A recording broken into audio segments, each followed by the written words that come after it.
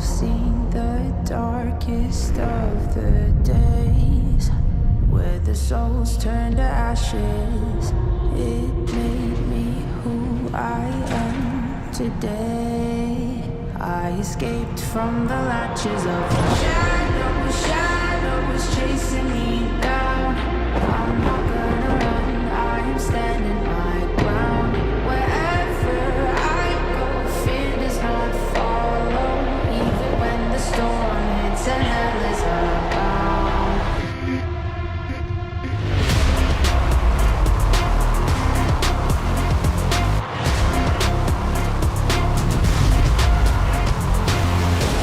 I'm never running, I'm never hiding, I'll never be a prisoner, I won't stop fighting. I'm never quitting, I'm never caving, no, I'll never be a prisoner to your control. I'm never running, I'm never hiding, I'll never be a prisoner, I won't stop fighting.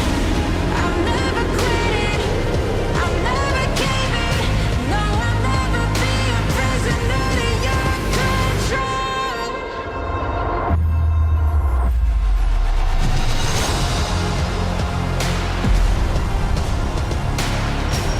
I'll never be a prisoner, I won't stop fighting. I'm never quitting, I'm never caving, no, I'll never be a prisoner to your control.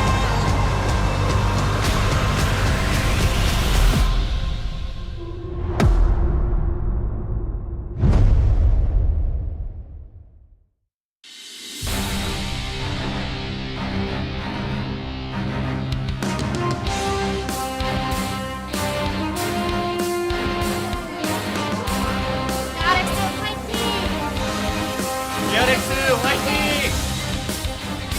화이팅! 브리온 화이팅!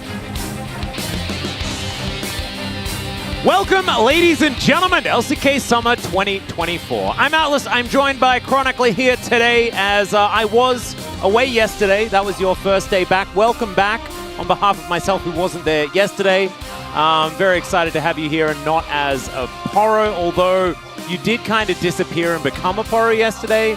What happened? Yeah, I really loved the Chronicler bit. One of my favorite parts was you completely losing it and going like, that's what he would say. Because it was. Yeah. It was actually what I was thinking. I don't know how you guys know that. I guess I'm more predictable than I'd like to admit. It was wonderful. I had a great time. I'm glad to be back yesterday. You know, Desk is a nice warm-up. But Atlas, after the Bro Nongshim series, we get another banger. And I'm glad it's you and me because Exactly. DRX, Breon, you know it's a free gamer. And we had some pretty yikes games yesterday, to be perfectly honest. Like, yes, it was close, but the quality of game, I don't think it was necessarily there. Now we at least have these two teams right here to demonstrate how League of Legends is supposed to be played. DRX taking on Bro here today, a chance for the Bros to have someone with them in last place. That is what's on the line here. If it is a 2-0 victory for the Bros, and they will be equal ninth at the bottom of the standings, and Bro will keep their playoff dreams alive. Yeah, desperation to escape rock bottom is exactly what it is about here in today's match. And of course, Breon's only win is against Kwangdong, as we do see 9th versus 10th. Both teams very desperate for a win. And early on in the split, we were looking at DRX as like, you know what, maybe they can kind of step it up. I think they looked good. I still think they've had moments where they look good, but actually winning, this team just doesn't seem capable of. And Breon, yes, you know, they are still towards the bottom of the standings, but they got Fate. I think in round 2, they've looked a lot better. I do think that this trend of 2-1s will continue one way or another, given how both these teams are still floundering a little bit and very close in terms of what we see from them as well as game score. Yeah, exactly right. Looking forward to seeing who Bro is going to be fielding, as well as we are going to mention that this is the first matchup of Yahoo versus Fate. Of course, they did play together on DRX a little while back in the 2023 season. Oh. Now we'll see who's going to be the one to come out on top. Yeah, that was the Croco lineup, which broke my heart as president of the Croco. He's now in much better places with AL. I think Fate, though, has been the breath of life for Breon. Them specifically coming back up, I think, is amazing to see. As we have two friends on opposite sides. Opposite sides of the venue. And they've made a bet to see who's going to win. And both sides just basically say, please. That's us. Please, we predicted win. opposite teams here, Atlas. Yeah, and I might have been one of the only people to pick the Bros. I assume Degon did as well, Degon in your which corner. is generally a bad sign when it comes to predicting things correctly. Let's welcome DRX, though, into LoL Park. It is going to be Frog leading the charge here on the top side of the map. No Rascals this time around. And they have kind of settled on this particular roster. I don't know whether it's necessarily the best or the worst look, because honestly, the winning has been few and far between. I remember all the way back to the first couple of weeks of summer, and we were thinking, wow, this DRX has potential. And it was kind of like me, you know, with having a conversation with my parents after being out of high school for a couple of years. And they're like, where did all that potential go? Atlas, you are an Emmy Award-winning commentator. Yeah, but a couple of years out of high school was not a great time. Absolutely not. I will not stand for this. It was a good analogy. It was a good analogy. Okay, bro, they're going to make their way out, and they need no introduction. This team deserves way more wins than they've gotten. They are way better than what it says on paper, which does say 10th place and not doing very much winning. They're fresh off a victory, though. They managed to take down the Kwangdong Freaks, a team that were theoretically on a path to playoffs, a team that people thought was going to be good, and Bro they just went straight through them. And do you know what? Bro still has a 0.009% chance of making playoffs. And until they're out, I will believe the Giga Chads are going to make it. So what you're saying is there's a chance. Oh, no, right? it's a 50-50. Because okay, either they're going to make it or not they're everyone not. is KT, Atlas. As we take a look at the key player matchup here, yes, Fate's stat might not look incredible. Obviously only came in round one, but a large part of that will be being on a team that is struggling. And this is a really important win here for both teams. Not in the last place, because they're technically still in the playoff running, but I feel like these losses sting so much more than if it's like Gen G. If you come up against Gen G, you're like, well, what are you going to do? This is a team that literally 99% of competitive teams in the world would just get absolutely demolished by. And today, we're going to see which of these two rosters is going to get it done. On both sides, I think we have some bright spots. I think that Morgan is slowly getting back, you know, kind of awakening from his crocodilian slumber.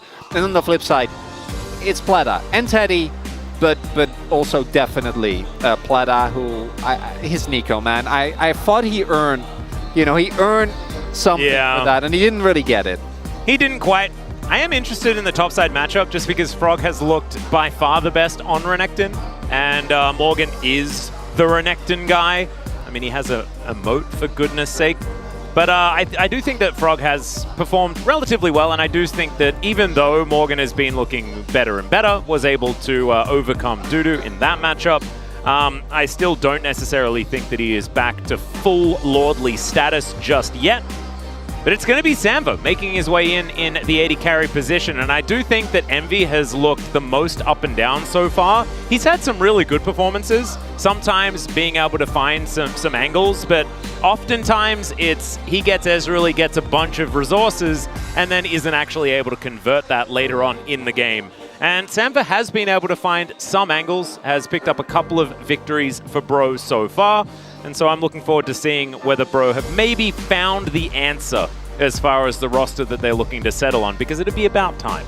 And particularly when it comes to the performance of DRX, I think their bot side that's the livelihood, right? That's the lifeblood of this team. That's where they look the strongest consistently. So making sure that that matchup doesn't go too lopsided. And as you say, I do think Envy is definitely a player that has very high highs and low lows. Oh, God. As that.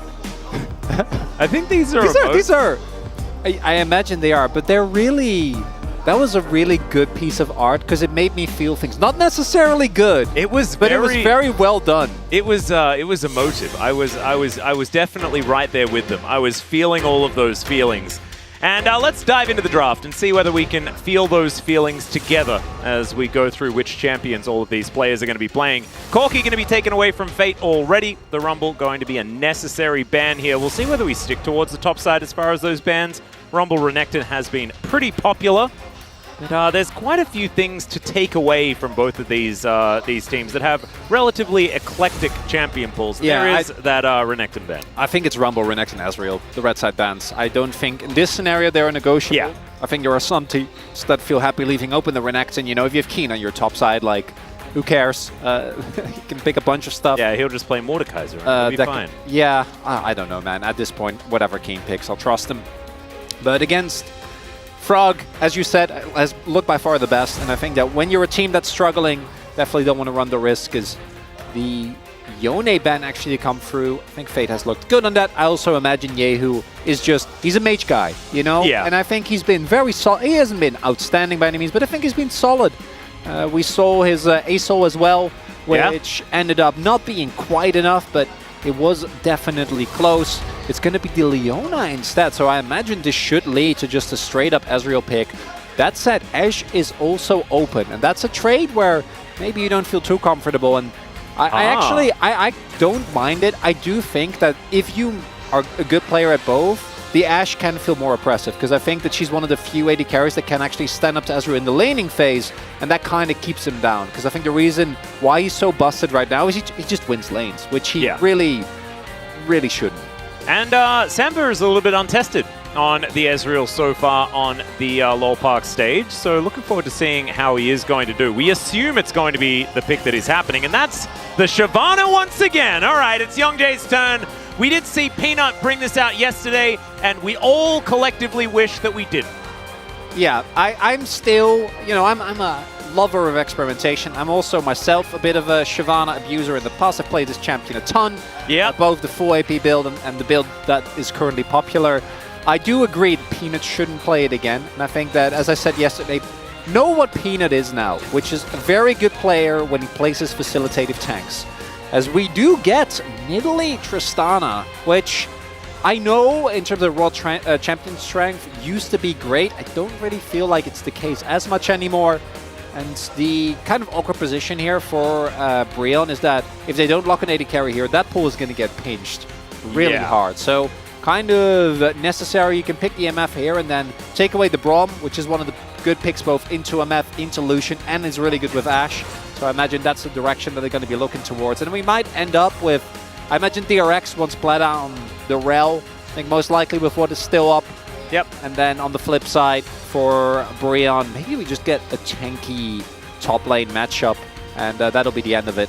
I imagine Cassante is probably at the forefront of everyone's mind when it comes to these top laners. I find it really interesting that Ezreal just kind of slipped all the way through the draft, as the Braum is going to be banned away, like you mentioned, an understandable one into what Brion have going on. Okay. There is the Rel, like you were talking about.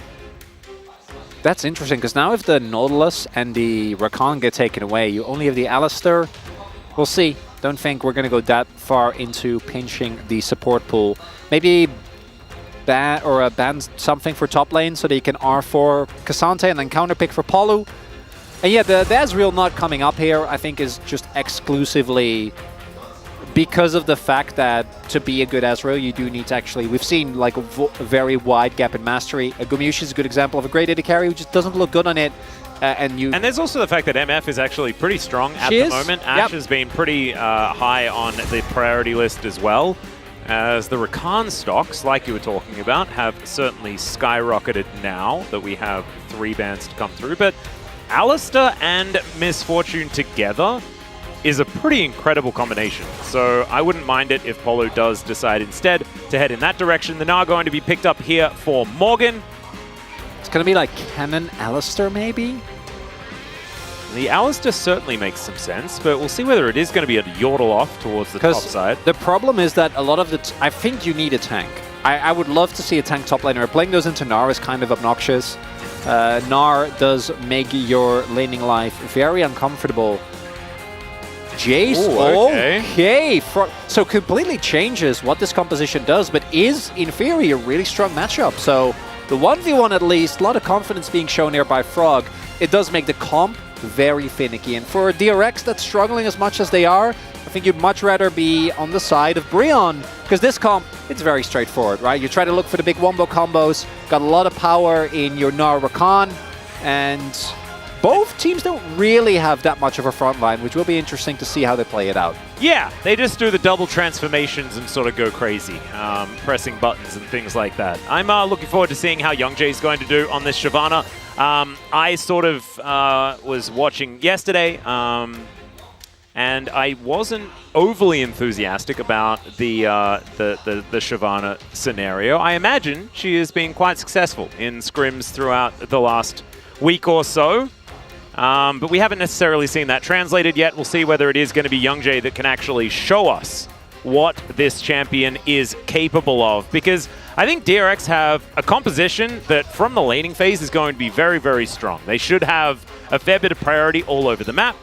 But it's not your standard comp, right? It's not like your team fighting composition. It's a lot of poke. It's not a lot of frontline. And bro, if they're good at anything, it is just playing the bog standard League of Legends, and that is precisely what their composition wants to do. It is no beating around the bush. It is just honest League of Legends, team fighting, all that stuff. And we'll see whether that is what's going to work out, or whether they're just going to get ran over from the start of this draft. I'm very excited to see how it's going to go, though, as we jump into the rift for game number 1.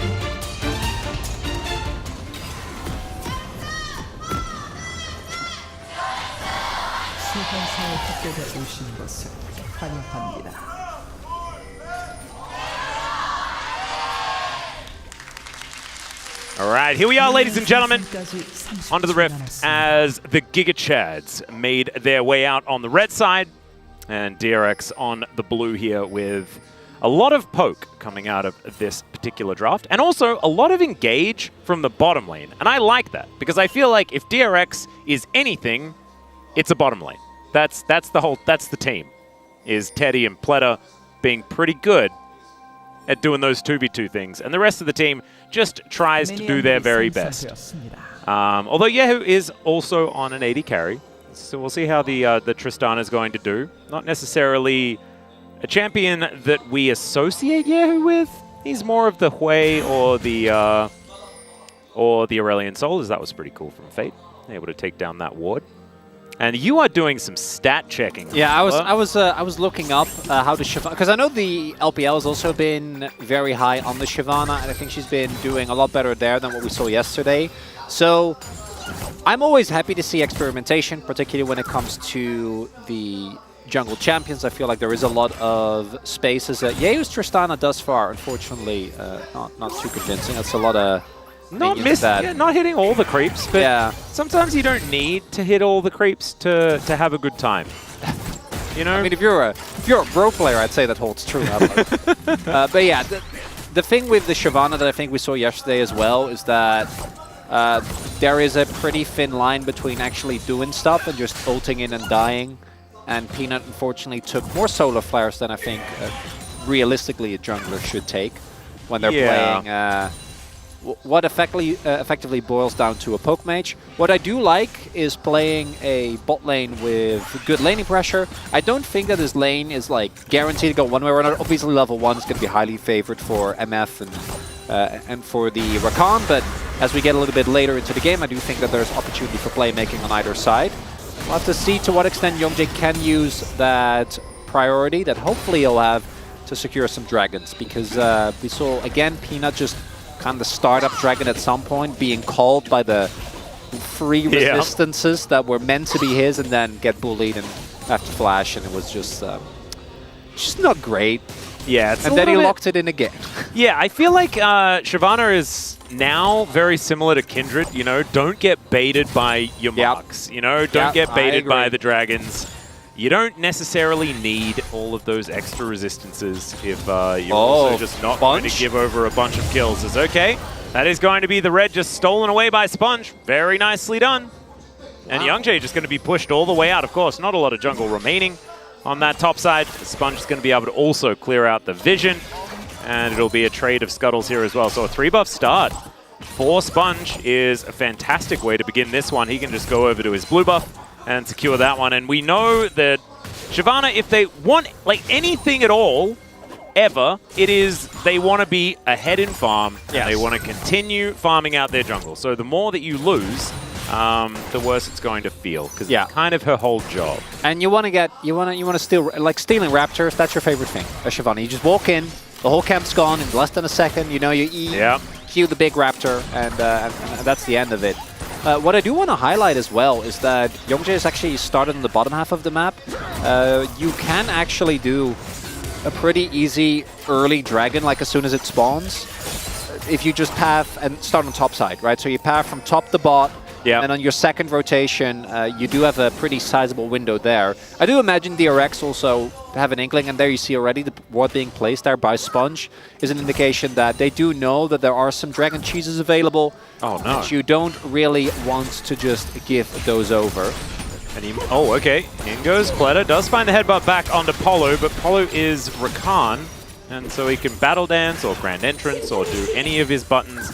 And he's going to be absolutely fine. I do like that he kept his cool, as now Morgan is going to start throwing things around. Frog flashes over the top of the rock, and I don't know whether that was necessarily worth it. It looked kind of cool, it did. But did you have to flash? He doesn't have any vision. So if Shyvana's there and he doesn't flash that, he does die. So I imagine that was the call. Definitely playing it safe rather than sorry, but that is a really big win for Morgan. That means that he will be having access to a lot easier gank setup because he still has his flash. Onto Frog, especially once Youngjae does hit 6. So I think Morgan going to be very happy with that. Picked up early, played at steel caps, and thus far in the lane, things are looking good. The one thing that I do like about DRX, their comp, if they can play accordingly, is the amount of poke that they have, right? Between Ash Volley, the Chase, as well as the Nidalee. They're kind of hard to engage on as well. As Sponge may be looking for an equalizing setup here, but this is a 2v2. Yeah, he's going to get into the brushes. Level 5 here for Youngjae. Morgan just going to back away. Wanted to bait them even further in here. As you can see, Youngjae biding his time. They know that there's no flash, so they're feeling like it could be an opportunity. Youngjae's wasting a fair bit of time. Grubs are going down as we speak. First one is going to go. As Frog just going to back away, and Youngjae is still there. Yeah, so that was both well played by Frog, and I think a little optimistic from Brian, because Youngjae is a pre-6 Shyvana. Yeah. You're not a champion. Yeah, you don't do a whole lot. So if Morgan can get his Mega Gnar bar there faster, before Frog gets the full shove in on the wave, then like you flash ult, there's no counterplay, Frog dies guaranteed. But that's not really something that I think you can rely on, and now Youngjae's even further behind, right?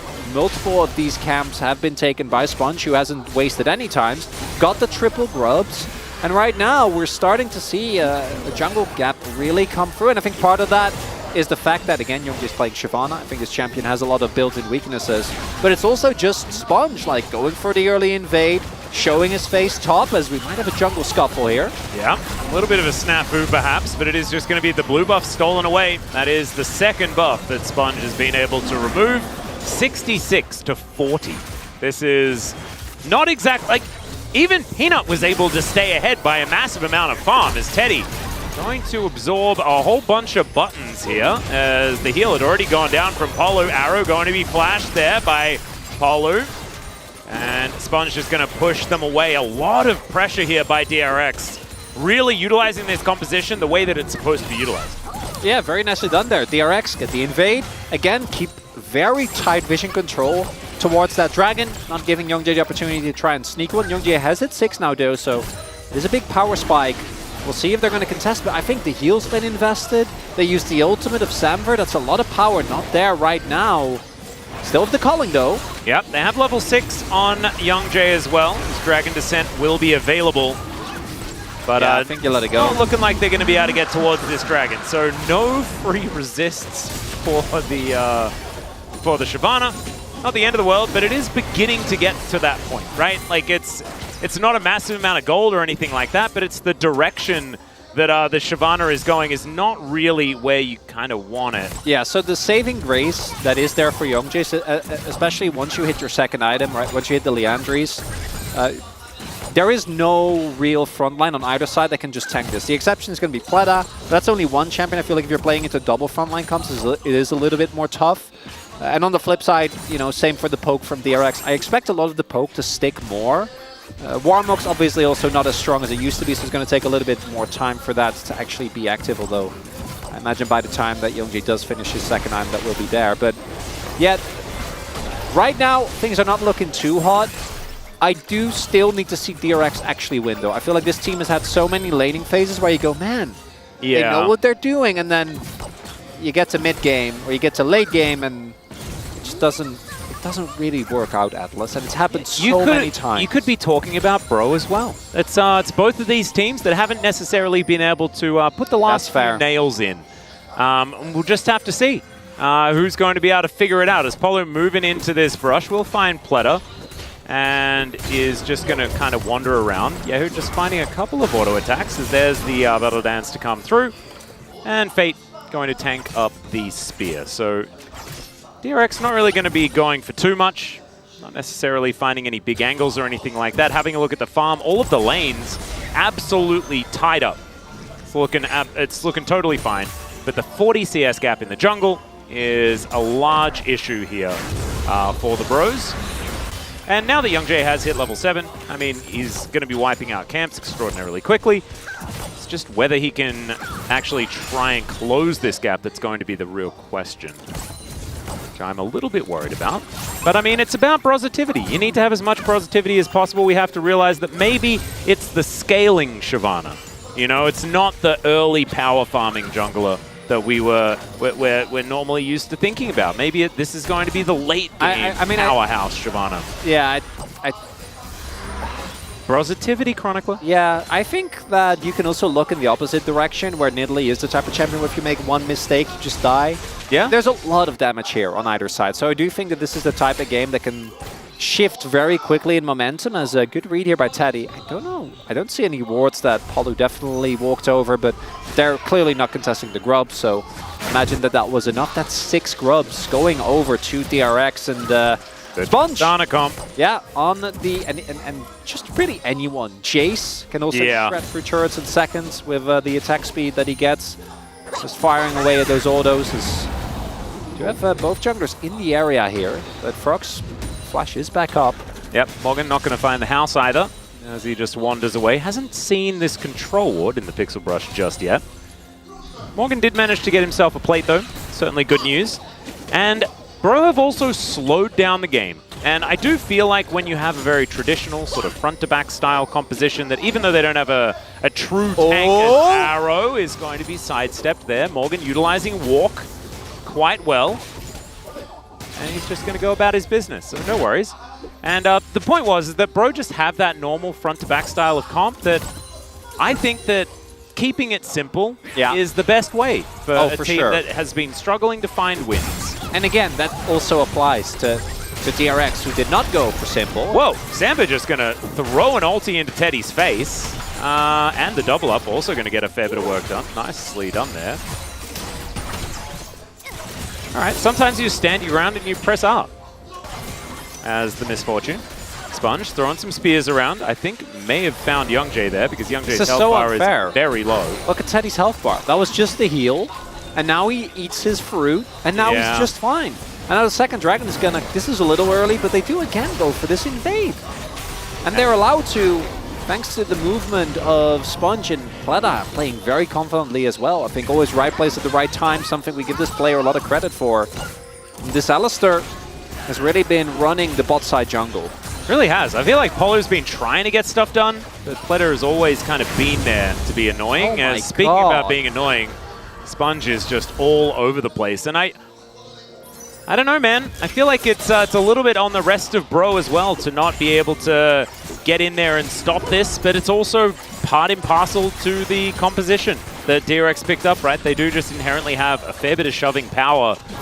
And now with all of these grubs that they've picked up as well, it's a lot of danger. So, second dragon going to be looked after here by DRX, and I don't think there's going to be any answer. You can see Youngjae is just going to take his Raptors, probably just pretty happy that no one is stealing those away from him as well. So on the plus side, I'm sure Kenya will play it later today, then we can see how it's supposed to be played, so that'll be nice.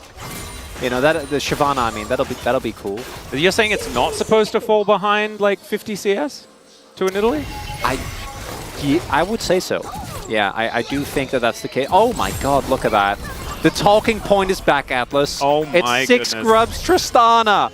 Yep. It's like she never left, you know? I think it's okay, though. I think that she's still good, but not what she used to be, which was win every single game and be beyond broken. And yeah, I mean, they haven't taken better. any turrets yet either, so... Yeah, it's not as bad as it was. Yeah. So I'll take that as a win, as we do see Brion pushing in here, knowing that the Herald is being taken. First turbo would be great. Still relatively healthy, and they don't have any grubs. Very sad. Yeah, you can see it's not really getting aided by any sort of dot damage or anything like that, as there is the Rift Herald. In fact, this pit has belonged to DRX. In fact, all of the neutral objectives have belonged to DRX so far this game. And Bro just waiting, you know? They're feeling like they don't need to contest for things just yet. They'll wait for their time to fight back. And that time is not now.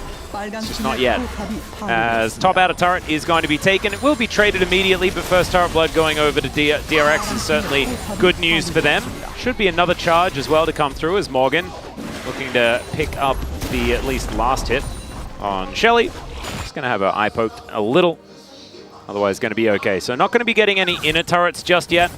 And yes, it is a little bit of extra gold to DRX because of the first turret, but otherwise it's relatively even trade given the fact that both teams lost one. I appreciate DRX making the read. I feel like a DRX of like 2 weeks ago would have just sent Yehu to his death trying to defend that turret. Now, I also do think that Brion is not necessarily the most aggressively minded team, and neither is DRX. So we are slowly starting to get into latest First Blood territory. Might have cursed it.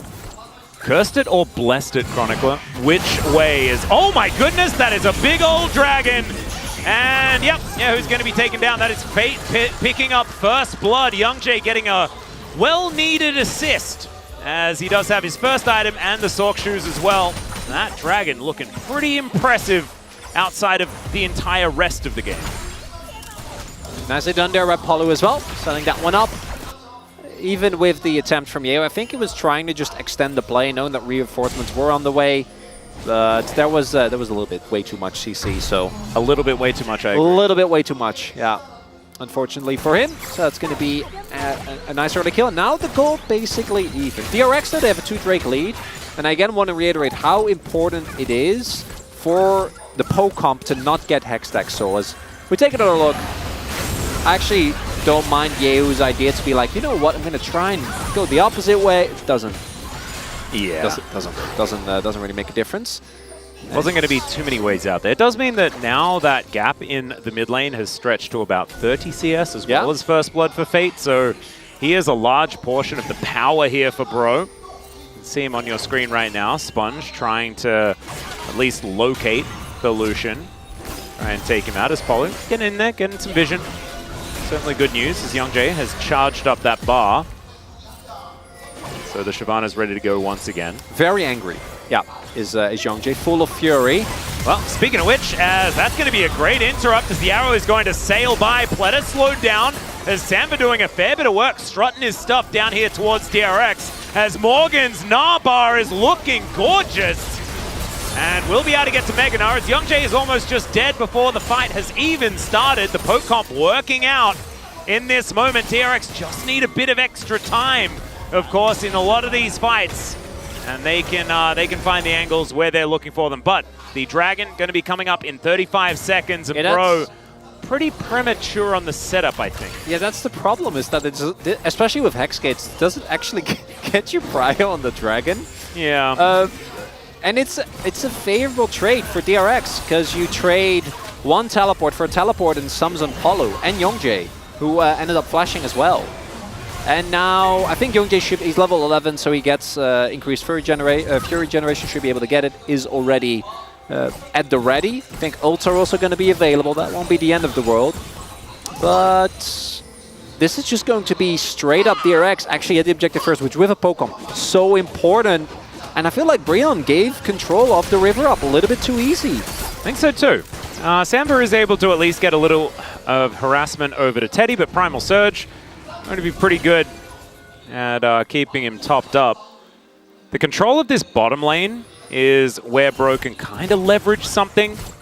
As Morgan going to get back into Mini Gnar. Wanting to charge that Gnar once again as soon as that's available. You can see the Dragon kind of ignored for the moment. No one really feeling super confident. And I think this next Dragon is going to be so incredibly important. Never mind. DRX is going to start it up. And Bro are not there. And they're still not there. They're biding their time, Atlas. They are still biding their time, Chronicler. You're exactly right. That is going to be Soul Point just given away for free. And you don't need Drakes to win the game. You know, you don't. You already have a Dragon. Yeah. And it'd be kind of cheating to get extra resistances and stuff from killing dragons. So I don't think that Bro really feel like they want to win that way. They want to win in a more honest fashion. I'm pretty sure that's what it is. This really is a Brion DRX. It really is. That was baffling. There was just no attempt at doing anything around that dragon. So I know, because I think the read there was we're going to try and catch Yehu in the rotation. But he wasn't rotating because you did that before and he was like, I'm not falling for that one again. And then the rest of DRX was like looking for stuff to poke and there was no one, and then they realized that there was no one. So they just did the Dragon. Yeah, and now they have Soul Point with 4 champions that just apply it and use it so well. I know, it's absolutely absurd. But the one thing that I'm sort of looking at is the fact that gold is even. So maybe when Bro decide to pull the trigger, they'll be on an even playing field. The problem is that when you're into a poke composition like this, you have to be very decisive, and there's been nothing decisive about this series in any way so far. No, Atlas, you don't get it. This is, they're building full sense of security? They're building up, full sense of security. They're building up to it. That's the positive take. That's the broptimism. I love it. Right now, Fade is going, guys, they will never see it coming when we do engage with them. Paulo, you ready? And Paulo's like, yes. Private Paulo reporting for duty. I got this. Any second now. They're going to engage. They're going to use their Gnar with their... They're going to get the big Wombo combo with the Amethyst and the Dragon breathing fire. It's going to be great. So it's on the Essence Reaver and Leandri's timing. Yes. It's going to be coming in within the next 15 minutes. Well, they have 2 minutes, because if they give over Hextech Soul, I think the game's going to become very... Right, okay. That is technically still within 15 minutes. It's just a lot earlier. Did you just actually me with a technicality? I don't think it was an actually. I don't think it was deserving of that. As Morgan is going to throw away the cow, and yeah, who's going to shoot him a bunch of times. Spatulas go off, but of course the Gnar is absolutely fine. Frog looking to avoid death here as Polu gets some vision over. And that immediately gets cleared. Young Jay just wandering through this barren jungle as another arrow is going to go wide. Teddy is not at a very good hit rate thus far. I don't think he's hit a... I don't actually think he hasn't hit a single one. We haven't seen one land yet. To be fair, some of them were flashed, so I feel like that you know, that's like a half. That gets you a point. Yeah. Not full marks, but it's good enough. Oh, if you get a flash, it counts. Yeah. But I think he got the in the bot lane engagement, he got the flash out of Young Jay. That's true. That's true. If I remember correctly. So that's one. And he also did the Hail Mary towards top, which realistically, you know, you don't think will hit. But I would like some of them to hit at some point. I think it would be good for DRX's chances of winning for that ability to stun some champions. That is very true. At some point, yes. Yeah. Not yet. I mean, don't rush it. Don't rush it. It's a slow burn, Atlas. Yeah, that's not what we're about. The Essence Reaver has come in. Oh my god. So there is the first piece of the puzzle. Yeah, I gotta say, Atlas, if I'm one of the two teams and I can choose between the power spikes for DRX or for Brion, I'm feeling a lot better for DRX. So you got the opportunity, transformation Manamune, you got Horizon Focus for Sponge, you got Quick Blades for Yehu, and then you got Teddy as Shiv, which isn't as great of a spike, I think, in terms of 1-2, but it's still solid. So... Yeah, I think Ash wants 3 items, but I would agree with you. The 2 item spikes that are coming in here for DRX are looking pretty spicy. And Youngjae did the unfortunate thing where he's only got the recipe to complete now. How did that Shockwave miss? The Shock Blast? The Shockwave missed because there isn't an Orianna in the game. As Morgan throwing things all over the place. Wait a second, bro. Is this control of the dragon area? Bro activity? Whoa, that's crazy. No, Youngjae, you were hit by a spear. I think it's time to go home. As, all right, some volleys being thrown through. Haven't seen much from Fate for the last little while. And okay, the poke Brion, is you just sort of landing. Yeah. Go. This is the problem. Oh, Youngjae used his ult as well. Yeah. Once that time's out, you become you're not a dragon anymore. You're just Shyvana, and that's not what you want to be. They're gonna go in. You've really got to start hitting some things. As I do like the Astalos skin. It's actually kind of dope. As, okay, Arrow this time is going to connect onto Fate. There's the flash pulverize, and Fate's just going to be taken out. Morgan trying to do his best as the quickness gets into the backline, but it's not going to be enough. The shock blasts rain down, and Samba, there's nothing you can do here. It is just Pleta having a field day, and now the resets come in. That should be an ace, and there it is. The first 5 kills for DRX, and they may be the only 5 that are required this game. And it's clean, Atlas. It's a clean ace into a Hextech Soul. And maybe it was Brion getting baited into a false sense of security. Fate, yeah, got to flash that one. Unfortunately, dashes in a line, gets taken out, and Youngjae is timing out. Morgan doesn't have his Narbar. Everything that could have gone wrong in that fight went wrong. Yeah, for Brion, like that was rough.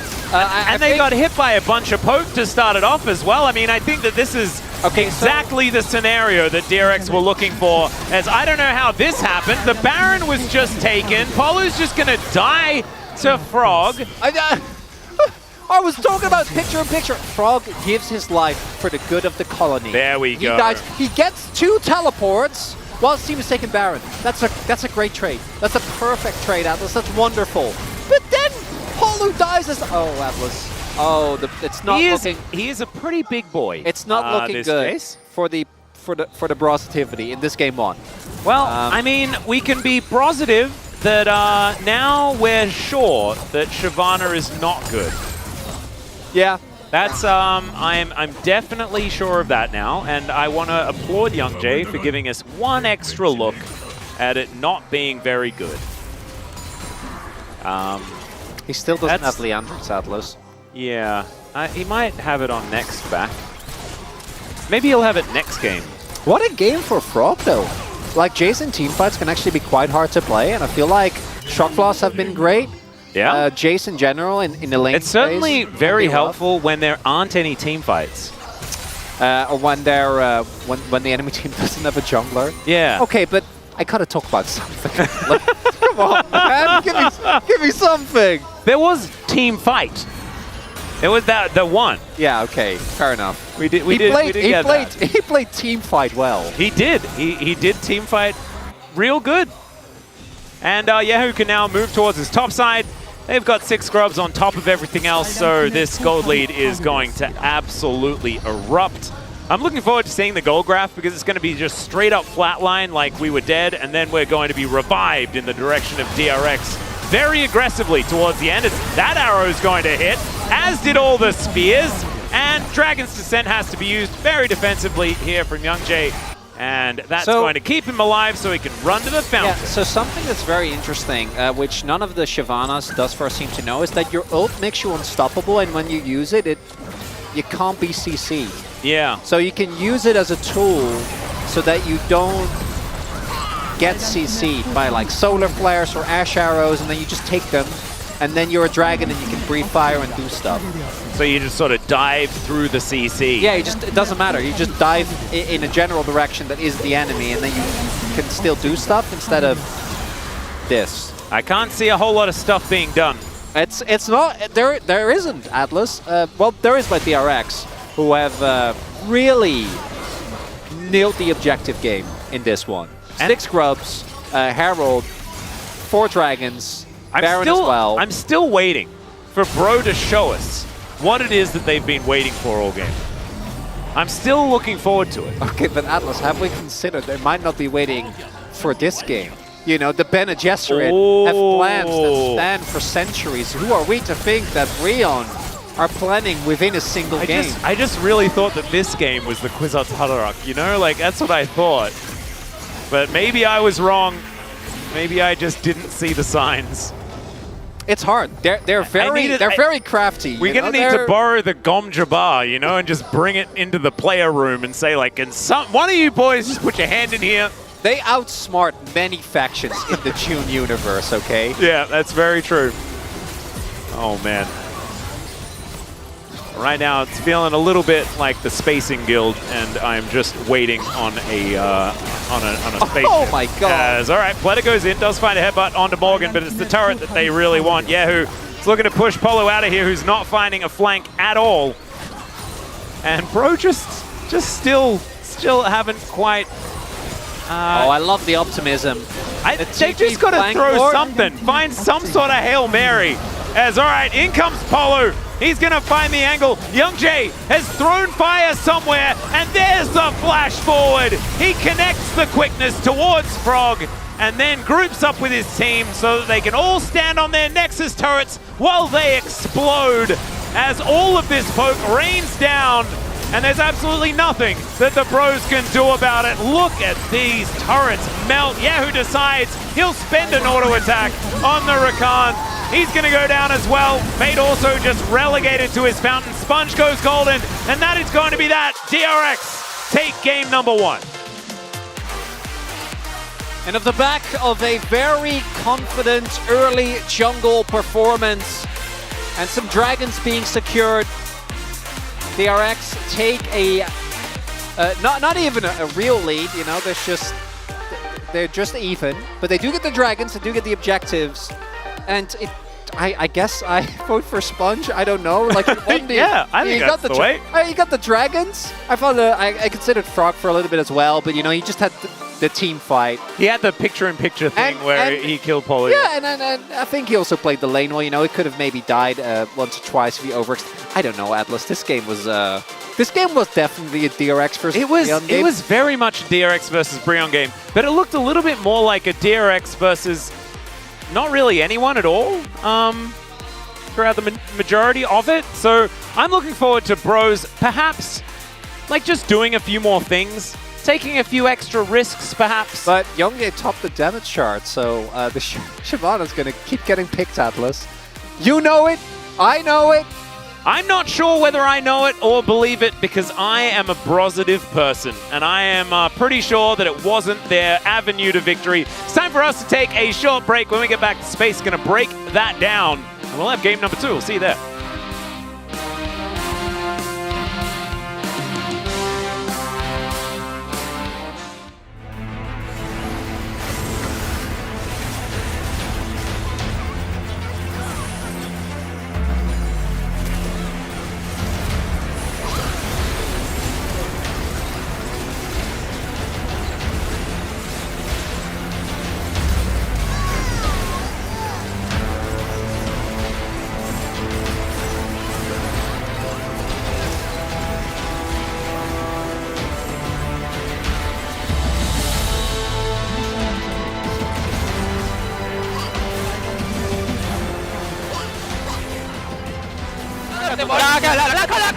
라칸 들어. 야, 앞에 막을게. 야, 라칸 질러봐. 라칸 맞대. 앞라인 지를 수 있나? 야, 끝날 각도 봐야 돼. 라칸이 나를 놓고. 야, 얘네 타워 깨지고 있어. 이거 좀 더 압박해보자. 라칸 나를 놓고. 야, 모여있지마. 이거 나르공만 안 맞으면 대승이다. 나를 노공이야, 나를 노공. 라칸 나를 노공. 나 만화 없다. 타워. 할게, 나 이거 타워 치고 할게. 나를. 타워. 아, 미안하다, 라인서. 야, 타워. 제발. 나도 라인 뒤집어져.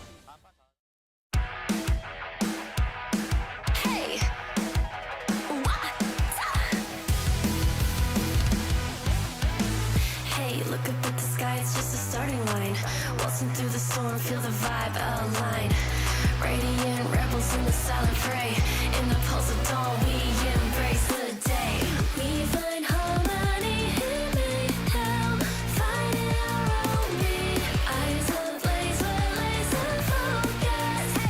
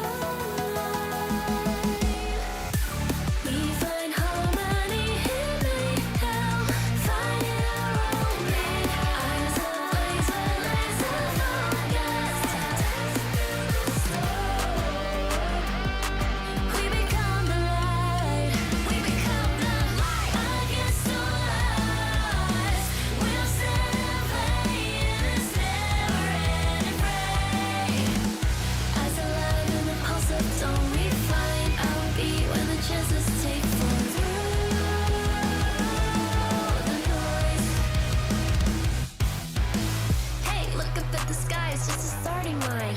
Hey, look up at the sky, it's just a starting line. Radiant rebels in the silent fray. In the pulse of dawn, we embrace the day.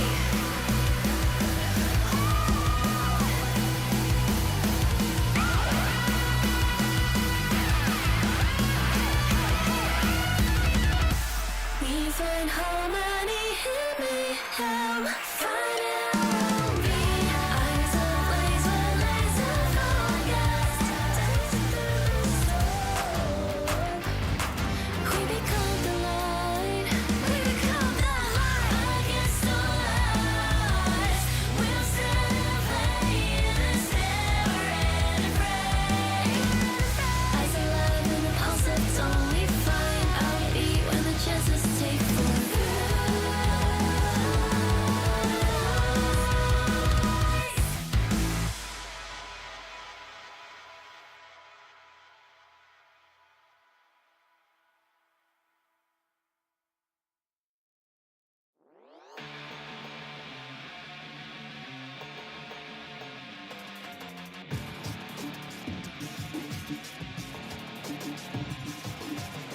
This city never sleeps, chemically brought down on its knees. With every breath that I breathe, clenched fists and gritting teeth. Tonight the energy flowing in me is waiting for release. Thunder beneath my feet, I sight you on until the dawn, the darkness falls, and I lose control. I feel it in my bones, a spark to lead us through the shadows. Can I fight the way before me? It's coursing through my soul, a road to guide us through the sorrow. Can I calm this storm inside me? This electricity, a part of me that's under pressure. Charged up, my fuse igniting, a sight you wanna see. I'm outside, pointing to the sky, gonna make the earth shake, 'cause you can't contain me. Voltage burst through the black of my eyes, put my finger on the trigger and I'll shock you, baby. Against the odds, until the dawn, the darkness falls, and I lose control. I feel it in my bones, a spark to lead us through the shadows. Can I fight the way before me? It's coursing through my soul, a road to guide us through the sorrow. I'm never quitting, I'm never giving. No, I'll never be a prisoner to your control.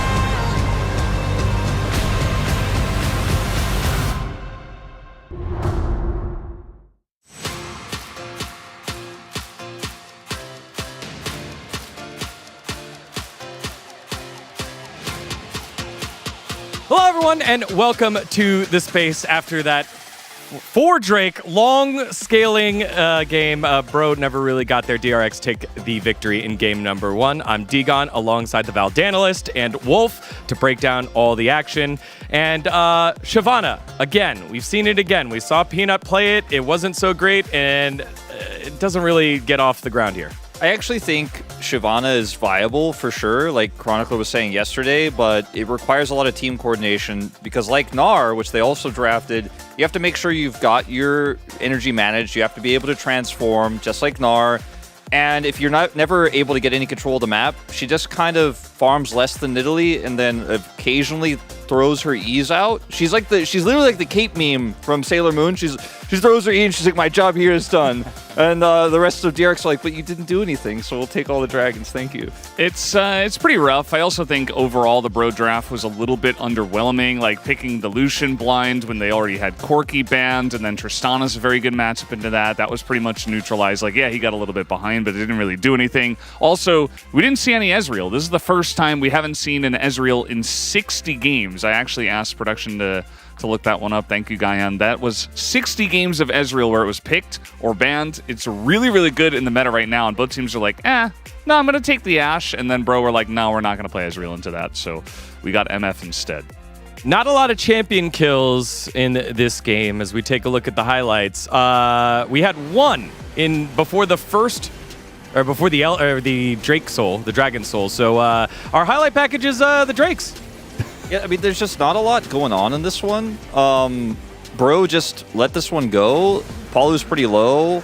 So they're just like, we can't fight this. They're not confident enough, right? This harkens back to kind of old Bro where they're just a little bit too timid to make a decision, and they don't have the Shyvana set, so they're like, okay, you could have this one also. Number 3. They also didn't get the Herald, so this one was the arguably weirdest one, where they were definitely setting up for it, and then decided not to do it. Yeah. Morgan just stayed bottom because he didn't have Gnar bar. Number 3 was the most egregious one for me. I think you at least have to put up a fight on this one. Like, Fate was pushing out mid, so they didn't have prio there. It seems like DRX were able to control the waves pretty well, and as you mentioned, the Gnar bar was a bit of an issue, and yeah, they just kind of let it go. They were like, no, we're not going to fight over this one. And unfortunately, what happens is when you give away all these Drakes, Shyvana doesn't scale up, and also you're just giving over Hextech Soul to them for free. So nothing happened. If it was Ocean Soul, maybe Chemtech Soul in this draft, like, it feels okay if you end up giving these Drakes up if you're scaling. This comp didn't have amazing scaling. It didn't have really great setup for the Misfortune either, so you just kind of gave a huge win con to a frontline-less Bro that had a Jason's composition, or sorry, to a DRX that had a Jason in its composition as well. Yeah, and you know what else it had? An Ashe, which engaged in this next fight that we had here. Fate really had the opportunity to do something here on the Lucian and just gets blown up at the beginning of the fight. That was the Soul. Key here is the placement of this arrow is actually really good, so he has to basically flash the fat wall or, dash differently there where he's going to put himself in harm's way. Really nice aim there. But beyond that, the big other part of this was Bro were so hesitant to actually start the Dragon or look for a turn that they lost both their Shyvana transform and the Gnar bar, and then that's when Teddy's like, all right, it's gone. I shoot arrow, we win. And this was the end of the game. This was the end of the game, and that's why those are the 2 highlights. They went on to take the Hextech Drake, Soul, and they went on to take the Baron as well. They even got 2 teleports, as Chronicler was talking about. I mean, there wasn't really much to talk about in this game because Bro just let them have everything. They just didn't do anything, and DRX were like, thank you very much. We'll take the Grubs, we'll take the Dragons, the Rift Heralds, all the turrets, the first Blood turret. It was rough. Yeah, well, you know what else they get to take? The POG. So let's find out who that is here for DRX in game number 1. It's Sponge in the jungle, playing the early with a brilliant 100, or I guess perfect score of 3 assists. Yeah, I mean, he didn't really do a lot of killing or even kill participation. There were like 9 kills in this game. This was the arrow from Teddy. We don't have a lot of highlights because basically what he did was push the Shyvana away from everything. Invaded the jungle early, landed all of his spears, out-farmed the Shyvana, really made life hard for Bro and, not just the jungle, but the entire team just by Sponge's presence. Yeah, I mean, if you watch this highlight, it makes it look like Teddy got POG. Interesting choice for media. The Shock Blasts were okay. Yeah, we felt like the only other choice was Teddy because he hit the one arrow that led to the game ending, but okay. It's all right. It's fine. Yeah. Well, you know what? Really, honestly, it was just Bro figuring out propaganda out of here. They're just figuring out their limits. You can't beat the limits if you don't know where they're at. So they figured out how much scaling they can do without doing anything, and it's giving over all the Drakes. They're moving to the blue side, but really, what you need is some Bro Leaf. Where are my Giga Chads at right here? Yeah, you have some Brositivity, you have Broactivity, you have Bromentum, and some Broptimism, as well as the OK Broman there in the corner.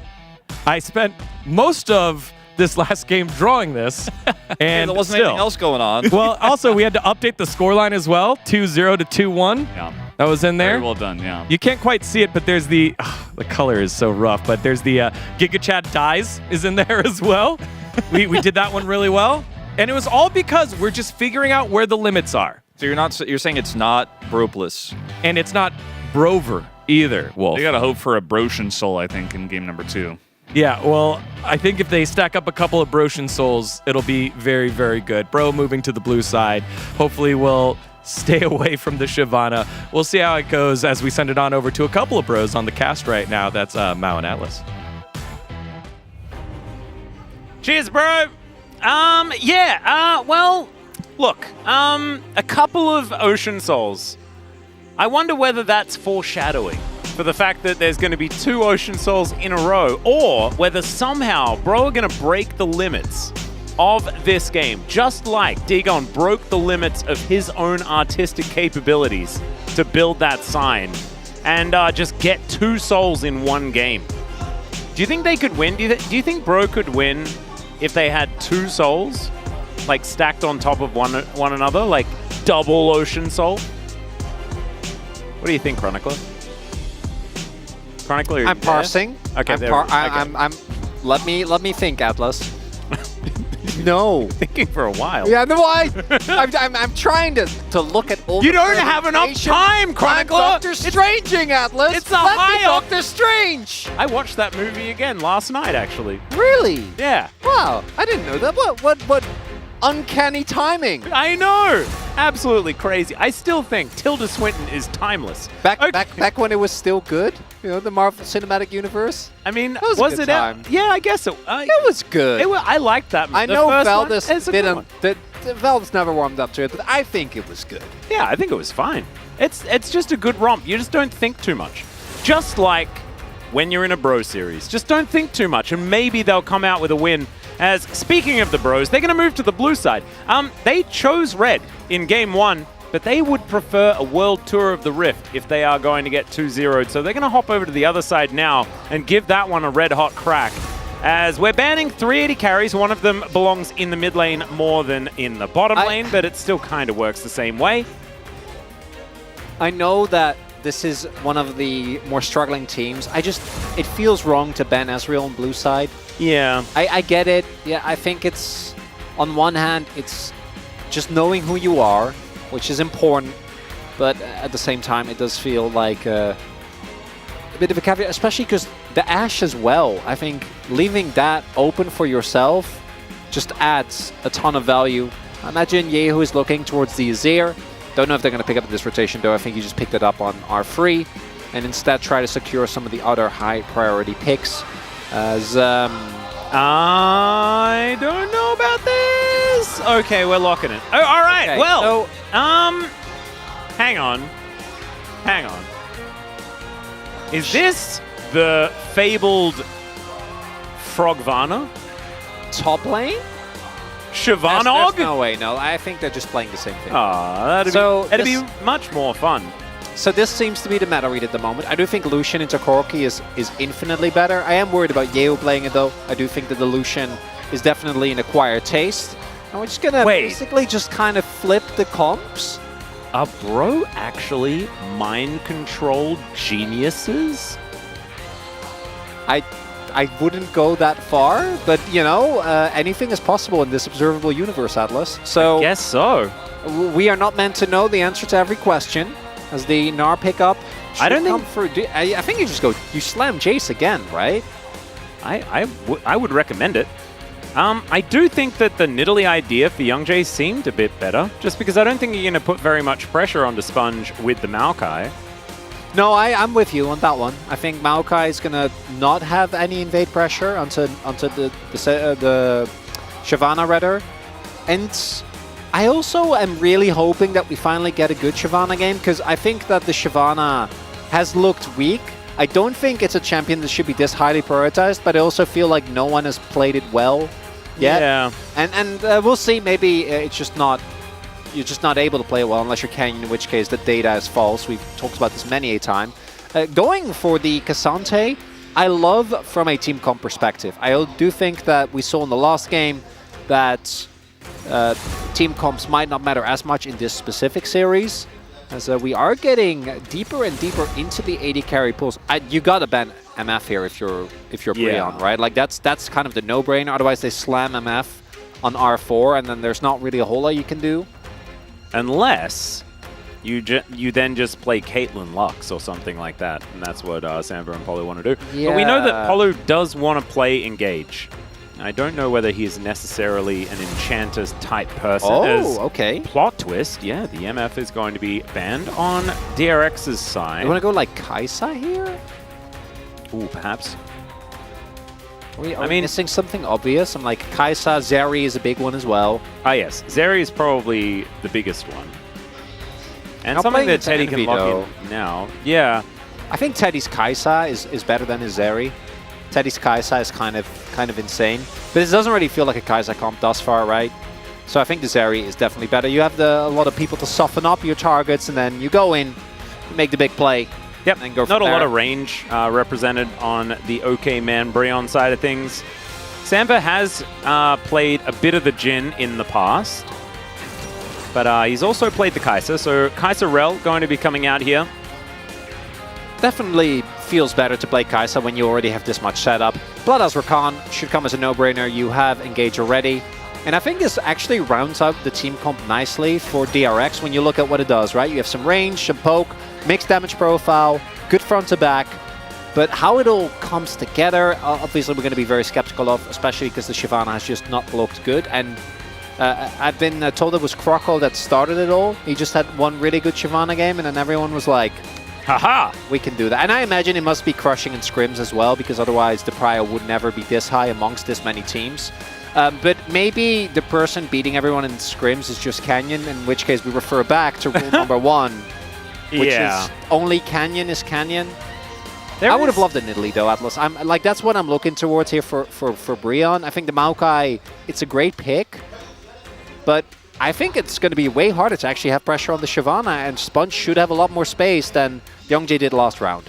I would agree. I think that's the one thing that's sort of missing in my eyes. I think once again, Bro have a pretty good team fighting composition. The problem is, last game, they decided not to do any of that. Yes. Like at all. Uh-huh. And so they need a composition that sort of wins by inactivity.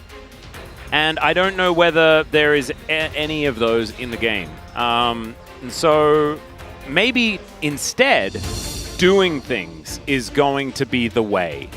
And they do have a lot of go buttons, right? Like Killer Instinct off the back of Youngjae pressing R. I mean, Nature's Grasp is a very large ability. You know, it's hard to miss it. And they could utilize it to go in, find some team fights, find some action, make something happen. Let's do it. Let's jump into the Rift for game number 2.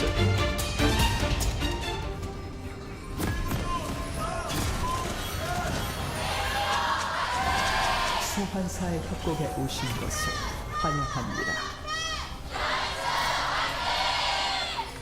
Ooh, Frosty Shyvana. This was one of my favorites, actually, Yeah, as far as love that skin one. choices are concerned. I used that many a time over the years. She's got a bunch of cool ones, though, like the Astalos skin that Youngjae used in the last game. It's also pretty cool. But I digress. Let's see whether Bro can actually find some Bro activity in this game. That is going to be a big it's okay, challenge. Atlas. We have a lot of space to talk about whatever we want to talk about in this one. I mean, and do Bro need to win in order for them to win our hearts, you know? No. I think they already have that. And so therefore, maybe it's just about the journey in whichever direction they're going. One might say, Atlas, that the most important thing in life is, you know, is love from your fans, from your friends, from your family. And I tell you what, I don't think Breon is lacking in that department. Absolutely So not. really, they might be the winner, and have been all along. That was very bromantic of you. I mean, I'm leaning into it, Atlas. Gotta do something. We'll make a bro lever out of you. The bromantic comedy, a completely new genre of movie. Love Bractually. That didn't work.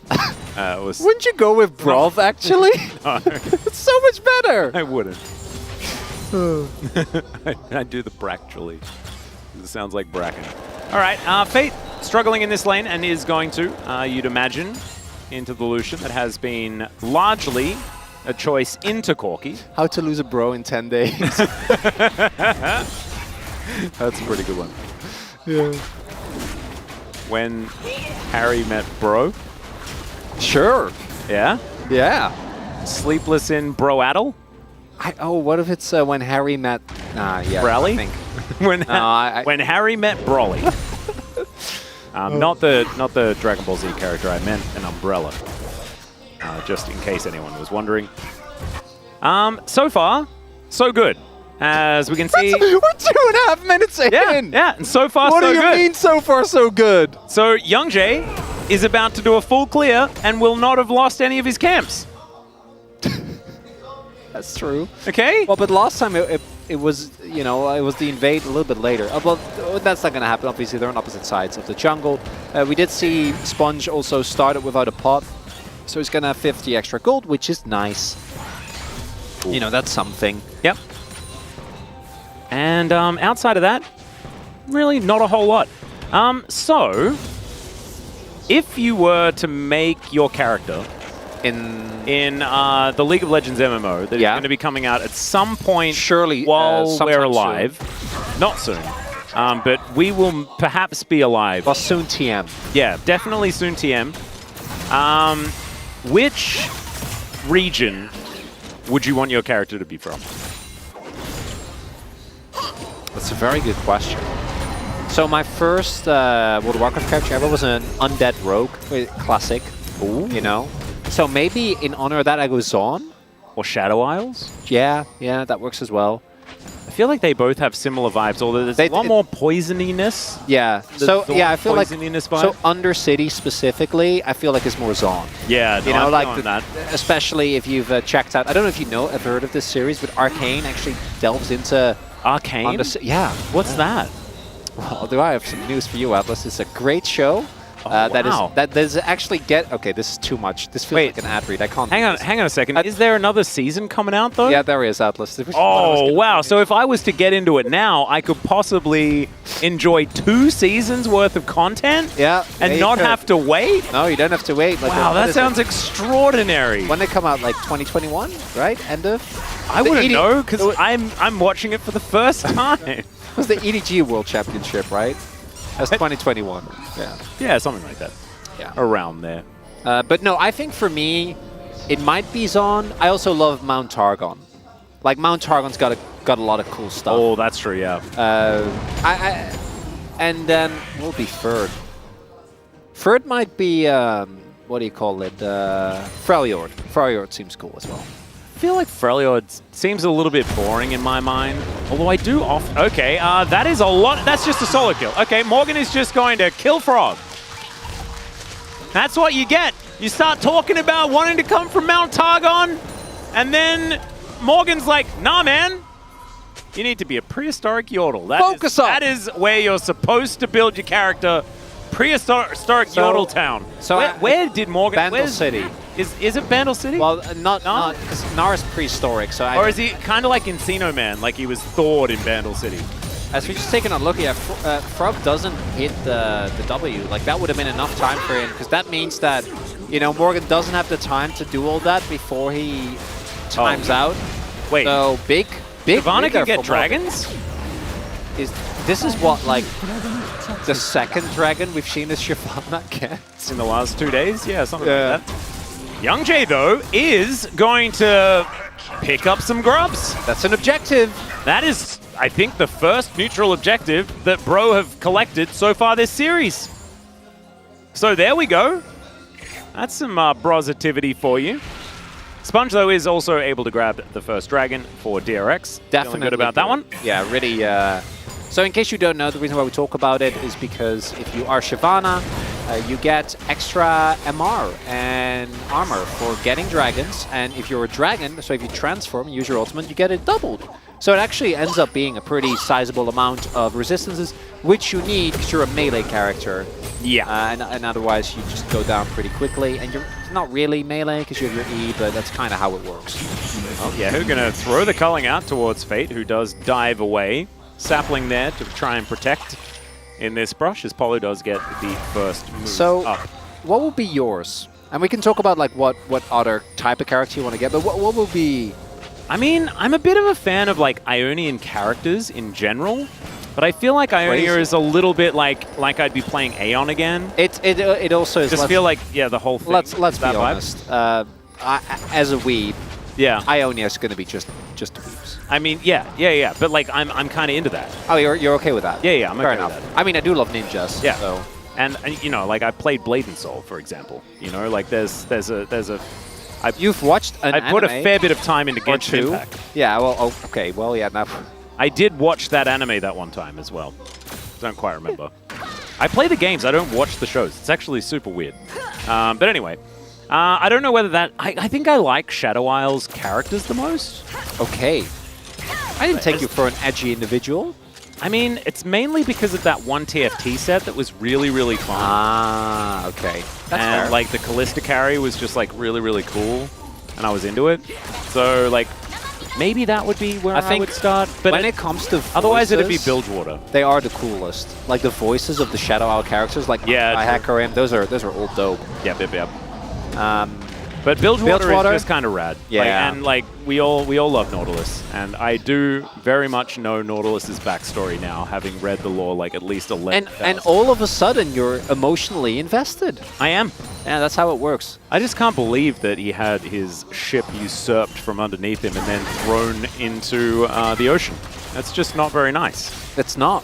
And now he lives in like eternal torment under the seas. Like, oh my goodness. And generally, under the seas is a great place, especially if. I mean, that's what Sebastian would have us believe. Well, Sponge is in this game. I want right Little there. Mermaid references. I need to rewatch the old one. I haven't watched it in a long time.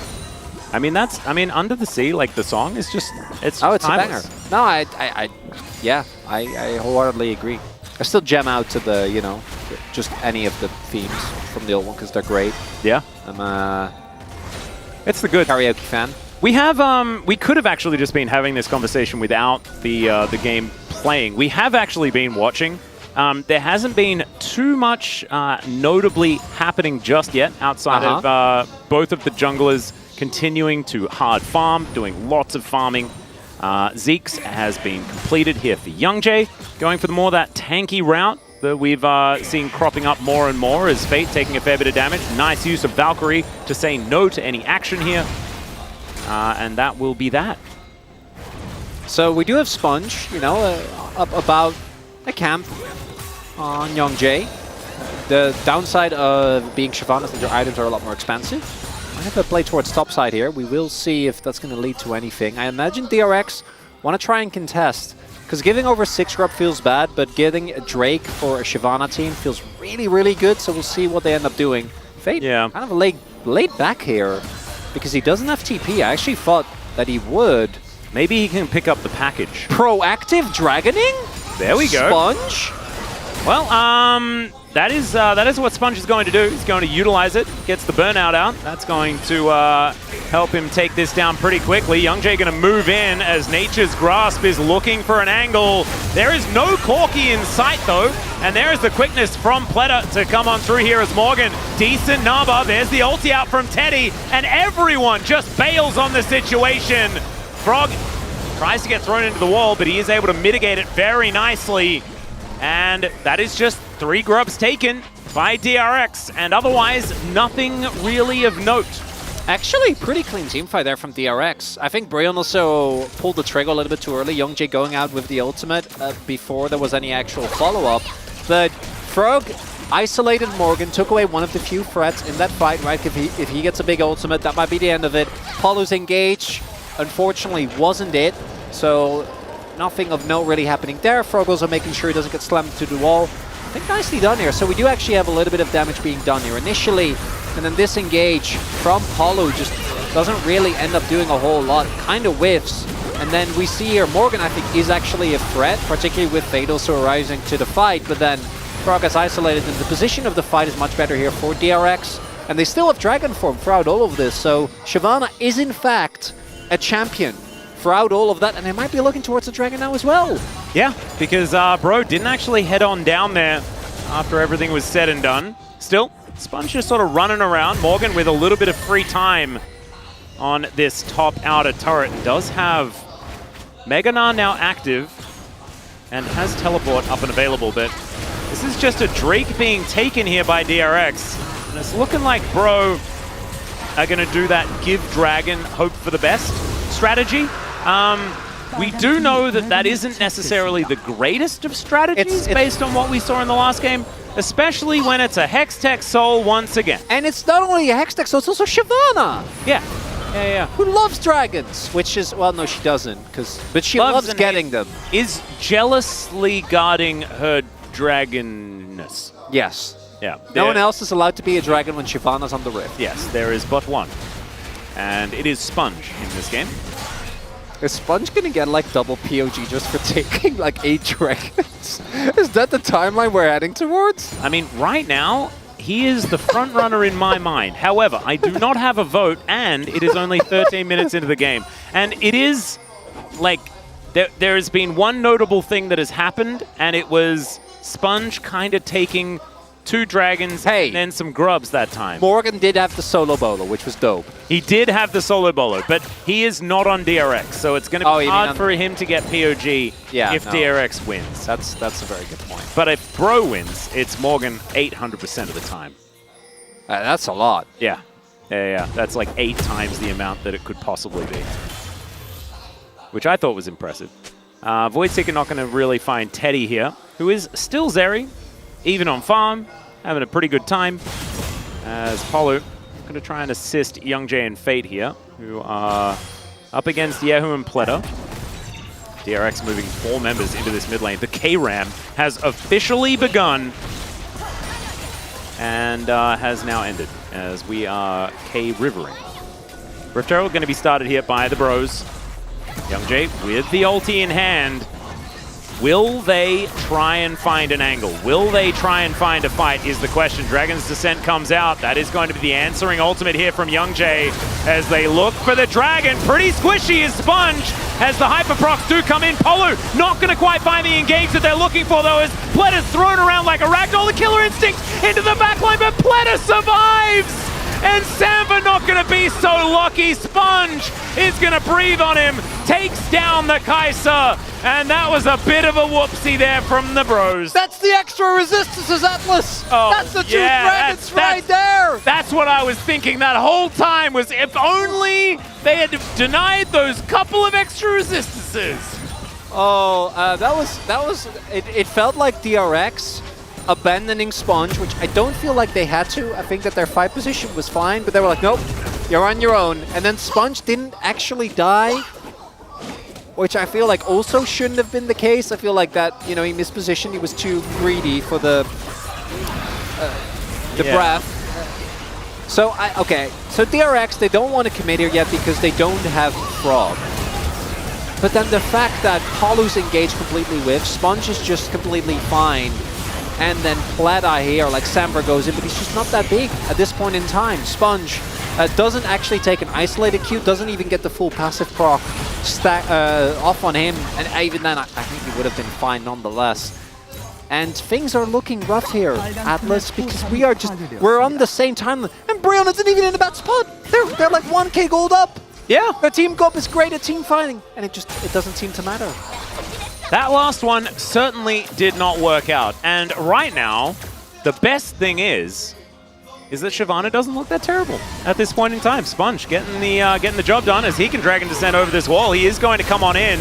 Polu crashing down, Extendo Beam going to connect there as well. And Polu, he's very dead. See what DRX can get off the back end of this one as 1 minute until this dragon does come up. And that is going to be sole point here for DRX. Complete monopoly on the dragons, and this time they even have the dragon on their team as well. That's very dragony. Are dragons region specific? I'm trying to think.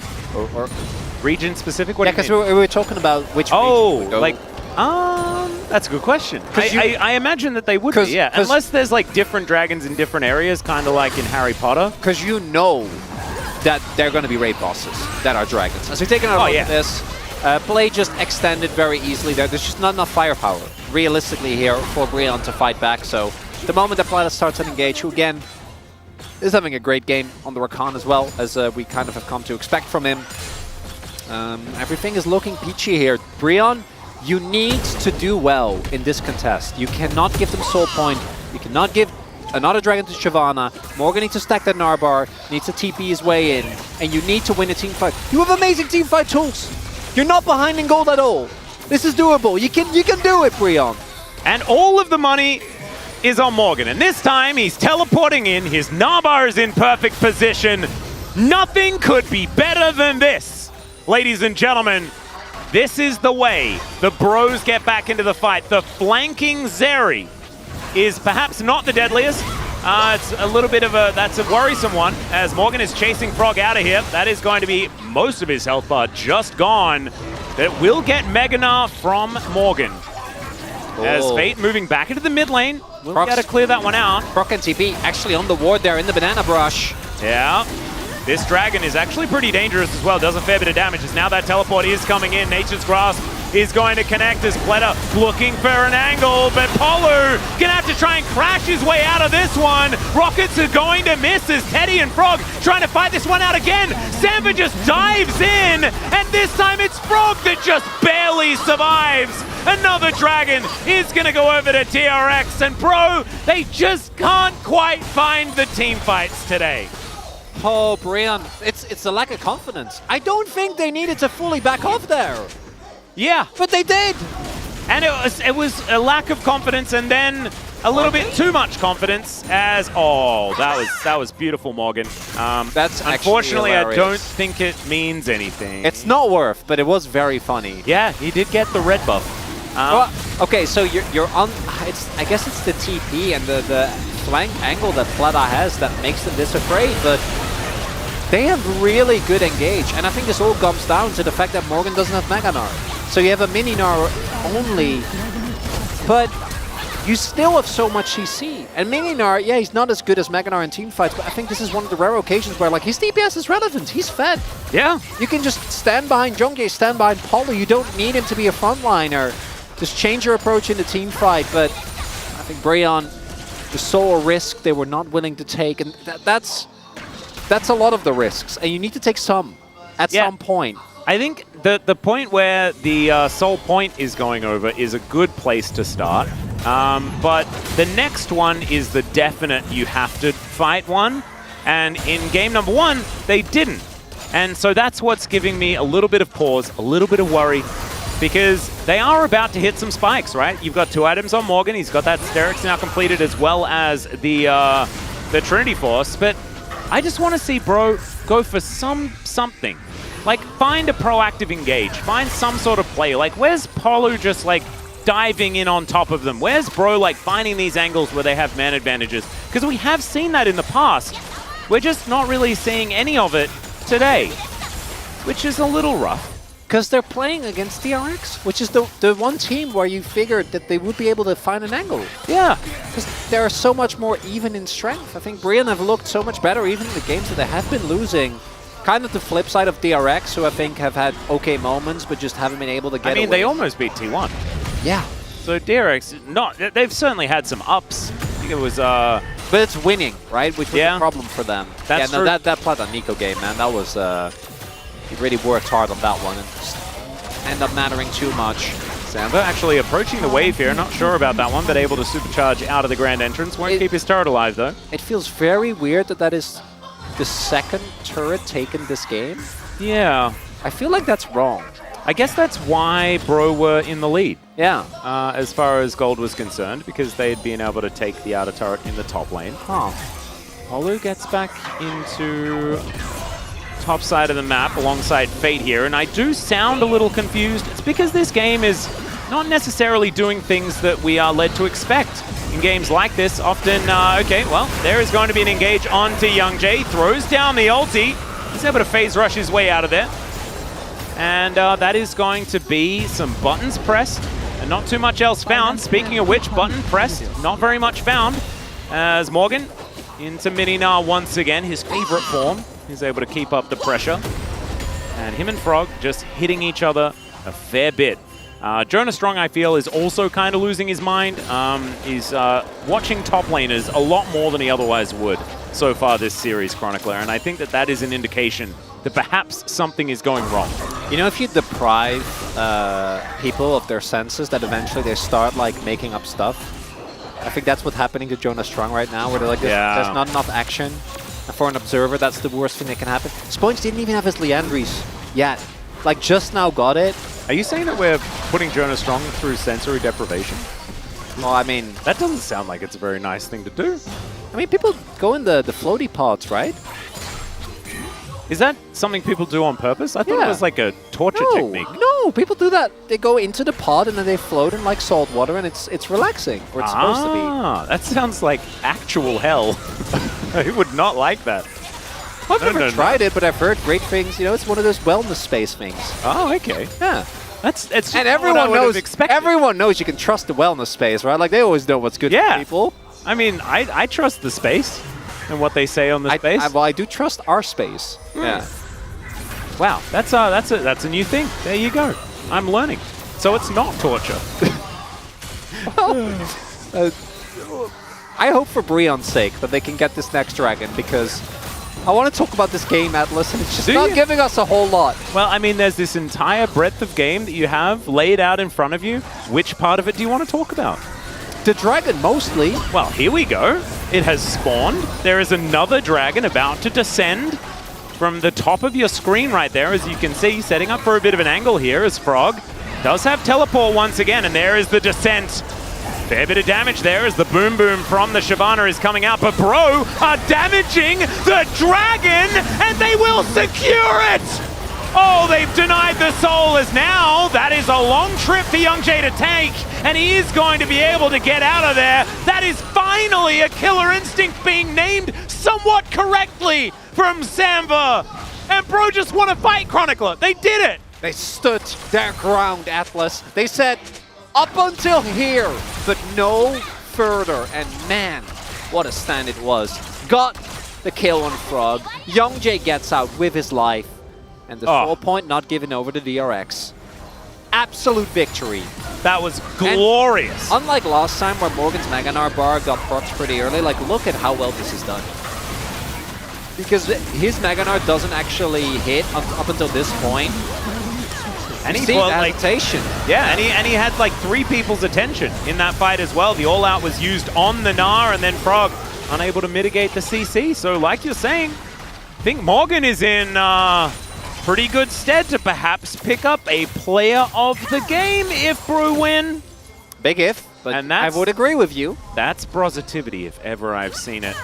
Well, the game is even. Like, there's no real reason. Oh, God. Morgan is big in lead. English is hard. I can relate to that. Yeah. It is my only language. What do you mean you speak? Well, I guess Australian. Yeah. But it's that one doesn't really count.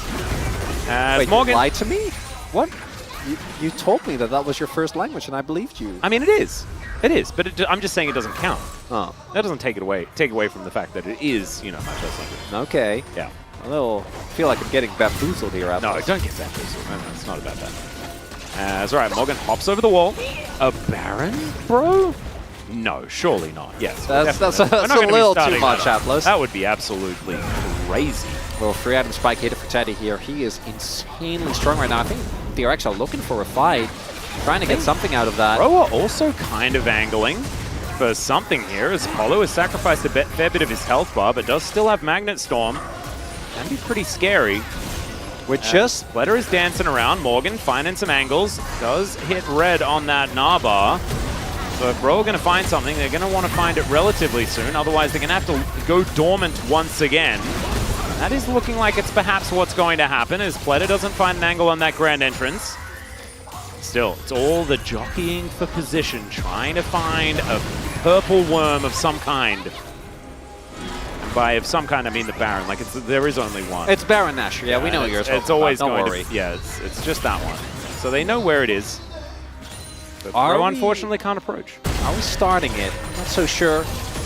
Doesn't look like DRX actually. They do chew for it very quickly between the Blade of the Rune King, Azeri, and Shyvana with Leandris. There is a lot of power there. At the very least, looks like DRX is trying to get this turret, but they don't actually want to commit. So side lanes aren't real. Bot lane turret's still up. Well, Morgan could be in trouble here. Does hit the Mega Gnar though. It's Teddy. He's thrown down the ultimate, but Samba's position is phenomenal. Teddy skates away. Samba tries to flash after him, and it's a double kill with an extendo beam from Teddy to just straight up end the fight. And that looks amazing! It started off so well for Bro.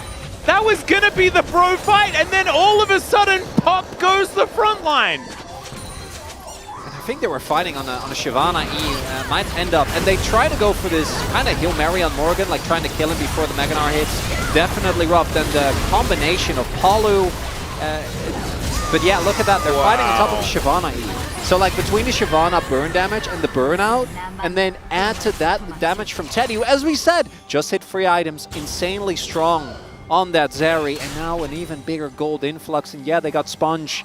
That's not a trade that Brion is going to be very happy about, Atlas. Absolutely not. However, they haven't lost the Baron yet. They have lost their outer turret on the top side of the map. That is going to extend the gold lead ever further, but it's not, you know, game-ending gold differences or anything like that. The worry is that Sponge is doing so much AoE damage, and Teddy is now 4-0-3. And we know that if there's anyone on DRX that can carry, it's Teddy. Yeah. And he's on Zeri. Is that a champion that's pretty good at doing the carrying and like the team fight and killing everyone? Oh, Atlas, I don't have to answer that question. Oh, okay. You already know. Oh, do I? I wouldn't have asked you if I already knew. Okay, well then kind of yes. like the Arcane quest. Yes. No, it's Oh, okay, yes? It's a good carry champion, yeah. Has been known to carry. Absolutely some team fantastic. fights. It's stellar, really. Nature is now grasping. Frog is going to find Polo here as well, who can't really do anything, but the Shyvana just explodes. It's a big Gnar onto Teddy. The Wallop is good as well. But Yehu is still an 80 carry. He's still in the fight, and he's still getting the work done, and Morgan is just going to vacate. The Dragon was secured, though, by the Bros. And Brion, hold on. The main question is, can they deny the Baron? I think DRX is going to try and get that one, and that's not a worthy trade, Atlas. Oh, teleport for Morgan, though. Yeah, ooh. 1v3? He has Mini, and there's a Rakan on the enemy team. I don't know. He's going to have to try, though. It's Morgan or nothing. He has the Wit's End.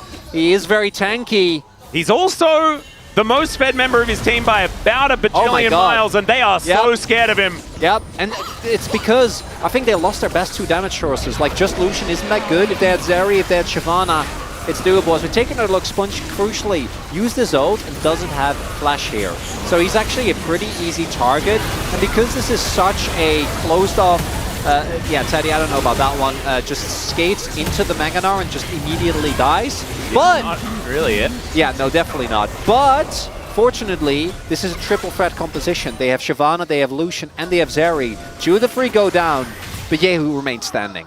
And Bro, they have a single threat composition. They have Morgan, and they have Morgan, and then they might have There's Mega Morgan. Yeah, that's true. So Morgan does come in multiple forms. However, it is just Morgan at this point in time.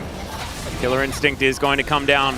At least there are a couple of kills under Samba. He does have 3 items now completed. But the Kaiser hasn't really been quite finding the angles. And it's just, again, side lanes are not real. Don't be tricked into thinking they are. It's all about the fight. It's all about the 5v5. Who can get the poke, who can get the positioning. And we're getting to the point where Sam versus Poke actually quite relevant. Same for the Corki. Yeah, and starting to hit. It's starting to really bother even the saplings. I like that Jungli didn't go Leandries. Definitely the right call. But even those, they're just annoying. You know, they slow you down, make your life a little bit miserable. And if those Ws from Samber keep hitting, it's going to be a big problem. Young Jay still just throwing aliens around. Polo, I feel, is always looking for an engage angle, but now he's possibly going to get engaged on. Grand Entrance does come in. The Bros just stand strong, and they're going to look for some poke angles. Sponge throws an E the wrong direction. Morgan is so terrifying, he even mind controls Sponge. Polu is going to burn him down, and now Frog is doing battle with Young Jay, but they've lost their jungler. Now Frog's on the wrong side of the rift. The Bros have bamboozled them. They've broken them, and Polu finds the engage. Teddy is going to have to look for it. It's a lot of damage with these rockets. Fate has really got to find some of these. Samba doesn't have the ulti anymore. And Frog is dashing away these extendo beams, terrifying. And DRX, they are scathed, but they are still in it. Whoa! You gotta catch those. It was fine, but that was a one for one. Yeah, nothing happened. Okay. Was I overly enthused? No, I love it. I really appreciate your commitment to your job and to the fight. Sponge, yeah, just kind of a wit. Again, this is Morgan. He's fed. You will not kill him. He has Wit's End as well. So a big mistake here from Sponge. Fortunately for Frog, there is a blast cone. Veltus would say that that is the disengage cone? The disengage cone, yeah, the antithesis of action.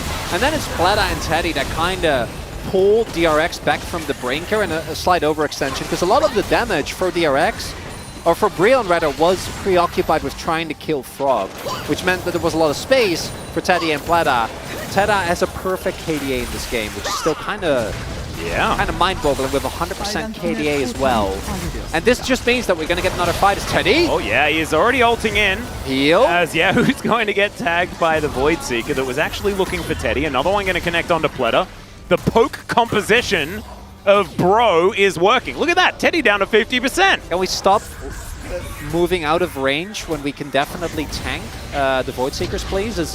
Oh, they TP. They're committing. This is all or nothing, Atlas. And Morgan, look at that Naba. It is beautifully positioned. The Magnet Storm is exactly the same as Sponge. Just has to get out of there. Frog, he knows that there's going to be no way out. He has to go all in instead.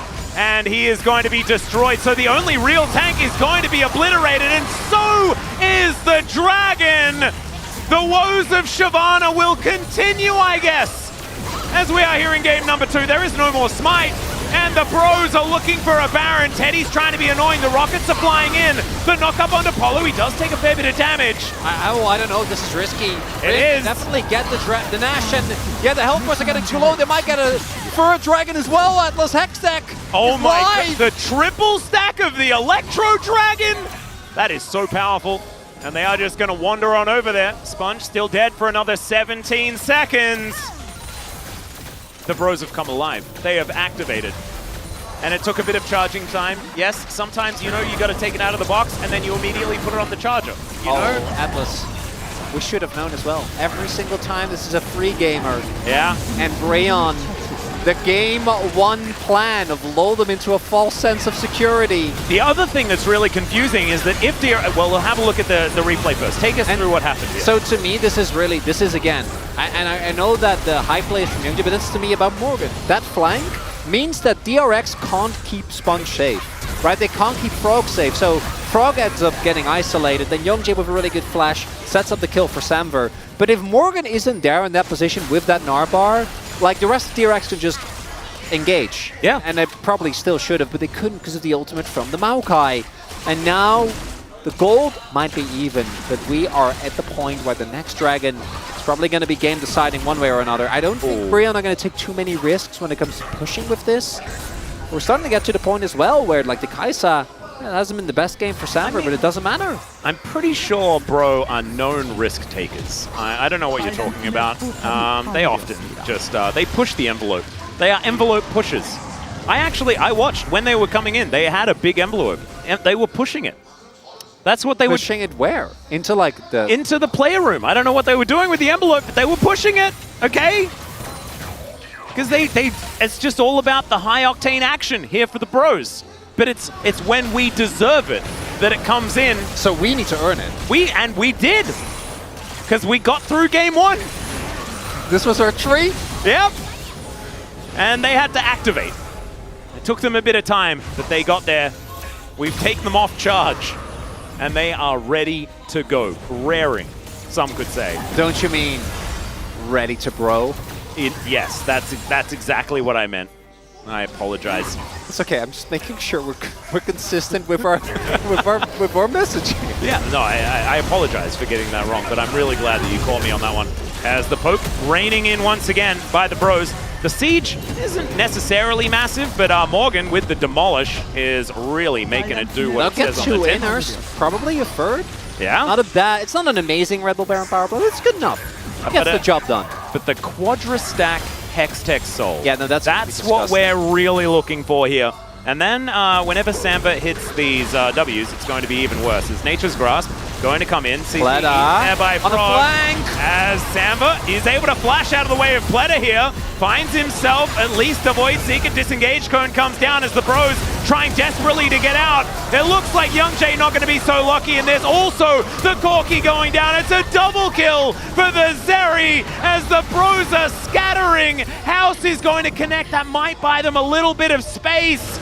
But Morgan, oh, he's going to have to be an absolute hero. Another Void Seeker to come in, but it doesn't really do much. And it's Polu, the hero for his lord. He will sacrifice himself for his knight.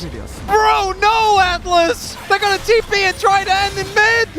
Wait, is this game over, Chronicler? It might be! It can't be Brover! Not like this! Not like this! Not There's like still this. a minute and a half on the Hextech goal that I was promised by the team as Morgan. He is going to at least do what he can here as Samba. He goes golden, that's well played.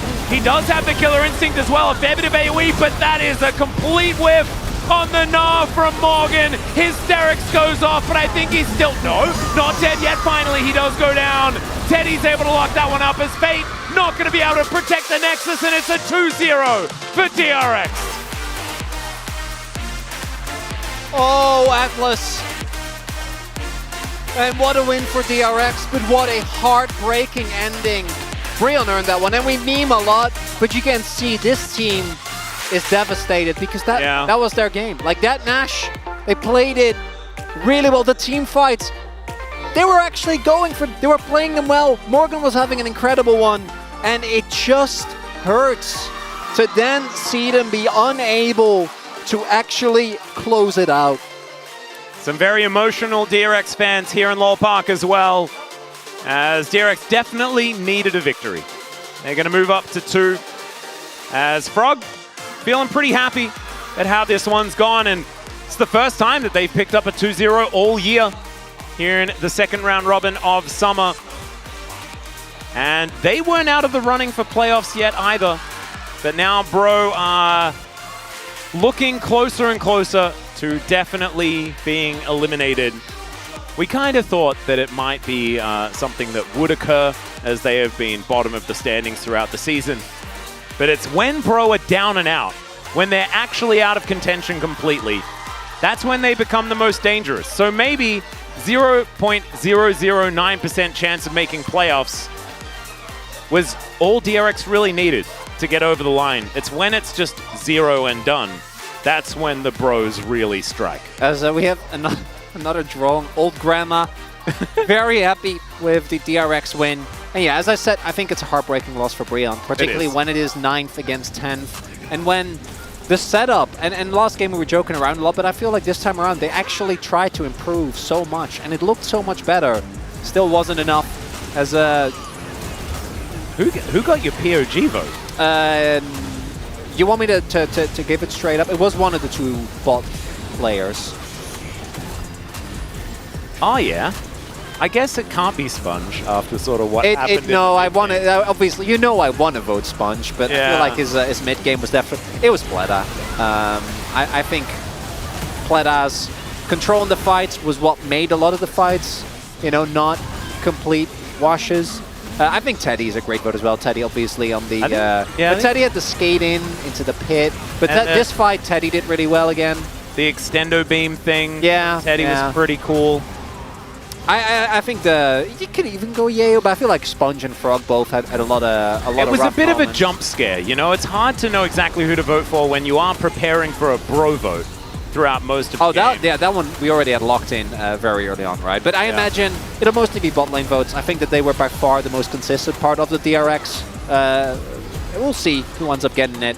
But yeah, this is all that it boiled down to. Just one good flank there towards the end from Bleda, plus the fact that Brion, just as the Baron is timing out, is using their tools offensively to try and get that mid lane turret. Bit off a little bit more too than they much. could chew, exactly. Yeah. And sometimes you just overextend, and then it's all done. From that point on, as DRX, you can hear a bit of the amazement, even in the comms here, as they're like, wait, we can end? We can end? And they definitely can. Calling out the turrets, calling out the turrets. Get ready for Kai'Sa, get ready for Kai'Sa. Yeah, Fleder is really doing a bunch of the calls here just to make sure that they are all on the same page. Turret, turret, turret. Take the Nexus, please, please, please. Nice Teddy is what all of DRX are saying, and he did do some nice damage there as well. And shoutouts to Sponge actually getting a fair bit done himself. And even in the team fights, it was a little. I think it's the first time that we got a feeling of why Shyvana's picked in the first place. Yeah. And does it convince us? Probably not. But it was better, which was a low bar, but I'm glad we cleared it nonetheless. Yeah. I mean, I do think Brand could have also done damage. Karthus could have done damage. I like Fiddlesticks as well. Don't you go there, Atlas. I don't want to be reminded that champion is a thing because I love him and he's never getting played. Peanut played it. I know. And he won on that one. Yeah. So maybe it's infinitely better than Shyvana. Maybe that's just the thing. Well, it's all right. We've got some gentlemen waiting alongside to break down at the DRX 2-0. Take it away, Spaces.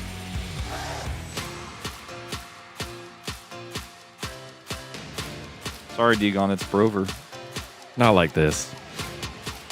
Welcome to the space. It's Degon with Valdanalist and Wolf. Guys, talk about the draft. Not like this, Degon. Yeah, there was a draft that happened. I feel like it didn't matter too much in the game, but I am kind of dumbfounded by a lot of players. As Degon's still, he's really feeling like it's Brover at the moment, even though he's still breathing.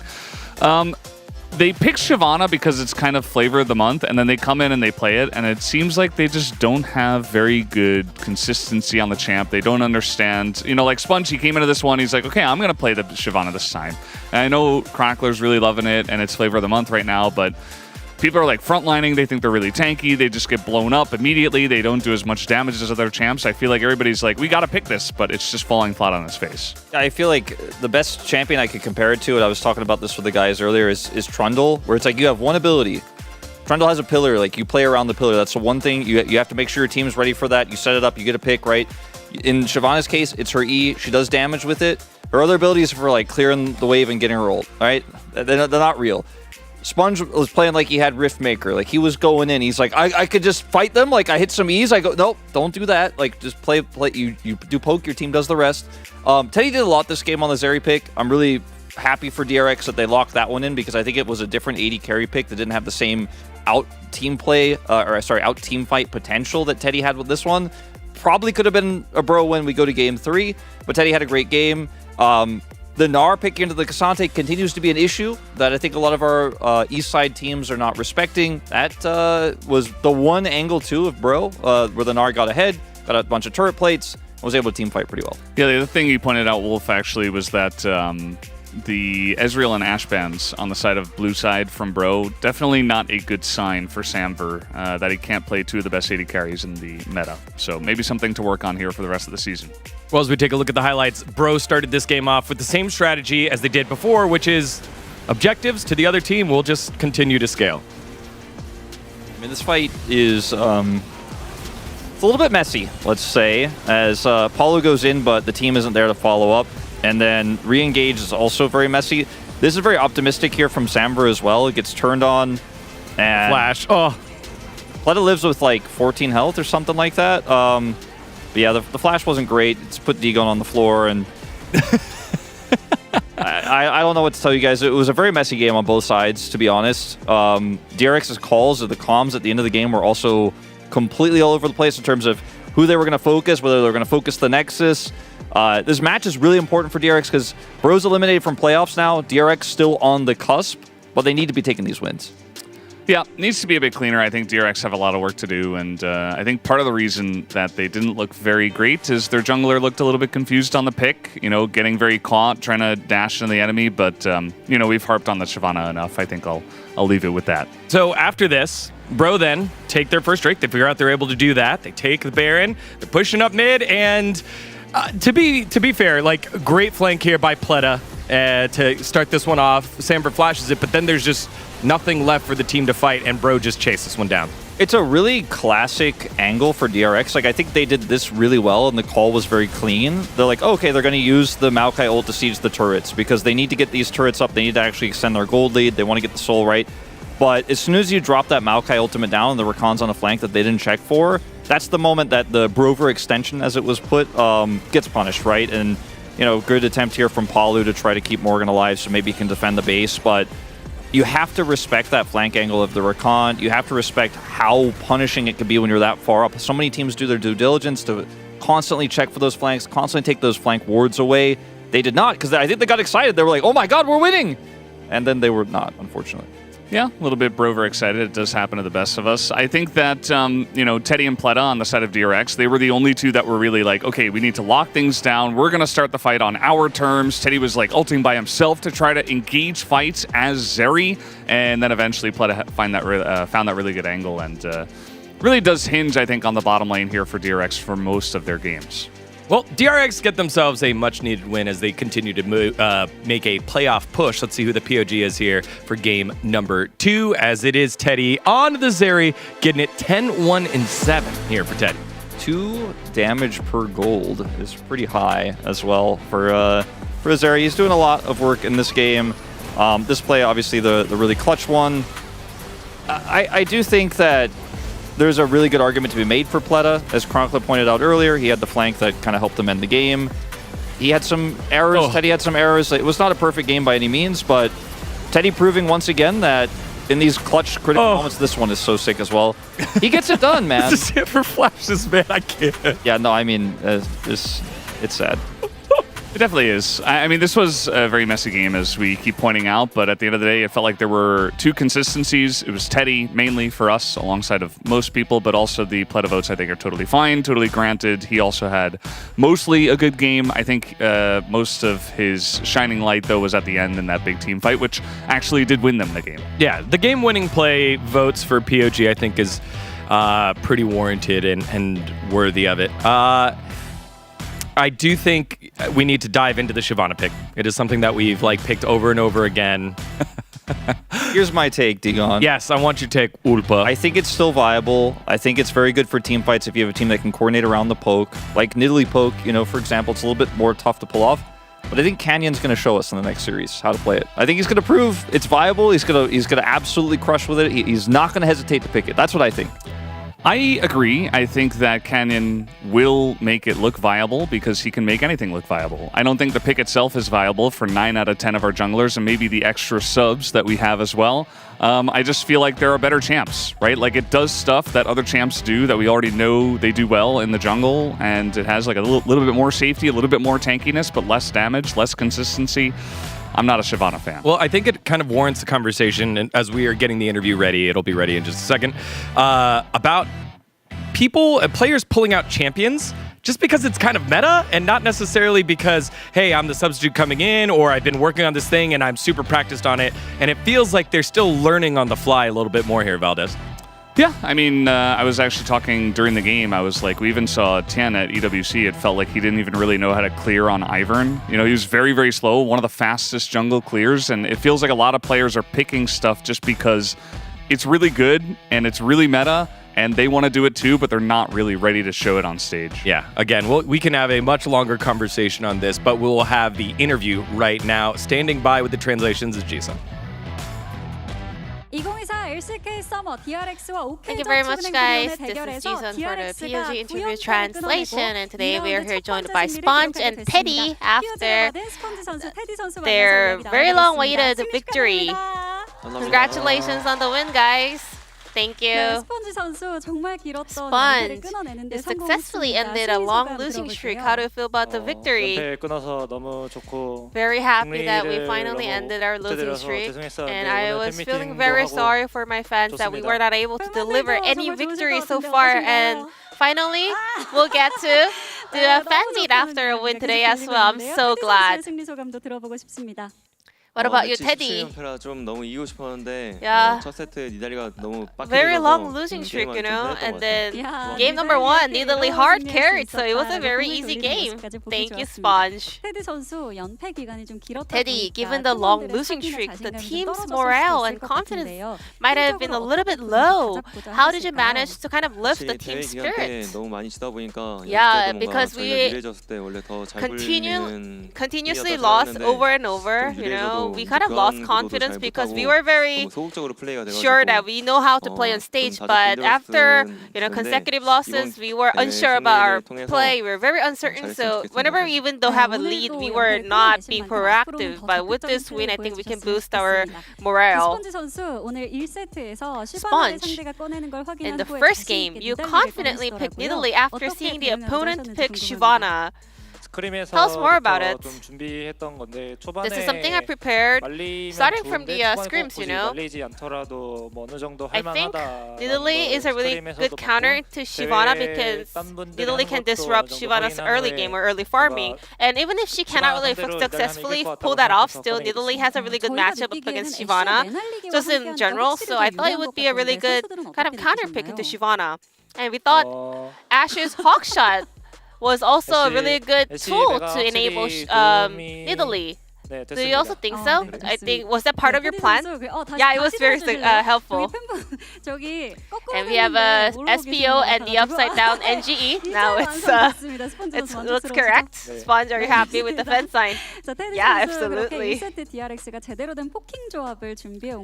Also, we saw a 4 stack on the poke comp, 4 poke comp on the side of DRX. How did you come up with this composition? Throughout the draft phase, we somehow ended up with the 4 poke champions. Frog was very confident in Jay's top, so we had 4 poke comp in our hands.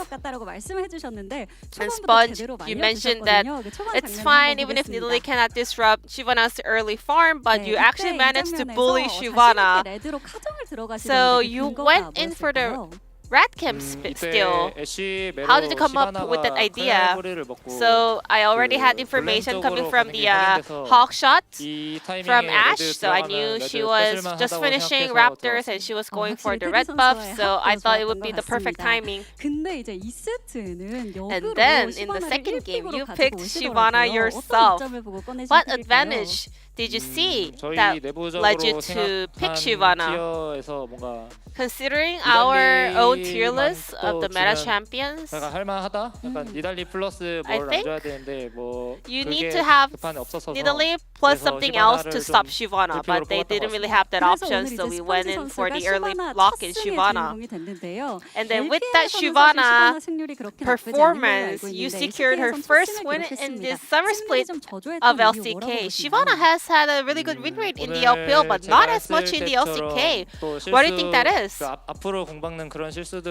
think ulting forward kind of is the her biggest enemy, In addition to that, I think compared to the LPL teams, LCK teams are more prone to kind of counter or deal with the Shyvana strategy.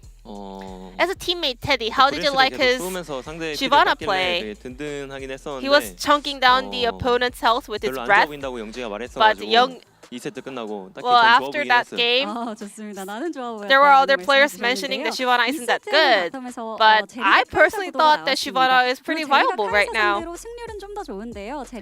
So we also had a Zeri Kai'Sa matchup. Zeri generally has a good win rate against Kai'Sa, but why did you first pick Zeri? So there were not a lot of AD carry options left available. And looking at the comp, I thought I really had to play the DPS. AD carries, the hard carry AD carries, and Zeri was one of them. And then, in that game, we were able to witness the Fed Zeri performance. So how did you turn the game around? Bro actually had a lead at the situation. So Plata managed to kind of open up the team fight, and then I thought I should skate forward to play out this team fight. And then it kind of worked well. Yeah, I mean, prior to this play, you guys are actually in a very rough spot because Bro was having a Baron and they were pushing mid. I mean, I saw Kai'Sa kind of approaching the tier 2 turret on the mid lane, so I thought that was the angle for us to kind of punish, and we all kind of were in the same page and managed to go for that team fight. And who makes a shot call for that kind of situation? So we were like, this is not the perfect situation for us to open up a fight, so we have to be really cautious when opening up the team fight. So usually it's coming from the support and jungles. 좋습니다. 이렇게 해서 정말 길었던 연패 이제 드디어 끊어내셨고요. 다음 상대는 And then BNK your next PRX와의 대결이 opponent is 준비되어 있는데요. BNK 어떤 경기 PRX. 펼치실 예정이신지 How 각오 do you plan to 들어보겠습니다. prepare for that 스폰서 먼저 match? 부탁드립니다. And what are your resolutions? 이번 주차부터 좀 Starting 많이 this week, 연승할 수 I 있도록 wish we can 오늘 start 연패도 off a 끊었으니까 winning 많이 streak because we 이겨보도록 just ended our losing streak. So we will do our best to make it happen. 네, 이번 연패 끊었으니까 이제 Yeah, 연승할 we 수 just, 있도록 you know, 열심히 잘 end our 해보겠습니다. losing streak. 네, So 함께 응원하겠습니다. now 오늘 it's 다시 gonna 한 be a 번 winning streak for us. We will do our best. And 감사합니다. this will be the end of the interview from DRX POGs and back to the space. Thank you. Thank you very much, Jisun Ayaya, as DRX climb their way up the standings. It was always good to hear from Teddy and Spoengd. Yeah, Sprang. Spoeng. Yeah, DRX, they break their loss streak, which is the biggest thing for them. They didn't actually climb yet, but a chance if Nongshim lose 0-2 to potentially be tied with Nongshim. And for Bro, they gotta hope that FearX don't win, I believe. That's right? correct. They still have a chance to make it into playoffs somehow. Even They win at every 1-12. other game, and then exactly the right teams lose all of their games 2-0, and then maybe there's a chance. Pro Leavers, you know, maybe there's a chance. We are at 1% of 1%, Bro Leavers, but we still have an opportunity. Don't ever say it's over until it's over. You know what else is not over? The show, because we have the next matchup coming up in just a little bit. See ya.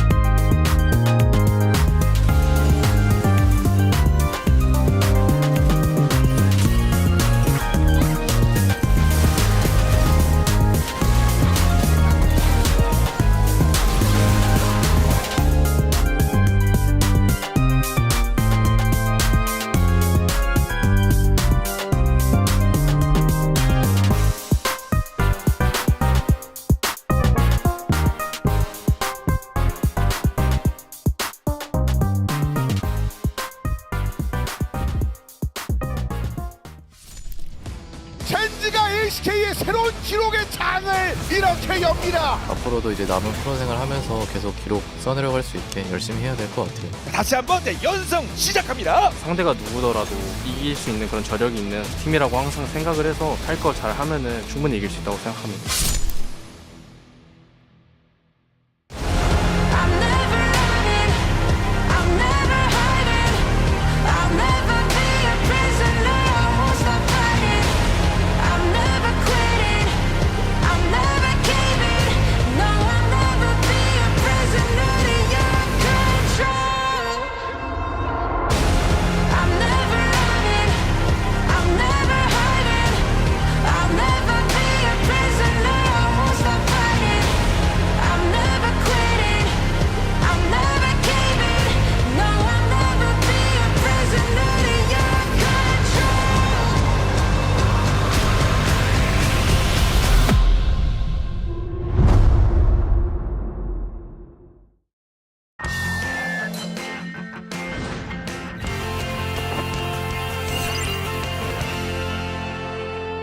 오늘 또 스페셜한 단합대회를 준비해봤습니다.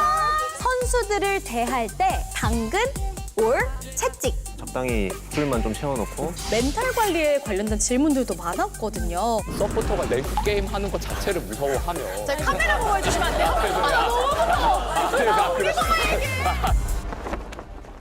네, 그럼 이번 코너는 LCK 고민 상담소 시간입니다. LCK 팬분들의 사연을 저희가 미리 사전에 좀 받아봤는데요. 바로 오늘 이 고민들을 들어보고 함께 해결해보는 시간을 가져보려고 합니다. 자, 먼저 첫 번째 질문 드릴게요. 감독님들께 묻는 질문입니다. 화면에 잡힐 때마다 모든 감독님들이 이 수첩 같은 걸 들고 계시거든요. 대체 어떤 내용이 적혀 있는지가 많은 분들이 궁금해 하더라고요. 당연히 뭐 뱀픽 관련된 내용은 당연히 다들 적어서 가지고 오시는 것 같고 최근에 스크림에서 좀 잘 안 됐던 부분들 이제 얘기해 줄 수 있게 적어가는 것 같아요. 저도 똑같아요. 항상 이제 전날 회의한 거 정리하고 상대방 성향, 상대팀 성향이 요즘 이 게임을 이렇게 한다. 네, 그거 좀. 다 같이 전날에 뱀픽 회의 끝나고 이제 마무리할 때 쓰면서도 생각 정리가 좀 잘 되거든요. 한 페이지에 좀 이제 최소화해서 딱딱 들어놓으면 좀 더 말도 쉽게 트이고 근데 뭐 팁이라고 하면 좀 그렇긴 한데 글자로 적어서 찾기가 어려우실 때는 프린트해가지고 챔프 얼굴로 박아두시면은 정말 그 글자 읽는 거랑 아예 달라요. 이런 꿀통을 풀어도 되는 거. 신영 감독님은요?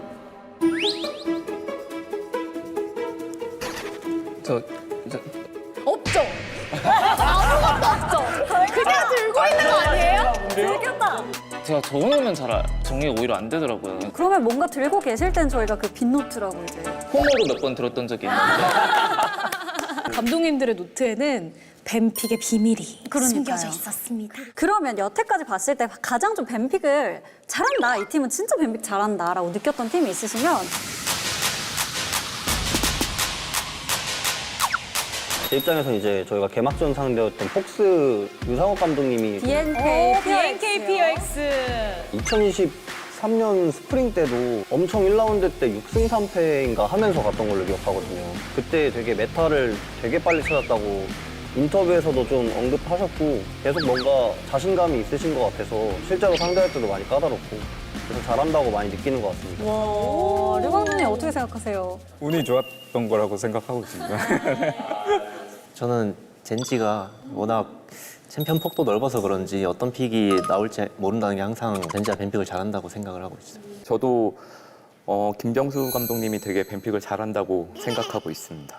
그렇다면 김정수 감독님은 아 이거 부담되네. 의견이 궁금해지는데요. 되게 오랜 기간 봤을 때는 그래도 정균이 형이 제일 오래 했으니까 정균이 형 뽑겠습니다. 네. 자, 그리고 또 궁금한 게요. 뱀픽 이후에 인사를 하고 가시잖아요. 인사하고 걸어가시면서 무슨 얘기 나누시는지. 근데 사실 별 얘기 안 하고 이제 오늘 화이팅 하자니까 뭐 잘해보자 뭐 그 정도?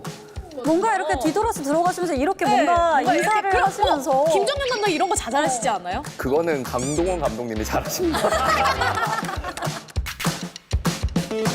다음 코너는 진짜 이게 방영이 될 때마다 정말 시청자분들이 좋아해 주시는 코너인데요. 네. 바로 고민을 사연으로 읽어보는 시간입니다. 사연은 박승진 감독님이 좀 대표로 읽어주시겠습니다.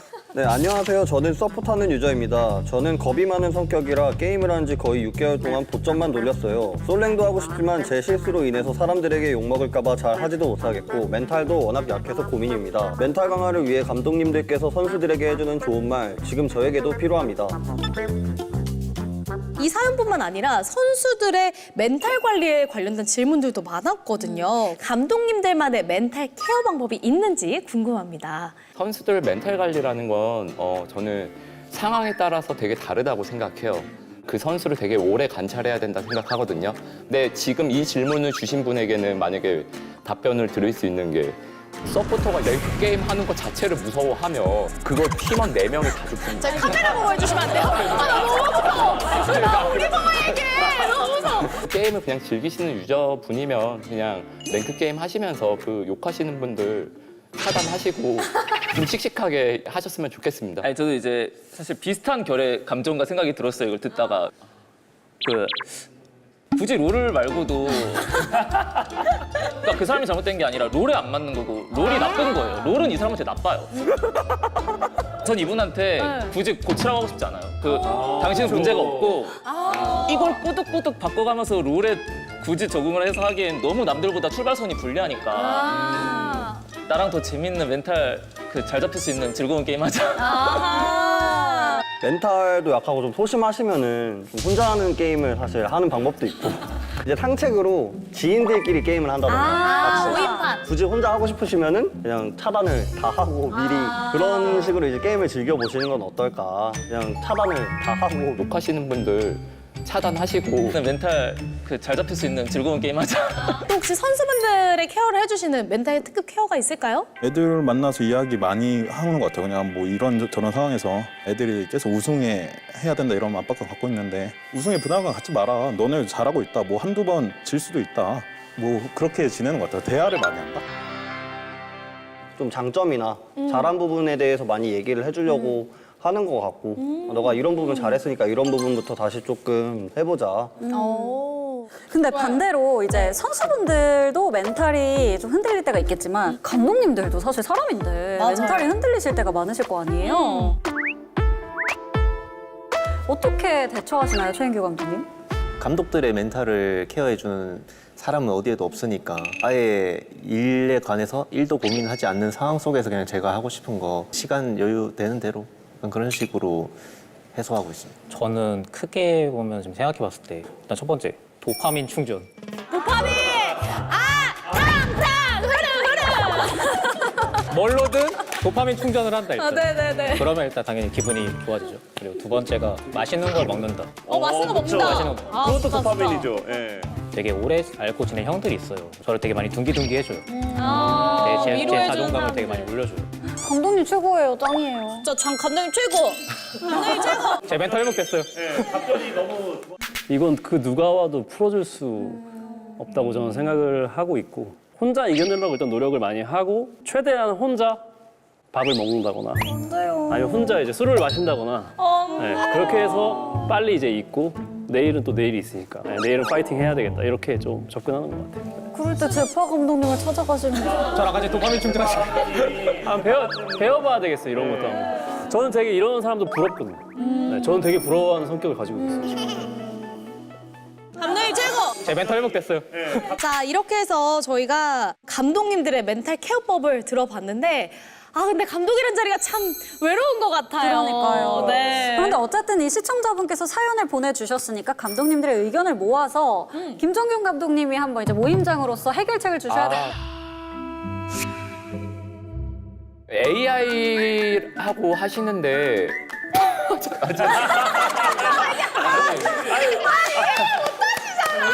룰은 정말 본인 잘못이 아니라고 생각하시고 하셔야 돼요. 이번 판 원딜 잘못 만났다. 그 생각을 한번 해보셨으면 좋겠습니다. 네. 명쾌한 해답을 마지막에 주셨습니다. 네, 좋습니다. 이렇게 해서 보내주신 고민들과 질문들을 9명의 감독님과 함께 이야기를 나눠봤는데요. 이제 앞으로 좀 더 남 탓하는 마인드를 가져가셨으면 좋겠습니다. 그럼 저희는 다음 코너로 한번 넘어가 볼까요? 자, 이번 코너는 LCK 랭킹쇼입니다. LCK 선수들의 설문조사를 토대로 만들어진 랭킹을 저희가 준비해봤는데요. 각 주제를 보고 랭킹에 맞는 주인공을 꼽아주시면 되겠습니다. LCK 랭킹쇼에는 한 가지 규칙이 있습니다. 정답을 맞히시지 못한 분에게는 저희가 벌칙을 드렸었는데요. 아무래도 오늘 특별히 감독님들을 모셨기 때문에 벌칙을 저희가 드릴 수는 없고 대신 특별한 상품을 준비를 해봤습니다. 가장 많은 이 정답을 맞추신 감독님께는 그 팀에 무려 선수와 함께 먹을 수 있는 커피차를 보내준다고 합니다. 네, 그럼 본격적으로 LCK 랭킹쇼 주제 공개하겠습니다. 우리 감독님을 제보합니다. 이 해당 이제 문구를 보고 누가 여기에 주인공인지 맞춰주시면 되는데요. 진짜 모르겠는데 선수분들이 다 적어주신 거예요. 그냥 생각나는 대로 손을 들고 내가 알겠다 싶으시면 맞춰주시면 되겠습니다. 정답. 네, 최고. 엄청난 그 미담뿐이다. 네. T1. 미담뿐이다 T1. 정답입니다. 요 내용은 캐리아 선수가 적어주셨네요. 네. 너무 그냥 고맙다고밖에 안 느껴져요. 고맙습니다. 근데 한 문제를 맞추셨기 때문에 만약에 하나를 더 맞추시면 진짜 압도적으로 유리해지시는 겁니다. 김정균 감독님. 정답. 네. 한강 러닝 우퉁 벗고 뛰신다. 이거 쉽지. 심해 감독님. 이거 너무 쉬워, 맞아. 이거 너무 쉬워가지고 나도 하려고 그랬는데. 우통을 벗고 뛰는 이유가 있다면요? 아니, 사람 없는 데서. 사람 없는 데가 데서. 있어요. 그 한강에 사람이 없는 곳이 있다고요? 햇빛 광합성 하려고. 그럼 사람 오면 갑자기 어떻게 해? 다시 입으세요? 네네. 정답. 네. 커피차 너무 받고 싶어서 네, 네. 헬스 하실 때마다 거울샷을 카톡에 올리신다. 이거? 김목경 감독님 아니면은 최호범 감독님 같은데. 한 분을 정하셔야 됩니다. 최호범 감독님? 정답입니다. 이거 어떻게 맞췄어? 뭐가? 내 스토커야 잠깐만 이상한데 지금? 다 이제 시즌 중에 체력적으로 좀 퍼지고 이런 게 있었는데 그래서 우리 그럼 썸머 때 다 운동하자. 네, 그래서 이제 다. 그래서 갔다고 이렇게 인증샷을 찍으시는 거였군요. 운동 인증샷. 네, 좋습니다. 알겠습니다. 그러면 정답 한번 맞춰볼게요. 네, 최호봉 감독님. 백현을 닮은 외모 DRX 하겠습니다. 저요? 왜 저한테? 아닙니다. 정답. 네. 엄청난 근육물을 가지고 계신다. 저게 무조건 김종인 감독이 아니면 전 김정수 감독인 거거든요. 약간 비틀어서 김정수 감독. 왜냐면은 왜 비튼다는 왜냐면은 제가는 비튼다는 얘기가 김정수 감독님 같은 느낌이 근육이 엄청 많아요. 보셨나요? 이거 네? 보셨나요? 제 투시로 보여요. 김정수 감독님 어떻게 생각하세요? 이 답변에 대해서? 전 아닐 것 같은데. 아닙니다. 네, DRX. 백현을 닮은 외모. 네, 백현. 젠지. 젠지. 잠깐만 매기는 것 같은 이제 매기는 것 같은데 잠시만. 나 이제 확실히 알겠어. 이제 확실히 알겠어. 맞나요? 아닙니다. 네. 본인일 것 같은 것도 해도 되죠. 이재민 감독님. 네. 백현을 닮은 외모.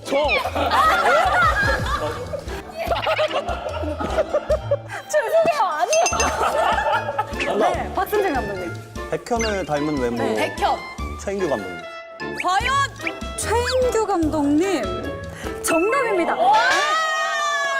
아니, 다들 백현 누군지 모르시나? 선수들이 이제 저를 사회적으로 매장을 시키려고 이걸 한 것 같은데 팀 내에서는 그냥 농담식으로 근데 왜 본인인지 아는데 안 맞추셨어요? 너무 날아가는 게 아니라 그러면은 이 자리에서 백현님께 한 말씀 해주시죠. 네? 나의 명성에 누가 되지 않게 열심히 하겠습니다. 야, 좋습니다. 박찬호급 말만 DK 그 건강이 잘리면 잘 안 드신다. 김목경 감독님. 카메라 있을 때와 없을 때 갭이 크다. 김정수 감독님. 이제 2개가 남았습니다. 저 이거 맞출 수 있을 것 같아요. 오, 좋아요. 저 800원 덜 주셨다. 800원. 주신 분. 저 류 감독님. 정답입니다. 저 누가 썼는지도 맞출 수 있을 것 같아요. 누구? 해나. 정답. 맞춰! 어떡해. 말투가 정확히 해나요. 진짜요? 아니, 류 감독님 왜 800원을 떼먹으신 거예요? 괜히 뭐 달라고 하니까 장난삼아. 제가 많이 사줬습니다. 커피도 그렇고. 이제 하나가 남았는데 지금 현재 상황이 최우범 감독님과 김종윤 감독님이 각 지금 정답을 3개씩 맞추시면서 동점이거든요. 이 마지막 문제를 한번 두 분께 먼저 기회를 드려볼까요? 박승진 감독님. 남은 거니까. 남은 게 하나라. 똑똑하신데요?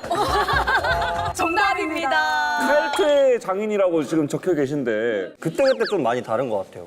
저 5시까지 남아있을 때도 많고 이제 연습실에서 잘 때도 있는데 이제 빠르게 퇴근하면 1시, 2시 이때도 퇴근 많이 하는 것 같아서 1시, 아, 공평하게 뭐 갈갈보라도 할까요? 묵찌빠? 가위바위보. 야! 야! 게임하신데요? 아니 게임하세요. 제가 태어나서 본 사람 중에 묵찌파 제일 잘하세요. 이렇게 해서 랭킹쇼 끝내봤는데 김정균 감독님께서 우승을 하셨습니다. 감사합니다. 우승 소감 한 말씀 부탁드리겠습니다. 정말 제가 이렇게 커피차를 받아서 이제 선수들에게 조금이라도 도움을 줄 수 있게 돼서 너무 만족해하고 있습니다. 정말 잘 먹겠습니다. 네. 야, 축하드립니다. 지금부터 상품 전달식이 있겠습니다. 커피차 드립니다. 뭐야?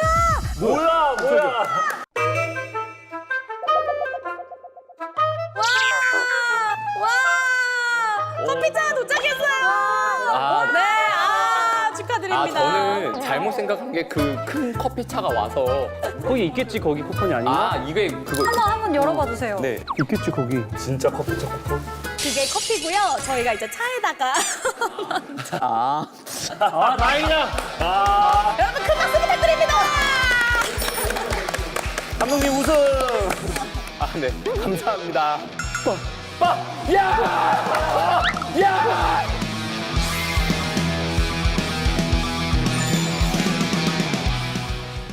이렇게 해서 오늘 감독님들이랑 좀 웃고 떠들다 보니까 어느새 단합대회 감독편 마무리를 할 시간이 됐는데요. 함께한 소감 마지막으로 들어보도록 하겠습니다. 감독님들이랑 이렇게 모일 자리가 없는데 자리 마련해 주셔서 너무 감사하고 오늘 정말 재밌게 잘 즐겼던 것 같습니다. 더 재밌었고 평소에 좀 더 자주 연락하면서 지내도록 해보도록 노력하겠습니다. 오늘 이렇게 감독님들 다 같이 만나뵙게 돼서 너무 즐거웠고요. 다들 힘드시겠지만 다 같이 그냥 파이팅 했으면 좋겠습니다.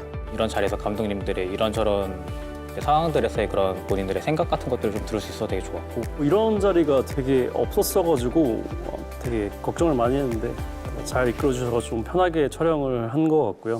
감독님들 다 공감되는 의견도 있었고 다들 스트레스 받지 말고 최대한 덜 받고 건강하게 지냈으면 좋겠습니다. 이렇게 감독님들이 다 모인 자리가 처음인 것 같아서 다 같이 이제 각자의 생각을 또 얘기할 수 있어서 너무 좋았던 것 같고 경쟁팀이기 앞서 다들 이제 감독이라는 포지션만이 알 수 있는 고충을 다 공유하고 있잖아요. 다 힘냈으면 좋겠습니다. 제가 사실 다른 감독님들이랑 친분은 딱히 없어서 조금 어려워한 부분도 있는데 재밌게 잘 진행한 것 같습니다. 네, 좋습니다. 이제 저희가 구호를 한번 외치면서 마무리를 해봐야 될 텐데 모임장님께서 이 구호를 만들어 주셔야 해요. 아니면 뭐 뭔가 생각나는 거 하나라도 의견 주시면 좋을 것 같습니다. 생각났습니다. 왼쪽을 보니까. 백현하겠습니다. 너무 많아. 네, 갑자기 왼쪽을 봤는데 백현. 네. 그래서 네, 오늘 그걸로 하겠습니다. 오늘이 제 장례식 같은데. 동의하시나요? 다 동의합니다. 네. 그럼 하나 둘 셋 한번 해보겠습니다. LCK 단합대 감독편.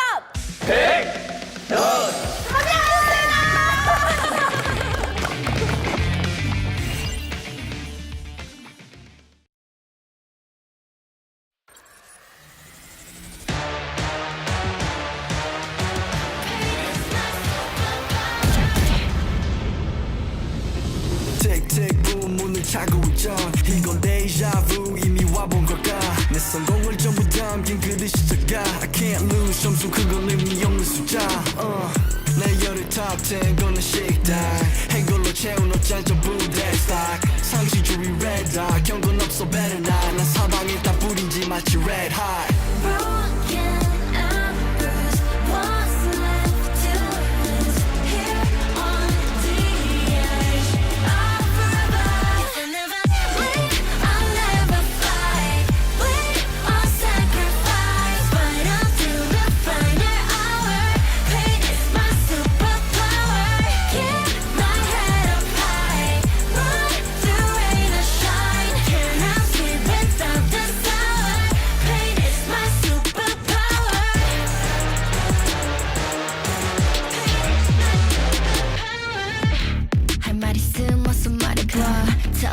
혀꼬여서 도망가 이제는 시시해 gunfight I brought a blade They forgot to shave that just a wall 맛보기 fade 끝이 보여 네 bandits 끝없는 내 rampage 이게 나니까 절대 can't change 내게 나서 plan B 요즘 plan A 바꿔 pain every champion into champagne Broken and bruised What's left to lose Here on the edge I'll forever If I never leave I'll never fly I'll sacrifice Fight until the final hour Pain is my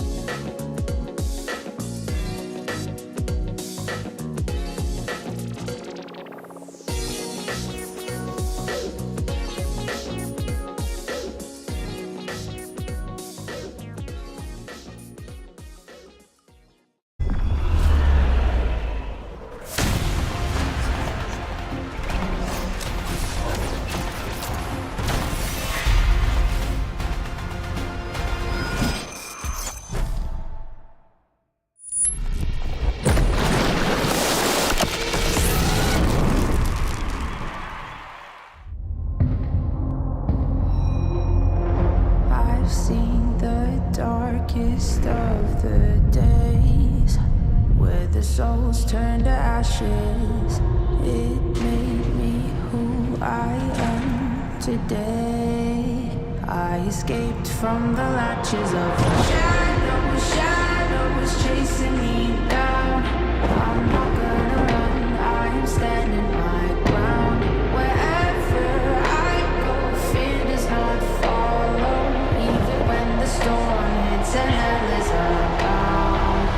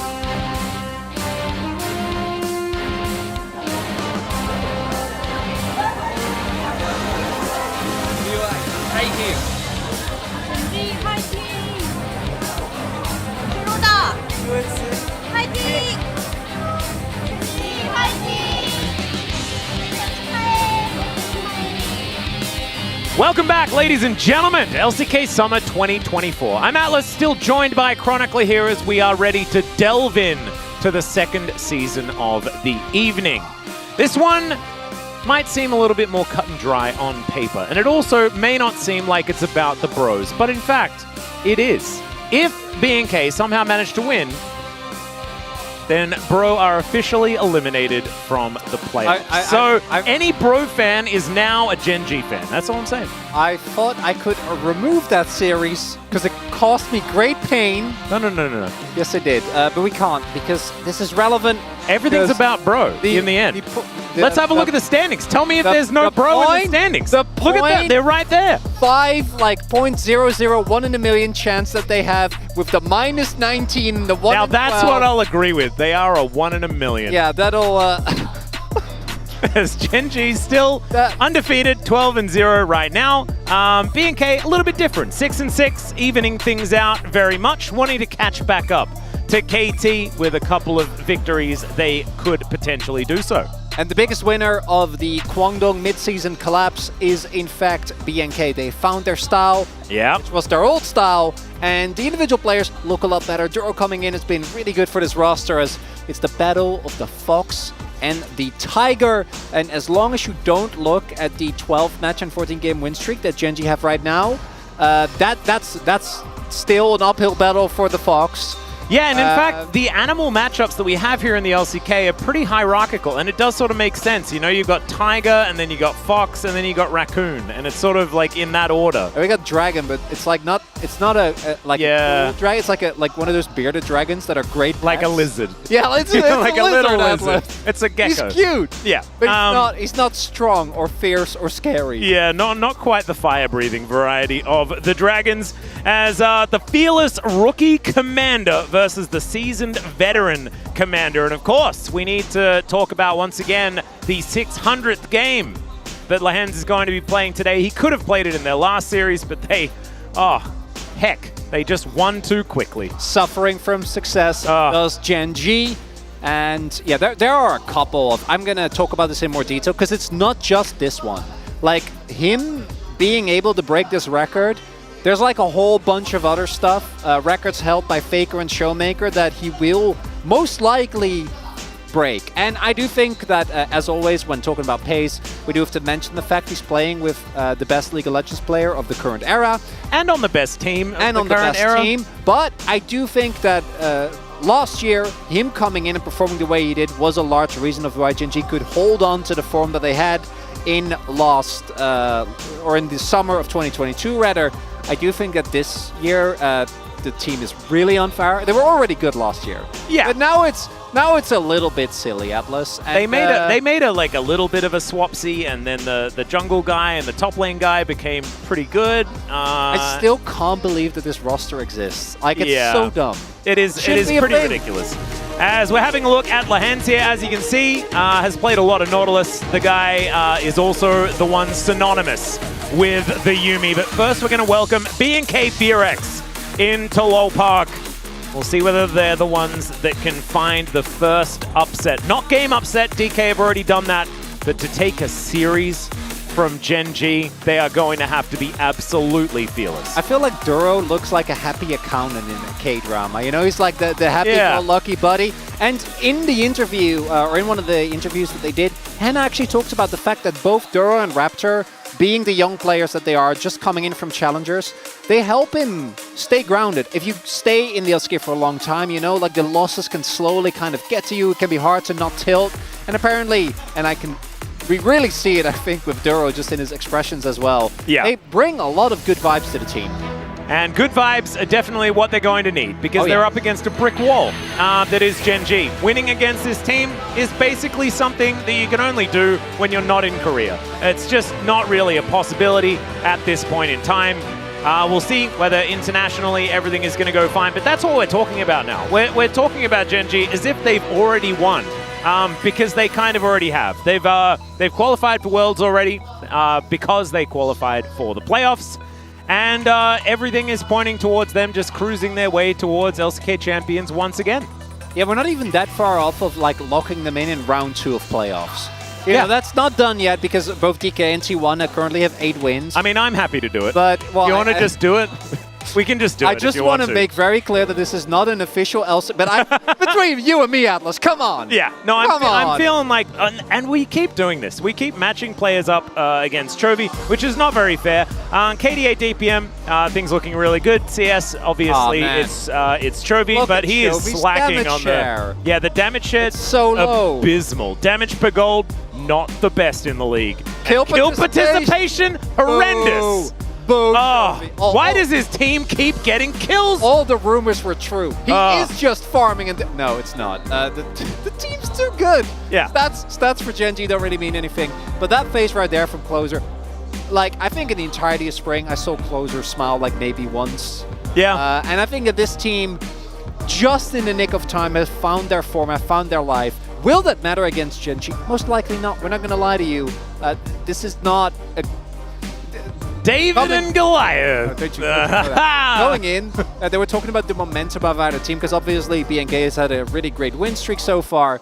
And like BNK have the momentum of like, you know, like a really well-hit tennis shot. It's like, man, look at that tennis ball go. And then it's Federer. Gen.G, no, well then Gen.G is like, we're talking intergalactic, right? Like, right, okay. Completely unrecognizable, the scale in which they operate in terms of momentum. So they're actually just a wall, and so the tennis isn't really relevant. Is that what you're saying? Sure. All right, fair enough. I kind of liked the Federer angle, though. Oh, I mean, I'm a big Federer fan. I watched. There was a documentary about his farewell, which was a tugger of the heartstrings. No, of course. He's such a lovable player as well. He is just he turned tennis into a gentleman's game once again. What an era in men's tennis that we got to see him and Djokovic and Novak face off against one another. It's such a beautiful friendship as well, isn't it? Exceptional. The rivalry. Wonderful. Incredible. Tennis is in the Olympics, right? I think so. Maybe we can. We pivot? Yeah, I don't know. Let's see. Let's see whether BNK can do it. See whether they can put a dent in the armor of Gen.G. Maybe they can get themselves like a kill or something like that, or a turret or 3. Maybe 3 turrets for the series, or something like that. Maybe we need to aim lower. Perhaps. Or maybe B&K can just come in and do it. Maybe they can play their dive style and catch Gen G unawares. Maybe Gen G are also going to pick Shyvana and just not win. Yeah, I'm pretty sure whoever is red side ends up picking. We get an applause for Lands, and woo! Lahens, the fact that he's the first LCK support to get first is so crazy, because I feel like he's not the first. It still triggers me every time I see Gorilla at 499. Oh my god. As we take a look at these the stats here, how short he's been in the LCK and how many deep runs this man has made, it's crazy, right? And that's why, even though he only started in 2018, been here for 6 years, he's still been able to rack up these records and be currently our best support. Yeah, and it's just kind of nuts, right? Because he represents sort of the next era of LCK players as well. I mean, if you've got like Deft and Faker and sort of the old veteran guard representing that crew, I think Lahens really did sort of pioneer the second coming of the incredible LCK talent that we produced. Of course, came in alongside Viper and Chovy on Griffin, and sort of joined Showmaker, who was already there, and Canyon, like these players that have really become synonymous with the LCK now. And I think that was largely sort of driven by Lahens and Griffin at the very beginning. So certainly pretty huge that he's made it to 600 games. But we are digressing. It is time now to get into the draft and see whether there are dragons in the jungle or not. Because I'm very curious. I would just like to see the Canyon version. Yeah, it's definitely happening, and maybe now we get to see how it's supposed to be played, because we don't have any screen info, but I'd be willing to bet that Gen G picked it a few times and people lost to it and were like, this is it, this is the thing.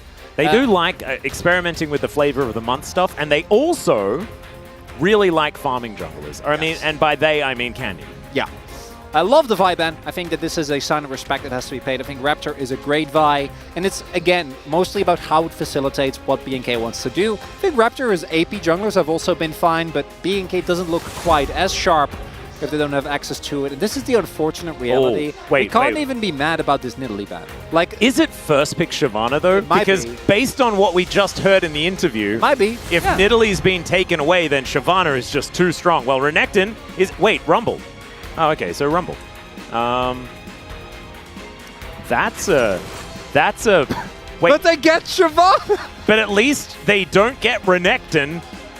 Yeah, that's definitely an interesting choice, and I'm kind of wondering what the thought process was for Gen G behind this, because the Renekton obviously, the Keen can play a bunch of things into Renekton.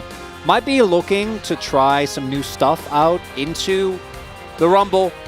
As, is of course on the picking trees into fire is a weird choice. So I guess we're not Maokai Trist. We're not getting Shyvana. It's just going to be like Maokai.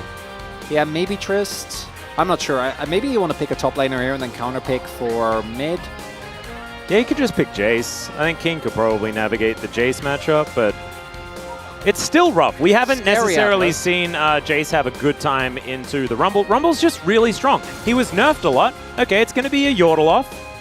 We've got the Kennen coming in, and I'm not a huge fan, especially not when it's Kennen and the Maokai, who's likely going to be building full tank.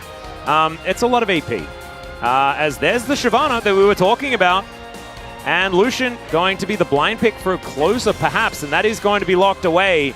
Chovy, I mean, we know that he just really likes playing Draven, so he's going to hover that for the moment. Look at Closer's face as well, and it makes sense. Lucian, one of his biggest strengths is his laning and how oppressive it is. But you can't really win 1v1 trades against Draven. Just, you get outstatted. And you do all these fun dashing around things, and you're double tapping, and then Chovy just hits him with an axe, and then trade lost. Yeah, exactly. And there's also not that much jungle pressure this time around, because you are playing a Shyvana, so post 6 you'll be fine, but pre 6 definitely hard to really make an impact in that mid lane.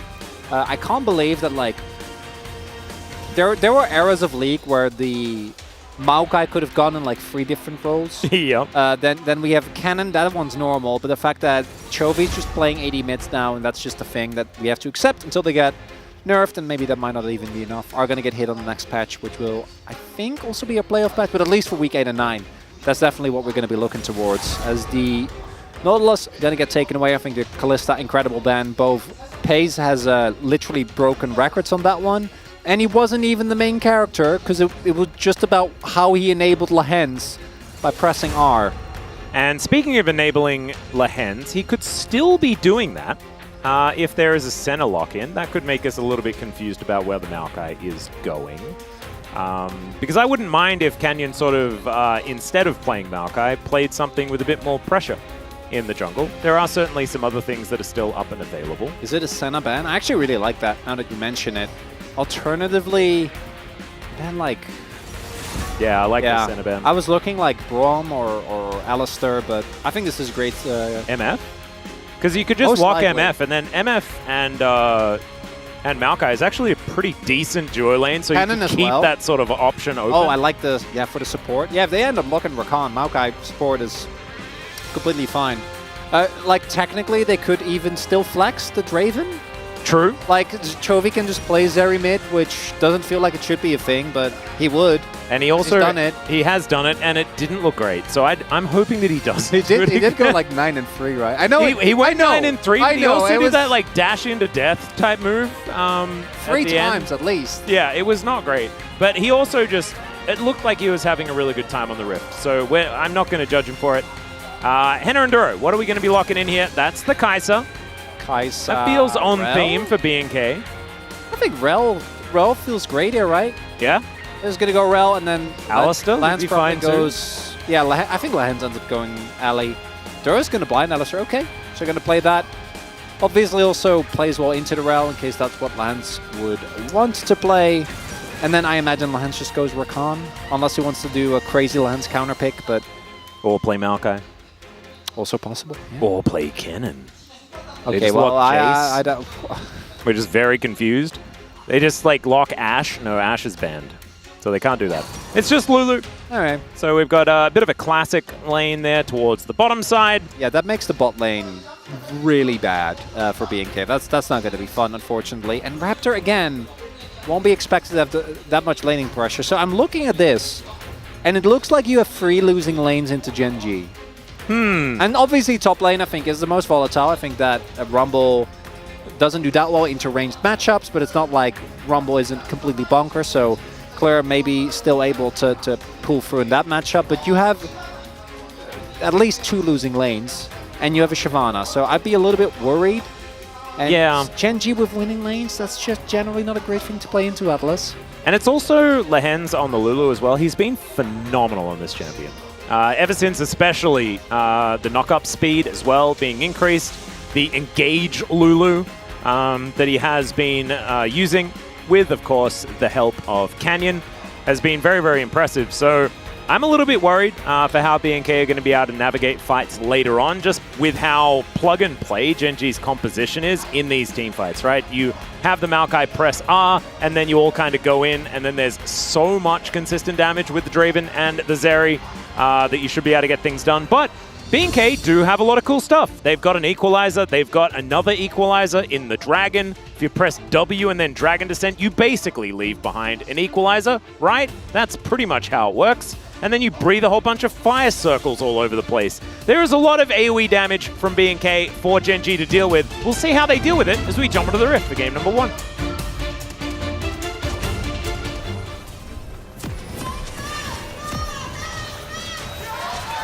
세상사의 협곡에 오신 것을 환영합니다.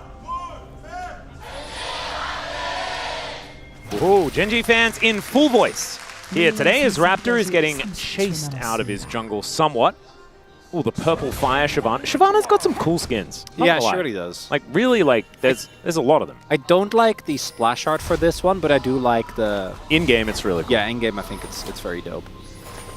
So I'm going to not talk too much about it until it actually comes close, and I feel like most likely Gen G is going to 2-0. So Pace getting to 22 kills isn't actually that likely over the course of 2 games. He did do 28 in a game. Yeah, well, we were there.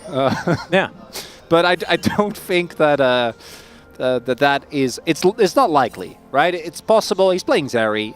Not saying can't. Are you happen. saying that there's possibly a time where we talk about him getting to 1,000 kills, like maybe the next series that they play? Is that what you're saying? That's my feeling. Yeah, I feel like that's a little bit more realistic. But just to set up, there are a bunch of records that he would be breaking that are kind of insane. We'll revisit it. It's not even that he would be breaking; it's that he will be breaking. Yeah, no. Realistically, they are going to get broken. It's just about to which extent. As all right, Pei's just going to get headbutted here as good old level 1 Cow. Not exactly feeling too powerful as Chovy is Closer, doing that throwing yes. axes thing. He is spinning. At him. Yeah, do not approach. Yeah, does he ever get to approach though? Is the real question, and the answer is yeah. No. Well, if jungle shows up, you know, or clear roams from top, that'll do it. Yep, perhaps. Just make it a 2v1. That helps a lot. Yeah, Draven is of course stationary, but your ganks are not the best because you're playing with a Shyvana. Yeah. As Keen pushing clear out of this lane just a little bit as well. Oh, I think he might go. I don't know. It's press the attack. Well, so it's on him. I think it's most likely, especially Keen loves his ranged AD top champions. I don't know 100% certain yet, but I think it is definitely most likely with this type of setup that he will just like Doran's Blade is normal. I think you could argue like Cannon, his current keystones are kind of whatever. Usually they go Conqueror, right? Just kind of go. Yeah, I feel like Airy has kind of been dropped because Airy as a rune right now is just not that good. Electrocute Cannon. Yeah. As Pei has had the barrier. But I don't think that's the end of the world because as you can see, there is a concave of minions just dying to this turret as Chovy is continuing to be annoying here. And okay, almost goes into turret range. That could have been dicey, but now Close is going to be sent home. There's not going to be any way for him to really lane against Chovy here, who does still have Flash available. And he is also backing, does have Teleport, of course, but that wave is going to fully crash.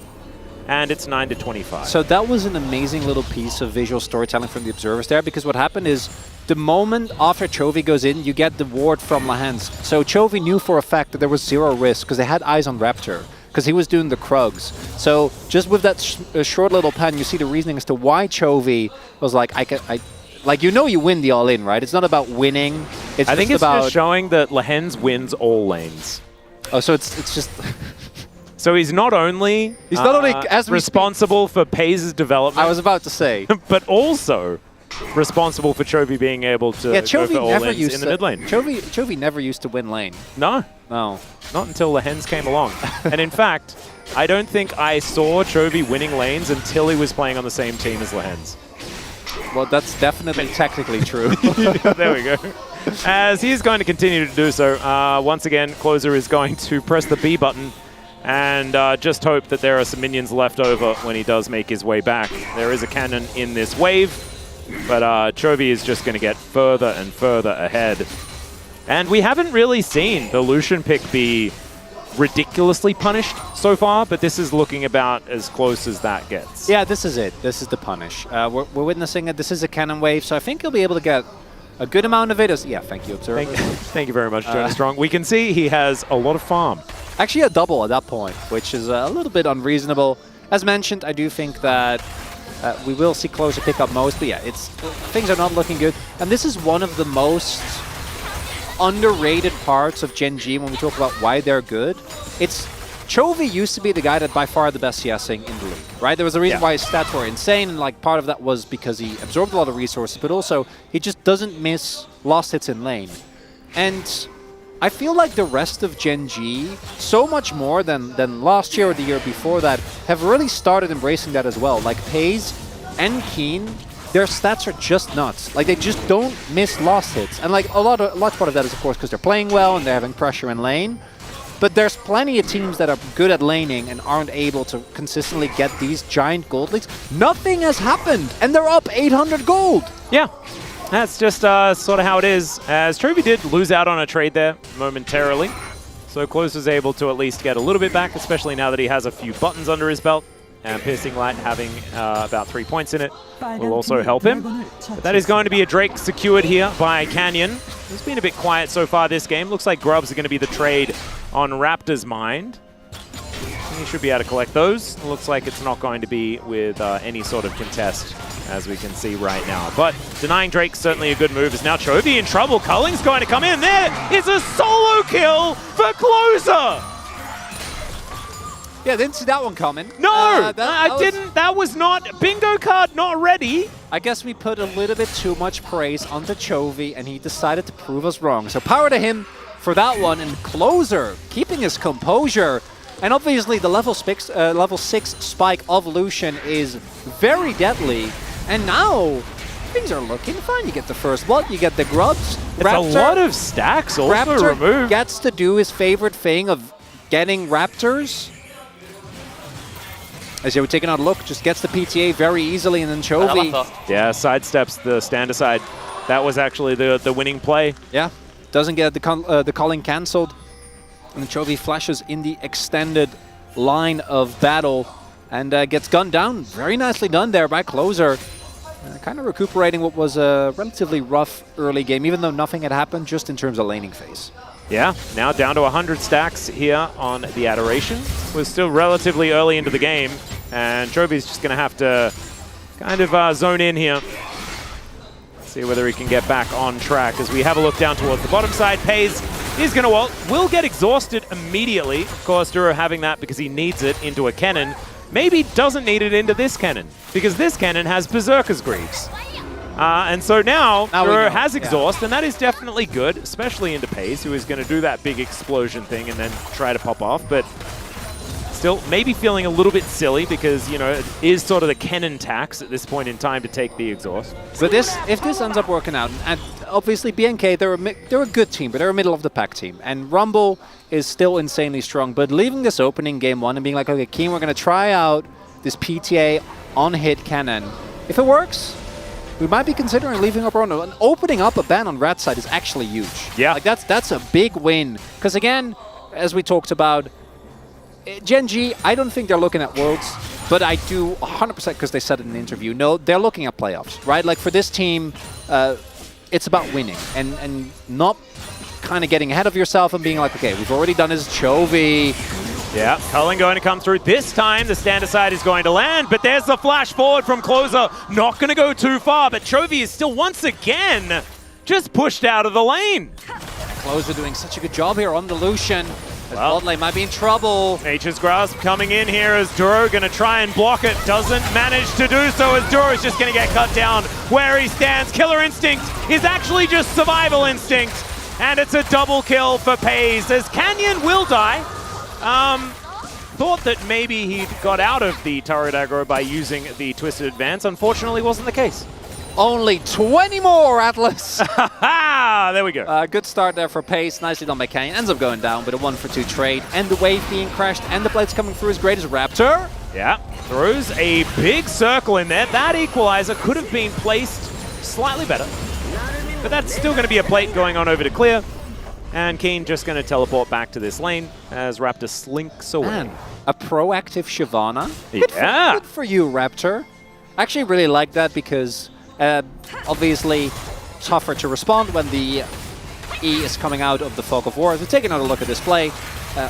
Man, that combination of them getting the root into the immediate 1-2 setup, really nicely done them there. Yeah, Canyon, a little unfortunate there. Yeah, kind of feel like he should have been out of the woods, but I think, unfortunately yeah, it might be that like he did it a little bit too early so that the next turret shot wasn't primed yet and then would miss. I'm not 100% sure, but does end up going down there. Again, not the end of the world. Pays gets the 2 kills. That's really what you care about in that lane swap to deny the possible 6 grubs to come through here. Yeah, and also a couple of plates going over to Pays on top of it all. He is still, you know, over 20 CS ahead.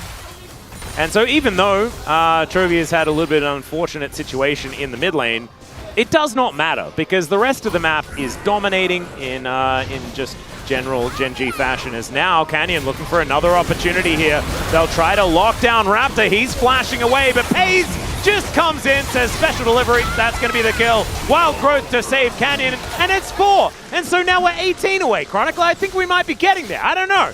I think the certification is definitely in. Like, I think Wolf has written that one down. Oh, you know he brought his stamp. And he's stamping it right this very moment on the space. I'm fairly certain. Yeah, it feels like more so than normal as well. They're really giving. You could have given the kill to the Draven with 200 stacks. I feel like that. Oh no, he needs more stacks than that. He was there. It's about the next team fight, maximizing the execute damage. I think that's much more important, Chronicler. I think I'll have you know. Yeah, you know what? Fair enough. At this point, with how fed they're getting, as we see here, a little bit of overconfidence from BNK trying to contest that is definitely a tall ask. And for Genji, it's so easy. Kenny just throws out the ultimate. There isn't really any way here for Hannah to join, because by the time that he would be in Killer Instinct range, the fight's basically lost. And things weren't looking too bad, but they're rapidly deteriorating here, unfortunately, for BNK. This is, again, not only do Genji do a great job of getting all the creeps on the map, but they're also doing a great job of ensuring that they crash every wave, deny you minions, and now FaZe is 2.6k gold ahead. He is many Ks of gold ahead, and still gigantic amounts of CS as well. Like basically every metric, he is just doing a really good time. And FaZe might get an inner turret because there are 4 people in the top lane. No, that shouldn't be a thing though. That's not. I mean, it might be a thing though. No, he's definitely getting it, but I feel like that shouldn't happen. Yeah. Okay, inner turret, 12.5 minutes. Now he's 3k gold ahead. Well, he doesn't get plates because an inner turret doesn't have them, so checkmate. Yeah, so have you ever heard about Nepo babies, Atlas? What the heck is that? Okay, so you know nepotism, right? Yeah. So in music and in art in general, a Nepo baby is someone that like has famous parents. So they have parents that are actors. Yeah. So FaZe is the League of Legends equivalent of that. But and truly, you know, I'm one of the biggest FaZe fans, have been for 2 years. I think this guy is incredible. I think he is a insanely talented AD carry, and he definitely has done an exceptional job of filling in for the shoes of Ruler, which is that's not an easy thing to do. Absolutely but not. He also has played his entire career with Chovy. And that already alone, that's but he hasn't been with Lehens the whole time, because he was with Delight. Yeah, so exactly. So, you know, it's like really different. I just the players that this man has played with are Doran, who, you know, like you can criticize, but Doran has been one of our world's representatives many a time for good reason. Just give me 1 second. He might be getting another kill. Yeah, the Wild Growth comes in. He's throwing out some burst fires. Wanted to get Lehens harpooned a little bit, and Henna's just going to run away. Yep, that's kill number 5. Yeah. So you were saying? So I was saying, the only players he's played with are Doran Peanut, Chovy, Canyon, Keen, Lens, and Delight. Yeah, he did. Okay, so all of which are LCK champions. A lot of which are world champions. True. Yeah, there's look, it's a decent group of players to come in, but. Okay, let's have a look at this team fight momentarily, as Duro's going to throw down the Unbreakable Will. That is going to be at least the Rift Herald secured, and now Teleport's coming in. Could be a big angle for an equalizer, and there it is. Canyon has to flash away. FaZe gets exhausted, still does so much damage as Keen is just launching these auto attacks towards BNK. And Clear's going to have to flash out the back of the pit, but I don't know whether they're out of the woods just yet. That's a great flame spitter, but unfortunately, that's going to be a cash-in for Chovy. About 900 gold going over to the Draven, as now Henna with the Acathian Rain trying to fly that one through, but he's just dead. Stand aside, young man. Chovy's going to cut him down. Yeah, so that's the unfair part, is he's playing with these guys. Yeah. Like, that's unfair, Atlas! He's now 603 as well. As far as Zeri certifications are concerned, like, this is called overqualified. Oh, and I like this idea from Clear, you know, it's the classic setup. You're a Rumble, you're pretty strong at this point in time, you find the Lulu face checking, but FaZe is there. And then this fight actually, I think, ends up closer than what I initially expected. We see an initial attempt to disengage, but then they think they have the angle with a really nice teleport here. So a lot of damage goes down in the canyon, but I think, again, the equalizers just haven't really been great. And I don't think there is that much setup, but you want to try and at least coincide with your Alistair, right? And unfortunately for BNK, Keen also has teleport, so he's just there. And they're just not able to get onto Zeri, way too slippery. Really nice flash there from Keen to ensure that Raptor and Hannah don't get the opportunity to fully clean up the fight, and Hannah, I think. Why are we walking? Okay, in so I he guess. doesn't have vision, so he doesn't know. But there were that minions just above. No, yeah, I know, but he doesn't know that Keen and Pace, like Pace was already running down. He thought Keen and Pace were there, so if he does, like Raptor has the empowered recall. So he thought he was dead anyway. He thought he was dead anyway, and like tried to get, which I think is fine. Yeah, I think that's okay. Because it looks really silly, but if you think Keen and Pace are behind you, like you probably don't want to give a kill to either. Yeah, I don't know, Atlas. That's a big number. Big red number here. I love being Kim, and they're like, we can brawl, we can win this one, boys. Well, they might be brawling. That's going to be a decent equalizer this time around as well. But Pace is free hitting. That's another Nature's Grasp to keep them in position. The Whirling Death not quite doing as much damage this time around, but now we're looking for an angle. Closer not really finding the culling, and they just decide to turn and destroy the Shyvana. She just goes down. Clear is also dead. Keen wasn't even there. And now Pace is just fighting as a turret. That's possibly going to help, but doesn't really. And Keen's still going. He's still going. Another one to be taken here on the bottom side. It's not 20 minutes yet, Chronicler. So Pace is currently at 8, so he's only 14 away. So I think we can talk. We about might that. get there in the series, yeah. Yeah, that would be something, wouldn't it? Yeah. And so you were going to talk about, you know, the other players that have made 1,000 kills in this amount of time frame. So as we already saw coming into the game, kill per game rankings for players with over 100 games, like the average, were Dade in, Pace is 3rd, Space was 4th. But if I'm reading this correctly, so from when they're like 6k gold up, right? So yeah, they are. I feel like this fight is fairly self-explanatory.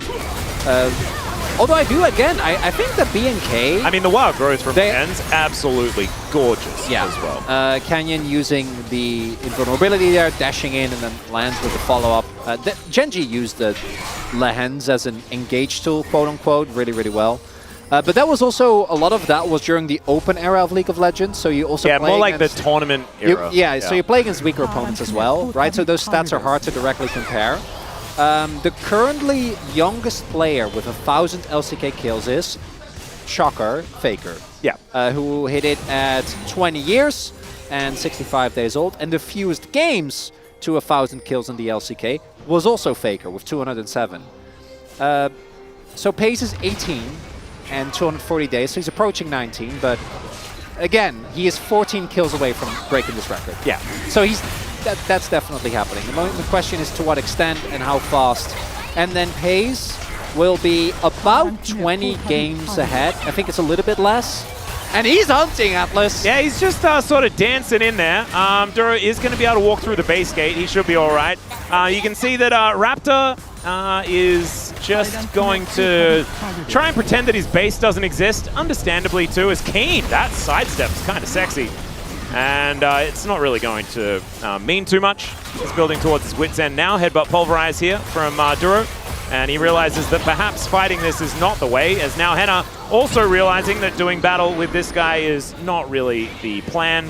Doesn't it? As Clear's coming in, Chovy's down there as well. Equalizer is decently placed, but Twisted Advance will make sure that Chovy cashes in yet again. Culling to fly on over. Canyon will absorb all of it. There's another one as the Whirling Death flies on over, and Duro is executed. Genji now just grouping up as 4. Keen has decided that he just wants to be in the bottom lane. That's where he wants to exist as the flash forward from Pace onto Henna after getting the slow, really nicely done. But they're now between two turrets. It's a little bit awkward. Walks onto the flame patch as Pace has the barrier. That's going to keep him alive as he goes over the wall. And he might be dead. He might. He doesn't have flash. There are no minions because the inner turret isn't dead yet. I think he should have skate. Once again, there's a killer instinct. That's 1,000 gold to Henna. Make it more as Canyon goes down as well. And the young man maybe bit off more than he could chew. Okay, you know how often these players are like, yeah, I don't really care about hitting record milestones. Like, it really doesn't matter.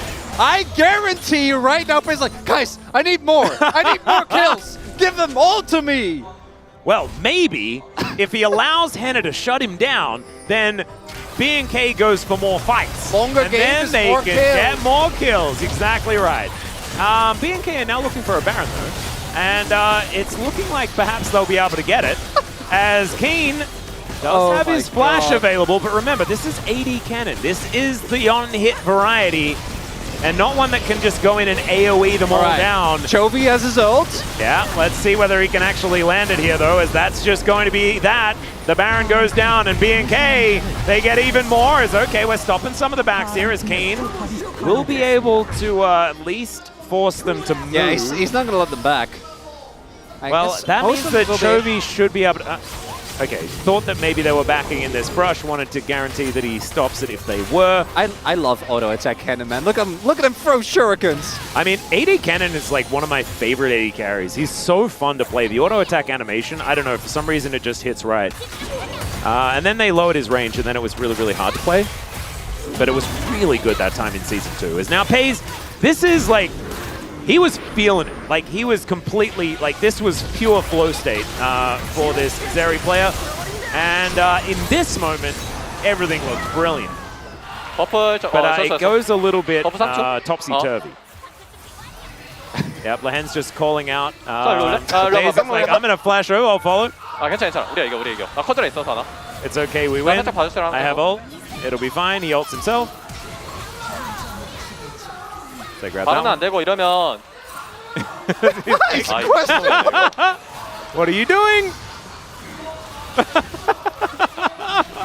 아니 뭐 어쩔 건데. 좋아. What are you gonna do, dude? 아니 미친놈 아니야 이거. You're crazy, man. 난 모르는 일이야. I don't know, man. Chovy very perplexed about what happened there. But obviously not judging too much, as FaZe is still massively fed. So it doesn't even really matter. They still have a Baron, though, to B&K. And they're looking to grab some more bounties, as Canyon will try and stop them. There's just the tree, as now Chovy will follow on in. Canyon twisted, advancing forward. Killer Instinct to make sure that Henna stays alive, and he does manage to take down the tree, but look at these health bars. They are melting! And so's Keynes. He's going to have to get out of there. Whirling Death is going to secure the kill onto the Shyvana as Duro's slowed down. Hayes will get the flash out as he's now skating after him. Duro knows that he's dead. It's a double for Chovy. And Genji, I think, may have dealt with the Baron push relatively well, but still, the gold has moved to what? Okay, maybe Closer dying here is going to be a problem. The burst fire is not necessarily connecting, though, as, okay, just walk. Just walk! And it'll be fine. Oh, if only Lehens didn't flash over that wall. They have Mountain Soul, by the way. Oh yeah, I mean we're not. I don't remember we're not talking about the game. Oh, there it happened then. It was in the replay. Yeah. So B&K go for a very aggressive push here. They're at this point only 8k gold behind, thanks to the Baron. Yeah. Which is great. Actually, on a really good exhaust here onto FaZe. I think they also space nicely around Keen, who can't go as aggressive because he's not actually an AP threat. We see him getting as many orders as he possibly can. And then here Duro gives himself over to ensure that Hannah and Closure do, in fact, actually end up making it out. Which is really nice. I imagine FaZe didn't have to see as Raptor is perhaps in trouble. Some might say. Yeah, he is, in fact. We don't need the replay. I can just let you guys know that the Shyvana thought that her jungle was her jungle and was wrong. And Genji killed her. That's how that one worked. Ardent Sensor completed for Lehens. Has had that for quite some time, actually, but really knows that it's all about buffing up these 80 carries, all three of them. Lehens also sitting on an ice cold, in a game as messy as this, sitting on a... the 0-18. Yeah, 100% kill participation. Not too This bad. game is funny, Atlas. I'm having a great time. I feel like Genji are doing a bit of playing with their food, but B&K able to find a couple of angles here. Just showing that they can't be disrespected. Yeah, we've talked a lot about... We haven't really talked about the 8-1 Draven. Yeah. He did die that one time in the solo. I mean, he got solo boloed by Closer. That's still a win. Closer can take that one and be very happy about it. Oh, 100%. As now Raptor is going to find Canyon. Or is Hello. Canyon going to find Raptor? As Hex Flash, Duro. Haha, I'm here as the Dragon just dives in. Okay, we'll get polymorphed immediately, and that's Chovy getting another one. That is 9 kills on the day so far. And FaZe, I think, is probably going to be a little bit upset because now he's not star of the show, I guess, based on the kill numbers. And now Gen.G going to move towards his top side. Keen just saying, well, I haven't died all game, so he's still feeling pretty good about the state of things. And now the first inhibitor turret will be going down. Second, I tell a lie, bottom lane inhibitor turret just hasn't existed for quite some time. As another Nature's Grasp coming in, the utilization of that ability from Canyon so far has been brilliant, as Keen is possibly going to die for the first time, but no. He's just going to be able to move back with the rest of the team, and this inhibitor will be taken out. So 2 inhibs do go on over. And Baron going to be spawning in 45 seconds, and then the Elder at 2.5 minutes. And that is what we're going to be fighting over next. So if Pace can get 5 kills in this game, you know, get it doesn't even have to be a penta. Maybe it's over the course of 2 plays.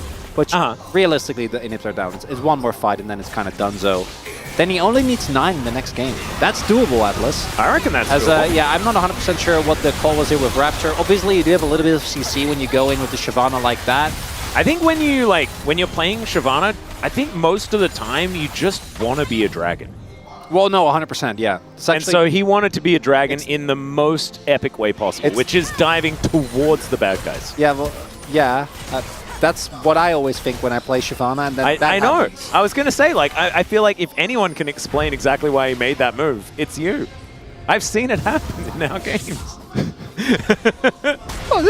It does. You're often carrying, though. Well, in those moments, I do have to say. As Canyon, he's not, but he's going to get a massive knock-up with the help of Lahens. The Nature's Grasp comes out, and he does fall, but it's in trade for the enemy AD carry. And now Lahens, what? Okay. And now Paze is dashing on over. Closes flashing out. Remember, there are not very many defensive structures left here for BNK, and those axes do too much damage. Chovy for a Draven that got solo killed in lane. Clear is thinking about doing the Marin thing, you know, where he's holding the wave and stuff like that, but there are lots of waves that need holding. And BNK, it's going to be a struggle to not lose the game right here. 10-1-10 for Paze at the end of this one. And 22 assists for Lahens in a 22-kill game. I think he'll take that as Pace is tanking up the turret. We'll see whether they can get any parting kills here as Chovy on the fountain. Clear going to go down. That's another kill for Pace. And another assist for Lahens, which is the main thing, as Chovy is feeling a lot tankier than he has any right to be with this Mountain Soul, as Keen just presses Slicey Maelstrom because he can. The Nexus is exposed. They can kill it whenever they want, and they decide that it is right now. As Gen.G understandably pick up the win, but it was a bit of a Harlem Globetrotters, I'm not going to lie. Yeah, that was a montage. You know, that's... Yeah, it looked like a victory lap before they'd even won 1 game in the series. You know? Credit to being... Look at Mata. He's like, what am I going to say to these guys? Yeah. I don't know what you say to these guys. After that, Gen.G. Tell you what, I like the on-hit cannon, though. That was actually very, very good. No, and obviously, we've mostly been preoccupied with Pace about to be a record breaker, with the silliness of that game. But that is legitimately, to me, I don't know if they're going to bring that out, but just incepting the other top-tier teams being like, if you can pick Rumble, that's okay. You can pick Shyvana. Yeah, well... I guess everyone's kind of okay with teams that. have already done that to themselves. That's a good point. Oh, God. Raptor doesn't even... he doesn't even get the... But I have the highest damage. What is that DPM, though? Is that like 1.8? Yeah, it's not okay. So this is why... This is why Lulu got... I obviously... Wait, why does 23k damage in a 23-minute game look low? Why does it look low? I don't know, Atlas! Oh my God, I'm so bothered. Okay, I'm going to be very bothered, but thankfully I get to go on a quick break. We're going to have the space after that. I'll be bothered during that, and then we will be back for game number 2. I'll see you there.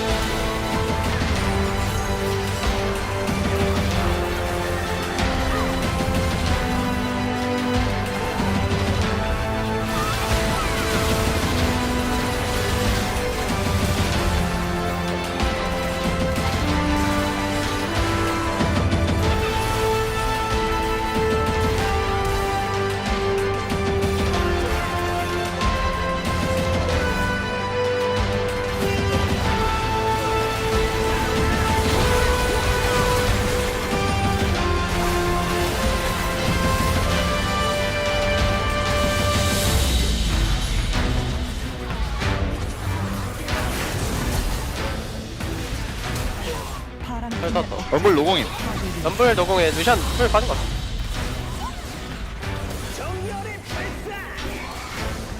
버프 그냥 드레이븐 쪽에 주고 버려면 밀어올래? 나 버프 피업 하면서 봐. 피업 하면서 봐.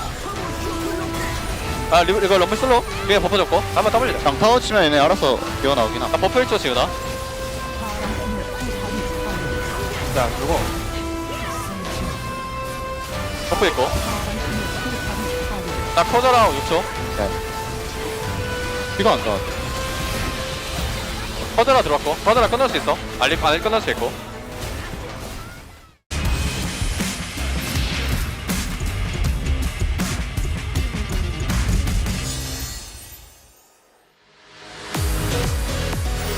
BNK closer. Looks like aggressive as double team coming in here. I don't. So obviously, the Nongshim TP is the one that set this one off. Definitely not necessary as. Mihail trying to bait him in here. It might actually work as there is an MF nearby, but actually he just gets popped like a balloon. And now the MF is like, oh crap, it's a giant croc. What am I gonna do? And it's a 1v1, the flash away. He does get the kill, but it's a double kill for the Renekton.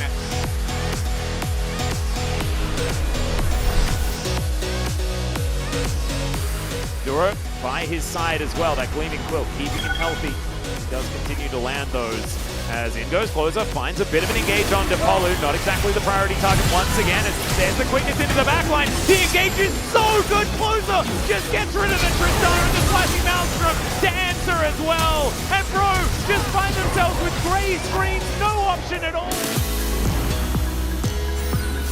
If Delight finds an angle though, that's where things are going to get dangerous. Somehow that connected? What? Okay, Cuz is just burning down the culling. Play it as well. He does survive, and that is the main thing, but that Drake is going to be secure. Oh! Onto for the bullet time in as well! And the all-out is mainly just so that Dudu can get out. Two of them already dead, lying on the floor.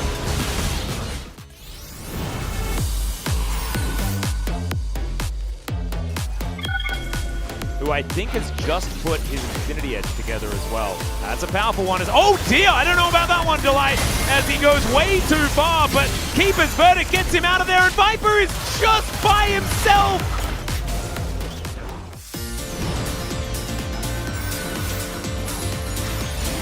And they are starting it up. DRX have vision, but T1 have their engages ready to play interrupt on whoever approaches.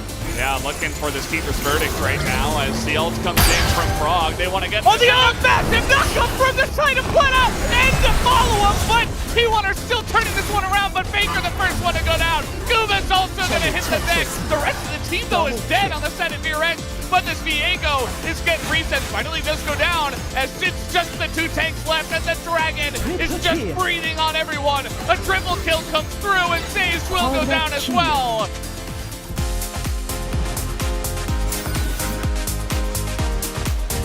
They were able to retake control of the Baron Vision very easily. And yeah, now Lahen's kind of get caught in the same place, and the Maokai ult is going to come in here. This time Gen G, they want to get aggressive with it, and Pace is just so massive that he's going to kill two people before the fight even really begins, as Fate is also going to go down, and this one is already a wash. It's just going to be a clean ace to the side of Gen G.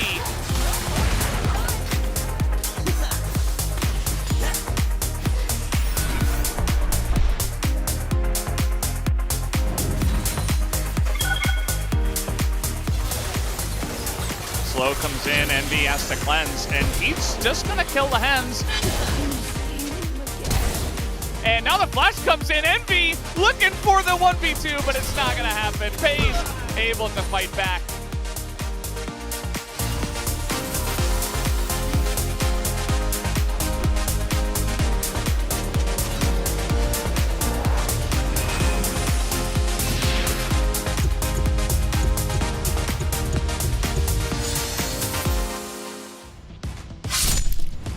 젠지가 LCK의 새로운 기록의 장을 이렇게 엽니다. 앞으로도 이제 남은 프로 생활하면서 계속 기록 써내려갈 수 있게 열심히 해야 될 것 같아요. 다시 한번 연성 시작합니다. 상대가 누구더라도 이길 수 있는 그런 저력이 있는 팀이라고 항상 생각을 해서 할 거 잘 하면은 충분히 이길 수 있다고 생각합니다.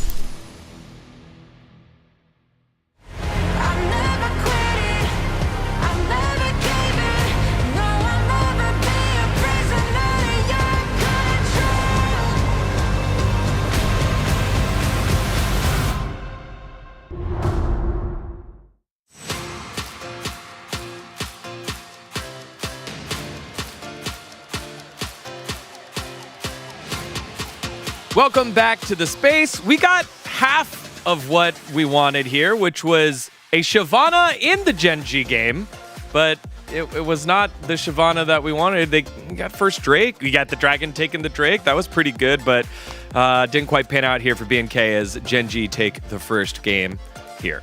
You know, Shyvana is known for a lot of things. You know, Dragon takes, resistances, big poke with the E. The E is the big thing. You know, she throws, it does damage. She's not really known for ganking pre-6. Not really one of the things she's very well known for. We have 3 losing lanes. She's not really going to be able to put the fire out. So I don't know if this pick really hit for me this time around. Yeah, maybe they just assumed, okay, we got Rumble. That should win. That's really strong, right? Nope, you're into Keen. He's going to counter you. Okay, well, we got Lucian. It's blind. Surely that's okay. Nope, it's Chovy. He's going to play Draven. I feel like BNK should have known this coming into the draft, but instead they kind of ignored it and picked for tier list, which, by the way, for some reason, very unfortunately, still includes Shyvana. That needs to go right now. I don't want to see that again. Not even Canyon. Please don't let me watch this again. Please, Degon. It's not me. I mean, again, we keep seeing it. We're seeing a lot of it. Really good in the LPL. Teams seem to be forcing it here as we take a look at our highlights, starting on the bottom side of the map around 9 minutes. If I were a Zeri certifying man, and I am, I would be almost ready after this dive. Now, Canyon is unable to drop aggro, unfortunately, kind of messes it up, so it does die. And then I'm like pretty ready to say, 2 kills early. It's looking pretty good.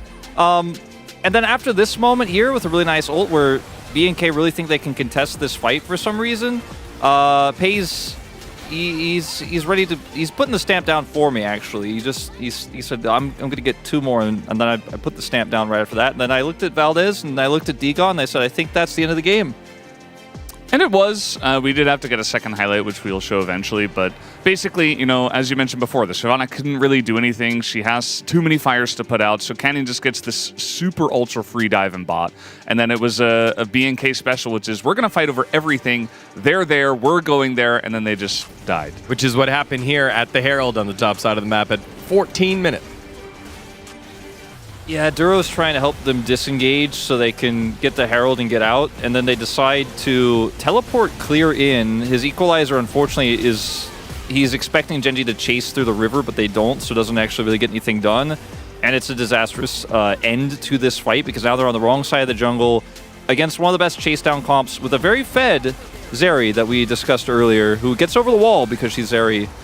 And, yeah. I like how you're going over all the basics here, Wolf. Very important. Henna here, it looks very silly. He thought his Q did more damage, so he's like, I'm going to go in there, one-tap him, and Chovy will die. Instead, he just eats an axe and dies as well. Valdez checked, he didn't have vision. I slowed it down. Yeah, of his Q, all the stacks hitting on it, so he thought perhaps maybe he's super low. So looked up from the outside in what was that? But actually real idea there, sort of. Yeah, well, this one was pretty procedural. Let's take a look at Let's take a look at the POG here. Not Henna, it's Pays getting this one. Certified Zeri Stamper. Wolf approved. So I'm a little bit disappointed he didn't hit 3 damage per gold. I know Pays is really good at the game, but honestly, I was expecting 3 damage per gold and at least 2k DPM, but I guess I'm going to have to be okay with 1800. It was pretty easy to vote for him because the game was about him, but the other players were trying to make it about them. I think the only reason why Keen went on hit was because he was like, wait, we'll let them pick Rumble, and then I'll play on hit because it's good into that. I won't do much in team fights at all, but I'll keep a perfect KDA. Chovy was like, yo, I'm Dravening, I'm going to pop off. Pays and Lehens had their fun. Pays went a little bit too far that one time, but he's still POG worthy. Yeah, this might be that said one time. Oh no, this is not it. It was a different time. Anyway, I feel like all of Gen G were competing for the spotlight, but Pays was the Zeri who got the 4 kills, so it's him. Yeah, he's on top of the POG standings here. Everybody else is not. I feel like, especially because Canyon kind of moves away from playing Nidalee every single game, I thought about Canyon as well, but unfortunately, he's playing Maokai and did a lot less damage than Pays, so... We've got a lot of POG media votes today. They've been on point today. Good job, media. We'll give you the certified chat thumbs up here. Boom. Right there. Knowing that Gen G are playing T1 later, is there anything that you want them to show now that gives T1 something to think about? like the Shyvana other than speaking? Like maybe. I mean, I would like to see the Shyvana. yeah. Yes, I do want to see Canyon play it just for fun, but I don't think Gen G are going to show anything specific here because of that T1 match. Remember, this is like the trap game for them, where they're definitely preparing more for T1. So maybe just have fun again, like you did in Game 1. If you're BNK, maybe ask them not to ban the Vi. Like maybe go talk to Coach Kim and be like, can you guys leave that up so we can have a real game? Yeah, you know, it's kind of unfortunate for BNK. They're really on an up and up. They're finding their form. They're finding themselves, and then they have to face Gen G. Everybody has to do it. Unfortunately, Gen G is just on a tier above everybody else by a large, very gigantic margin. And that's why Gen G just get to have fun and not prepare for this match and still do almost 2k DPM on Zeri. Yeah, it really just feels like they are the best team in the world, and they're proving it yet again. BNK going to be on the blue side. Bros still have a chance. The Bro Leaf is still alive as long as Gen G take care of business. I just had to throw that one out there. I'm sending Valdez here. Next game will be up right now. Let's send it on over to the boys for game number 2, Gen G and BNK. Thank you, boys. We are indeed the boys. And yeah, Digon took the words right out of my mouth. I wanted to go back and talk about what's important about this series, and that is Bros playoff dreams still being alive. No. We already had the Bro memes today. It was the first series. We keep them there. It's only one more Gen G win, and then we keep Bro alive for another day. Yeah, what are the odds of Gen G winning after that Game 1, Atlas? Hoo-wee! I sure am worried. So basically, the Bro Leaf is riding an all-time high. Is that what you're telling me? Yep, that's it. I'm right there with you, Chronicler. As Pays, I am a bit disappointed. Because we saw the one random Canyon vote. I wanted that to be a random Lahens vote. No, I know, I should have. I'm not based enough. I'm sorry. I thought Jonas Strong would do it. I know, right? But I kind of thought that, like, after seeing that damage graph and doing, like, the math in my head and being like, that DPM number is absurd. I think sometimes when the stats are that insane... You can boom damage vote. That it's sort of warranted. Okay. Yeah, no, I agree. It's what Wolf was saying as well. The game was about Zeri. Yeah, that's what it boiled down to, right? Like no one. But was it about Zeri because she had the cool ardent sensor from the? No, it wasn't. It was about Zeri, and she got caught over a wall that one time, and that was funny. Atlas, you know, my favorite play was Lahens flashing over the wall into immediately question. The question mark ping under Pays was actually that was the moment. That was in Overchief, like play of the game. That was the play of the game. That right there. It was Lahens' question mark pings is again. I don't know if they went over and asked. I love that joke. Yeah, I actually watched Coach Kim and Ryu having a conversation backstage, and I'm pretty sure I saw a shake of the head from Coach Kim. So I think that the question didn't actually get asked. I lied. I did not see that happen at all. It may have happened, though, because I am not omnipresent. Misinformation? Well, no, it could have theoretically happened. I just cannot confirm that it happened or not, for I do not have CCTV vision of what's happening in LoL Park. Because that would be weird, and I wouldn't be a human anymore. All right, we've got Rumble locked in once again. The bans are the same. If it ain't broke, don't fix it. And so Gen G, it's not on them, but maybe from this point on, the Shyvana Lucian maybe isn't going to be the right bans. I'm just sad we had a patch of Canyon picking fun champions.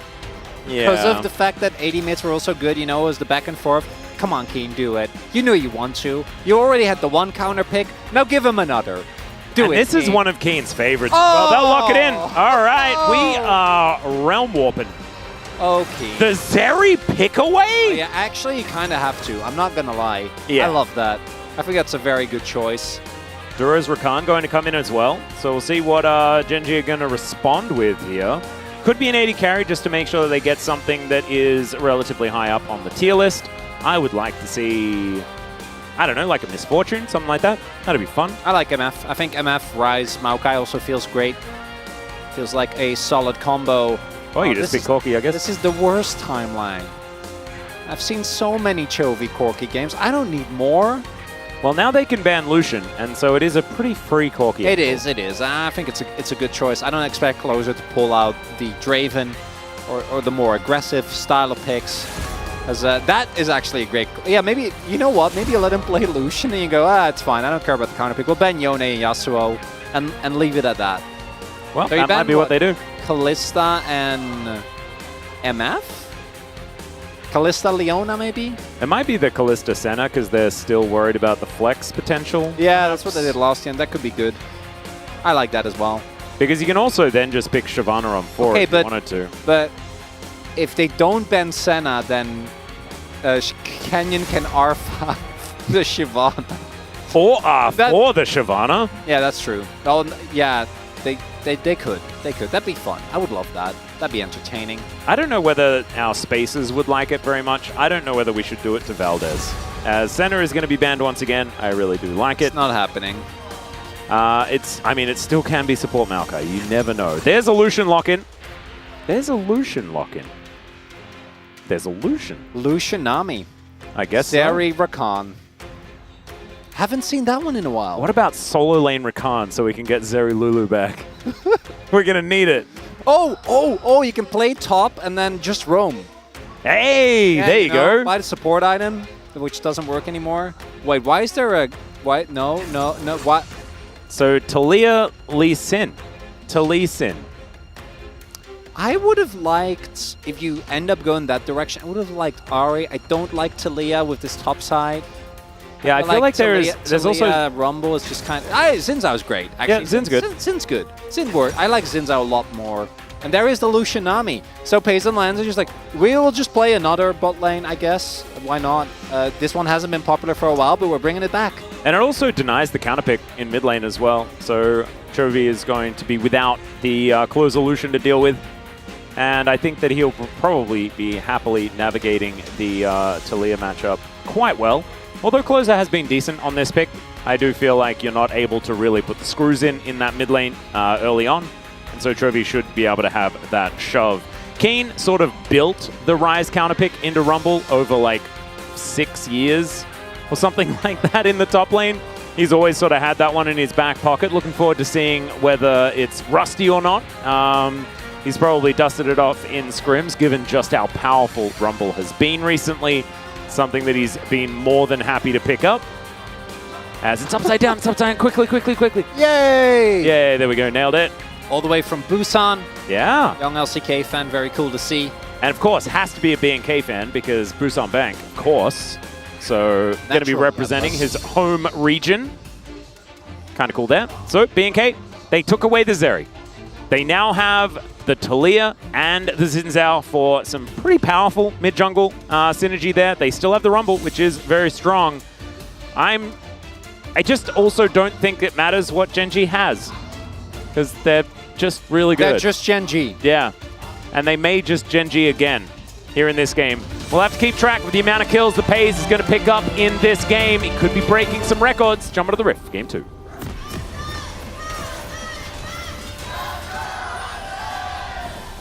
소환사의 협곡에 오신 것을 환영합니다. All right, here we are, ladies and gentlemen. Onto the Rift for game number 2. See whether BNK can find some early footing here, as already Pays with an Ardent Blaze. We'll try to erase Henna.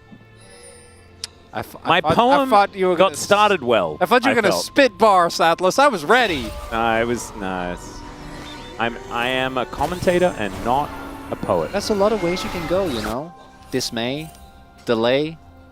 I mean, they are words that rhyme, but did it work with the sentence? No, but you can just... I know you can find a way. You just did. You're gonna just believe in yourself, Atlas. Come on. I still remember that episode of Pokemon where Brock says that he was a poet and he didn't even know it. And I thought that was where the quote originated from. It definitely wasn't where the quote originated from, Chronicler. It's not? No. Where does it originate from? I don't know. I think it's basically a cliche. Oh.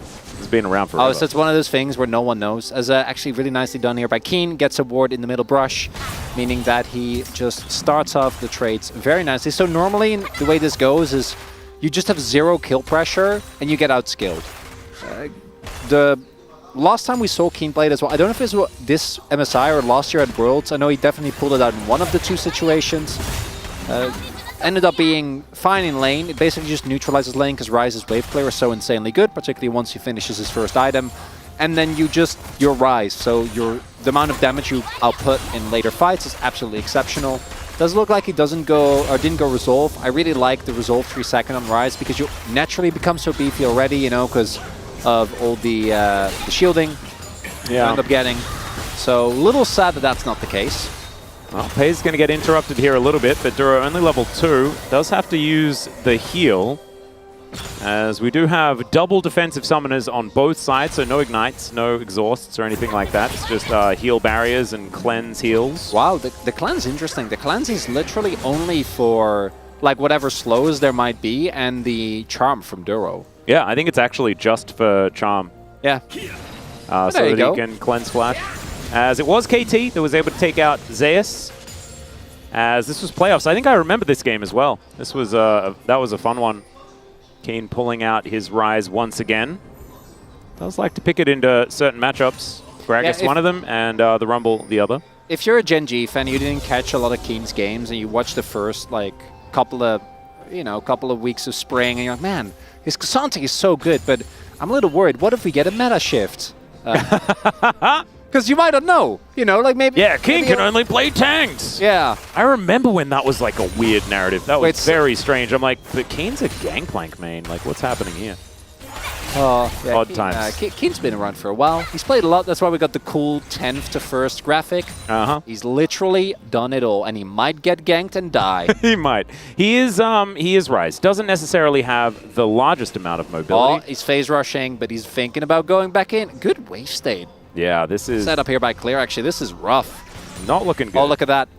The reinforcement tree is on his way. Now he's trying to sidle his way up here, but it is going to be it's pushing Keen out of the woods. Yeah. Now the wave is bouncing, like you were saying. Playing very respectfully, though, as we know. As we're in prison, does go down. Clear still winning out on these trades quite well. And very early on in the game, of course, Rise doesn't necessarily have the most power. Yeah, that's what we were saying.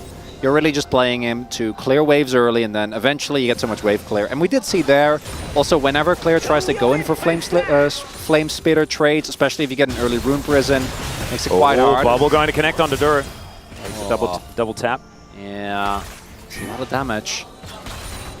Oh, Pei's really wanted to kill that ward. He's going to be able to take that one out as well, as this wave is just going to be shoved into Henna and Duro. Of course, Henna is a pretty notable Zeri player, has really liked this ever since his bro days. And so feeling like this is a whole lot of comfort for him. However, he is down a couple of waves because the Lucian Nami is just going to be a little bit stronger in the early game, you could say, than a Rakan and Zeri. That has been, you know, one of the more successful Zeri lanes. But I feel like it's more successful when it's not against an Enchanter support. Yeah, and it's also the reason, the trade we always used to see, and I think that's why the matchup has a lot more power, is the Zeri Lulu. Because Lulu is a genuine bully early on, and Rakan just doesn't have a lot of pressure in lane. And if you try to go in, you know, Lehens can self-bubble. Pei's obviously is a very slippery target, so you just don't really have the same presence. I like the call in that regard as well. Just try to mitigate as much of the laning pressure as you can. The problem obviously is that we haven't seen Lucian Nami in quite a while, but Gen G plays really well around getting priority and moving around to objectives and managing their wave states. Lucian Nami, the reason why it was popular for like, I don't know, how long was it? Like 2 years?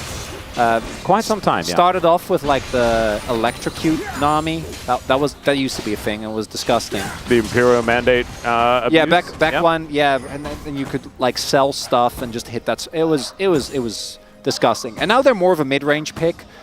That said, Pei's is sitting on a BF sword right now, and he's obviously still a big threat, and BNK needs to respect him. Yeah, that is a decent first back purchase, you could say. But it's also decent that BNK were able to collect themselves some grubs. It's going to give them some extra pushing power if they can actually get towards some of the turrets. Valkyrie just to get out of the way of the seismic shove. Jovi not going to get stunned up or anything like that, as the Drake is going to be the trade. So Canyon picking that one up. Next one going to be a Cloud. No Cloud Soul, which is a bit sad for me, but I do like Earth, Wind, and Fire, and it would be in order if it is going to be an Infernal Soul. And so that'd be absolutely fantastic. And we're getting towards September, you know? It's only one more month away. Would be nice. Maybe also the end of summer in Korea. Korean summer is not great, everyone. Oh, it's also just putrid right now. It is so incredibly humid all the time. As Canyon, I believe, just stole away some Krogs. Yep, it's mine on cooldown. I'm sure he got it. Yep, Pei's also going to be able to grab a plate, understanding that there is a tree in the vicinity. Duro and Henna just not feeling like they are ready to tango in the 3v3. Good Very bubble. different game, Atlas. This one is feeling like it's an actual game. This That's one fun. is not as completely over this early. Yeah. We need to give it like 10 more minutes. Generally, Gen.G aren't necessarily... They don't have to pop off in lane. You know, they have plenty of time to make the big plays. They are still winning their lanes, as is expected, outside of top. But Keen is double scaling. So this is with the Rise, you go Rod of Ages, pick up a Seraphs, and then once those two hit, you are already insanely strong. You just kind of keep going from there on. Yeah, it's a pretty nice 2-item spike. You do kind of want to get the Rod of Ages to, you know, max stacks and stuff like that, get it up to 10, get that extra level, and then really feel the power that way. But the thing is, I feel like Rod of Ages is an incredible win more item as well. Like, if you're able to get it to 10 and you're already winning, you probably... Okay, Closer is in a little bit of trouble here, as Chovy is going to get shoved back through some rocks and straight up does not care about it. To be fair, Chovy is sitting on the damage items of Call and Tear. That's not... yeah, he does have a longsword as well, I'll have you know. Yeah, I'm being a bit facetious, as we might have a play here. Oh no, just going to cancel. Closer was also only sitting on Lucidity Boots and Tear, so there's a little bit of fake news. Yep. Still, plate goes over to Chovy, so it's going to equalize with the plates that Pei's has been able to pick up already this game. So the 280 carries are feeling pretty strong at this point in time. I wonder if Henna and Duro want to look for an all-in when once Duro does hit level 6. We see Canyon already and making his way over, lumbering tree towards the bot side, but Duro, even with hitting 6. Oh, really nice seismic shovers. There's a flash out from Chovy. He's going to respect it this time around, and these caster creeps are going to be going. Chovy doesn't have teleport available either, but man, King finishing the Rod of Ages here. Pre-10 minutes, not a bad clip for the Rise, who has been farming pretty much on par. In fact, both him and Clear were going pretty pound for pound when it comes to that sort of farm. As that is a plate going over to Closer, so B&K pulling it back just a little bit here as Raptor looks for a potential dive. Man, Closer's laning phase has gotten so much better than like a couple of weeks ago. Looking pretty good, yeah. Obviously, getting the better end of Chovy is quite huge, but even a champion that I know he's gotten kind of come around on Closer to Leah, but it was definitely not his standout initially. It's kind of, again, so many of the things I say about Closer, I'm like, didn't I say that before about Zeka? And we probably did. Yep. Valkyrie to get Chovy out of this one, so does need to just make sure he's pressing W whenever the seismic shove does come out. Seems to be the only real answer. Yeah, so we've now gotten to the point where the trades are no longer fun for Clear, and he needs to respect Keen, and it's not going to get better from here on out. So Keen got through the early game, not even unscathed, he's just even. Yeah. There's just not a whole lot of damage that was done to him. And they're also just farming exceptionally well. Just sort of everyone on the side of Gen.G, but also just Clear and Keen themselves. Will be a very strong Rumble, but also a very strong Rise, like you were talking about. Now Gen.G looking to try and grab themselves some grubs. First one already going over to Raptor here. Does mean that they do have the stack of 4, but Canyon is able to get the 5th, so they will be able to deny. Duro coming on in here. Yeah, so the problem here is that Pei's roamed. Oh, that's a flash twisted advance. The quickness comes out from Duro. He will be able to escape, but that is that was a bit of a jump scare. I don't mind that. Like, drawing a little bit of extra time, gets an extra play. You trade flash for flash. I'd rather have flash on my Rakan, probably, with how these compositions play out, because it is the sole engage tool that you have, and Canyon, the Maokai I don't think is as flash reliant, even though Gen.G's engage is great. I don't think it matters nearly as much as... Ow. Nice trade there by Clear, and that is with Merc Treads. So, obviously, I think Merc Treads into Maokai Rise, it feels a little bit more excusable. I know.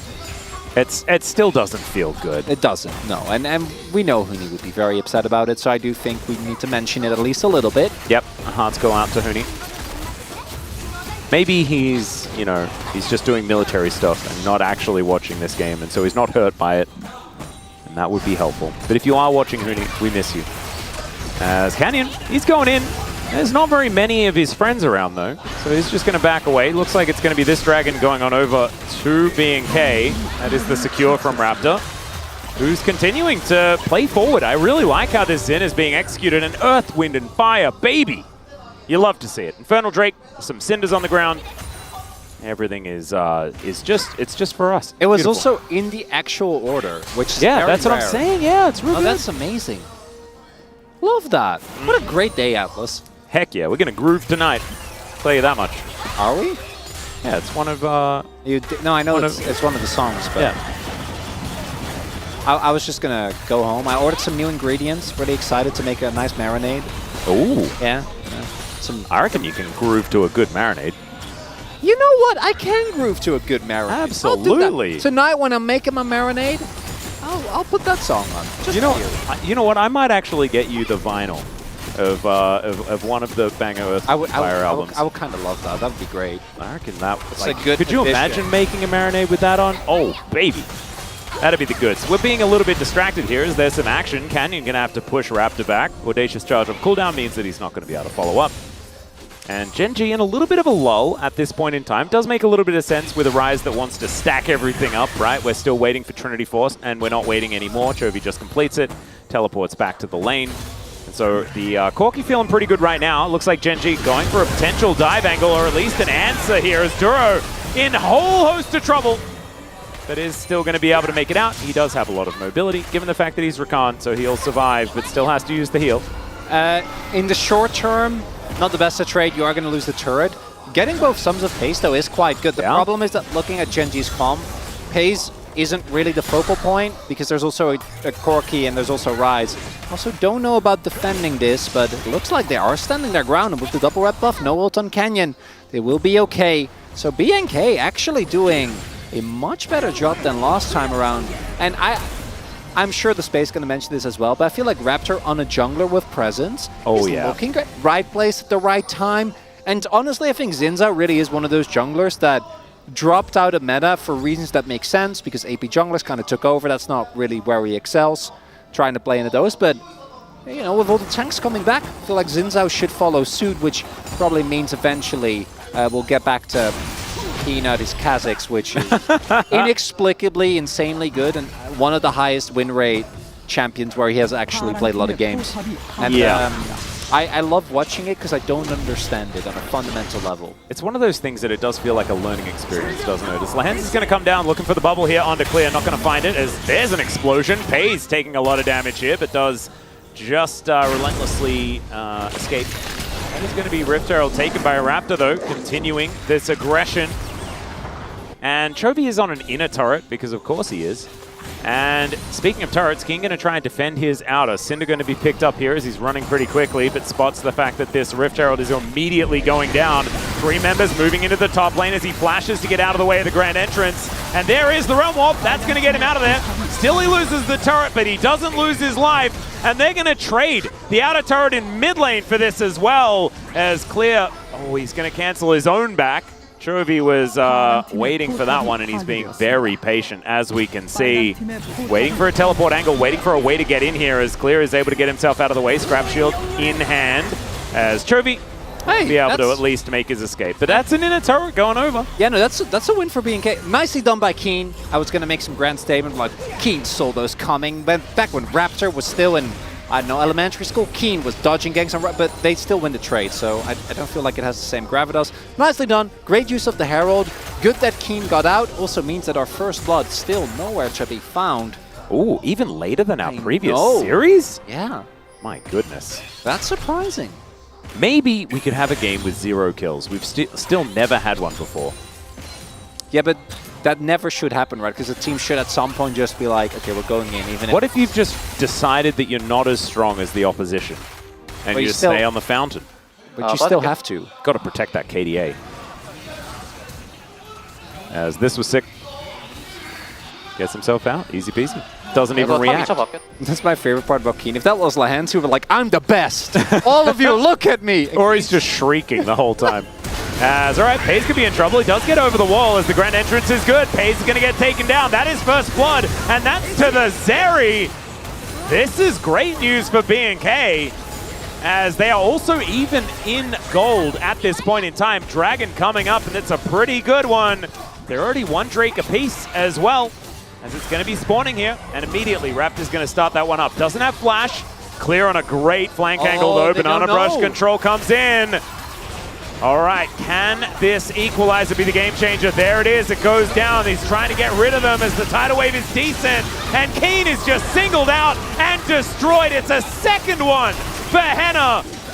As now Canyon wanting to be able to steal this Drake away. He's not able to get there. The 1-2 punch was decent. He even tries to go for the flash over the wall, but he's still gonna die. And that is 3 kills to nothing in favor of B&K. And you know where those kills went, Atlas? They went to Zeri! Are we certifying a Wolf? I don't know. I'm not the expert. I'm going to defer to Wolf on this one, but I got a feeling that it might be the case. That's huge. It just starts off with a mistake. That's a ruler spot I've ever seen one. Yeah. Feels safe because there are a lot of teammates there, but there's just too much, right? There's too much follow-up. Actually really nicely done. They use the Rakan delivery system. Exactly.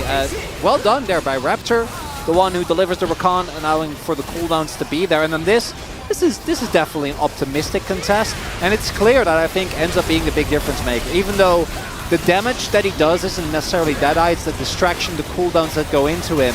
And then here, Gen G, so desperate for the Dragon. Goes to 92, so it's definitely not the cleanest setup, but gets another flash. Bunch of cooldowns used, and that's a lot of gold going over here to B&K and the Dragon as well. Yeah, Raptor now able to take this Rift Scuttler as well.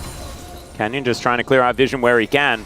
And I think that Gen G might think twice before going for any more 3 versus 5s. Probably shouldn't. Yeah, I think that's sounds like a good move. I'm happy to see this. I think this is a B&K. All right, there's another tidal wave to come on through there, but Raptor not going to get hit by the bubble. Duro's still just taking so much damage here as the Crescent Guard comes in, and there's the flash forward from Chovy. Doesn't find the big one as Duro does escape.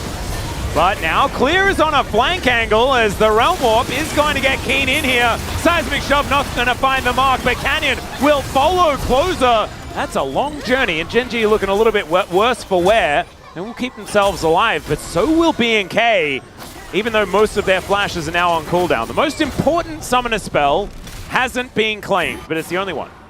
Yeah, Henna still has his flash, but as you point out, Atlas, so much other cooldowns used there, and there's also the fallout, right? Chovy going to be able to pick up a turret here. We'll see how much more CS they're able to deny, but the gold that even, still a big win, but in this upcoming Dragon fight, which might be the first one, maybe we'll see if Gen G want to go for a Baron, try and flip.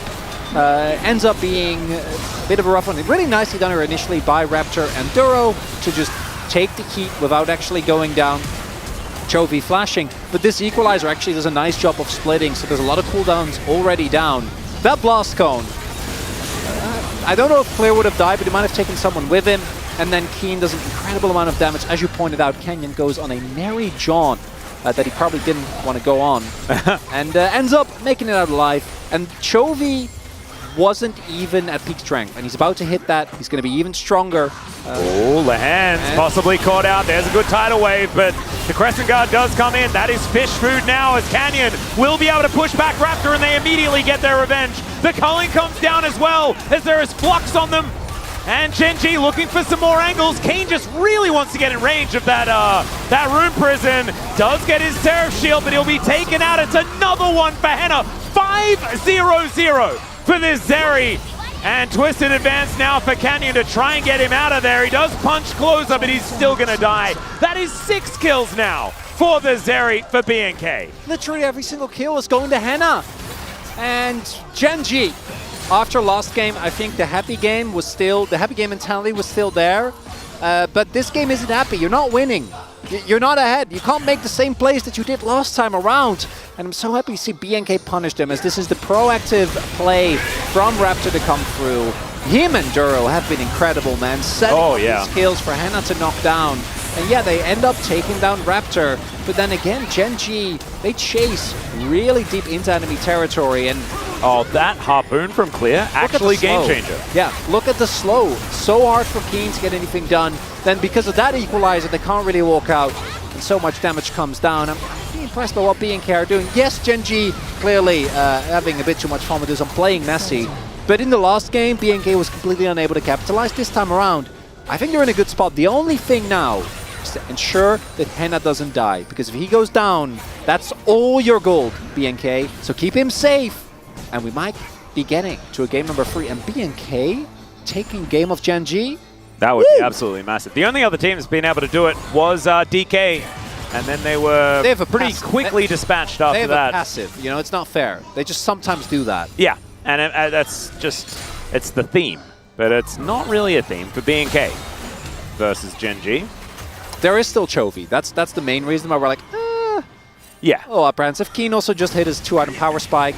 And they're also going to just get a free dragon, which I think makes sense. BNK get some backs in here. A little bit trained towards the top side of the map as well. They have a lot of vision around the Baron, as we can see there. Still flanked by a couple of control wards Gen G have put down, but that is 2 Drakes apiece. As Gen G will share the Infernal. Also like Duro going for the Redemption. Yeah. I know that we saw a bunch of supports still go for Warmox Rush even after the nerfs. I think Redemption, particularly into a composition that really heavily relies on burst, like Gen G, actually quite valuable. Unfortunately, they don't have like a jungler that can also go lock it. That would be even better, but pretty impressive that Close has done more damage than Henna in this game, even though Henna is a 3-item 6-0-0-0. Yup. It's been a lot of lost hitting. He's been playing well, though. Yeah, he has. And it's a little bit more harass in lane as well, as the wall does come down. They do manage to get the ulti out of Canyon, as Lahens can't be taking those, but at least Ebb and Flow is able to get his health back up relatively high. As a bit of a rotation over here for BNK. Keen possibly needing to be a little bit apprehensive as he's moved down towards the bottom side as Paze just throws the culling at them. That is a lot of softening here onto BNK, but now they look to try and turn it onto Paze. Crescent Guard comes in, Lahens is flashing away. Seismic Shove will miss, but Clear finds the flank angle. The bottom lane has been destroyed, and now it could be the Baron angle here for BNK. Keen, I mean, what's he supposed to do about it? He doesn't even have teleport. And it's the bottom lane going in way too aggressive. Paze thinks he's safe. That TP from Clear again, absolutely pivotal. And that's just going to be Nash. That's just the reality. There's nothing that Gen G can do. They get an inner, but that's not the trade that you want to take. And Gen G looking out of sorts in this one. Yeah, this aggressive Lucian play. I mean, Pace does a lot of work with the culling, but then this dash forward punished instantly. Yeah, dashes forward, gets immediately engaged on by Raptor, and then that ward right there behind the pit. Because if Lucian is alive, like, and maybe if he can reunite with Chovy and with Canyon, that could be enough to kind of turn the tides of battle. That's not going to be the case. And I think Gen G, every single play has just been them going in like 2v4, yeah. 3v5. And you're playing into Taliyah. You're playing in the Rumble. These champions have a large amount of effective range. You need to respect it. And they just haven't been. And BNK might actually be able to do it, Atlas. What a upset that would be. Even just the game. Like, that alone. Absolutely. An incredible feat. And right now, they're not looking too bad. Just need to, again, make sure Henna doesn't get taken down in these fights. Well, Bro fans sweating right now. As, of course, if BNK can win this series, Bro are eliminated from playoff contention. Really? That's what it hinges on. Always Bro. Absolutely. As Gen G on the ropes. Going to be a Nature's Grasp. Flash immediately comes out here from Canyon. Tidal Wave as well. That is a couple of very big ultimates, especially the disengage variety. Just now on cooldown, as we have 2 minutes left on the Drake. Out of turret in mid lane, certainly a good prize here for BNK as the Rebel Baron power play moves to about 2.2k. And Chovy's still just casually farming and things like that. I still think that this is going to be a rough one for BNK to close out. Yeah, just with the amount of wave clear and stuff like that Gen G has. And it's Gen G, you can never really count them out. But still, everything that they've done so far has been just fantastic. I just love games that show that you can't disrespect even the mid-tier LCK teams. Absolutely. You know, I feel like that's a lesson that a lot of our top-tier teams often forget. This is so much AoE damage to come out from Keen, but he's also just going to get pummeled. The tower gets taken down, and he just couldn't be there. So that's a really good example of not respecting a mid-tier opponent when they have a lead. Yeah. Like, that's right there. That was it. That was the moment where he just like, I can defend this. No, you cannot defend this turret, Keen. There's 4 people there. Yeah. Just let him have it. Yeah. And now he's got a Bladed Jewel. Does still have the Arm Guard. I don't know whether he just purchased that one, but maybe he was like, that could perhaps be a good idea. But now they move up to 3,000 gold in the Rebel Baron power play as it ticks down to about 10 seconds to go. Is now Weaver's Wall to try and catch out Pays. Closer is still going to take half of his health bar as Pays does respectable damage, especially now that these 3 items have been completed. Big spike there as far as the damage. Yeah, it does have IE, carry. so you do definitely need to be a little bit respectful. And this is the key point. This is going to be the breaking point, I do think. The Baron has run out. BNK have priority to this objective. Every single fight that they've won has been, I think, often with a number advantage and snap engages from Dura and Raptor. Yeah. And that's how they're going to have to win it this time around as well. Everyone on Gen G is there. The lead is big, but not insurmountable. And Gen G... Oh, I like this from BNK. Instead, just try and shove into this inner turret. Drake is going to get started up. Keen is still over here, does have Realm Warp available, so he's kind of countered this little split opportunity. Raptor taking so much damage, my god. So the fact that Chovy's there is a dangerous part, but Keen is now going to get wiped out. Let's see whether Raptor can actually get himself in there as Hannah goes down so incredibly low. The Drake still being fought over here as it is going to be secured by BNK, but can they win the fight? Duro tries to get in the back line, but Pays just double taps him. Still it's a double kill for Closer as Keen's teleported into the fight. Closer flashes away though, keeps himself alive, and it's only Duro that's been taken down. So much damage to come out of Clear. A phenomenal Zhonya's, but another one from Keen as well is going to be the response to Q. It misses Henna, and that is going to keep him alive in this battle, but it's a double kill for Pays. Can he actually win this one out is the question, and can they actually find any extra kills? Because BNK, they got what they came for. And that's a free for free, but you'll take that if you're BNK because they got the Dragon. As you're saying, that is even more damage going into them. And it's Dura and Raptor, man. What a complete turnaround. Yeah. From Raptor, who is showing us the dangers of picking Shyvana. Actually, I was a little bit skeptical of this initial setup here because of the fact that Keen is going to join so much later. And then look, BNK, that ultimate does a lot of damage. Chovy, the failed flash, doesn't actually get over the wall in a very awkward spot in the pit. And then here, the burst damage. The fact that this is close, I think, is testament to Gen G's team fighting. The fact that they're able to get so much damage out of Keen. You see the tankiness with the shield from Seraphs. That ends up getting the flash as well. But even then, like Hannah, this is an 8, or at this point 7-0 Zeri. And that was an even trade in terms of the team fight. But by the end, it's still BNK winning, right? Like, they're the one that got the objective.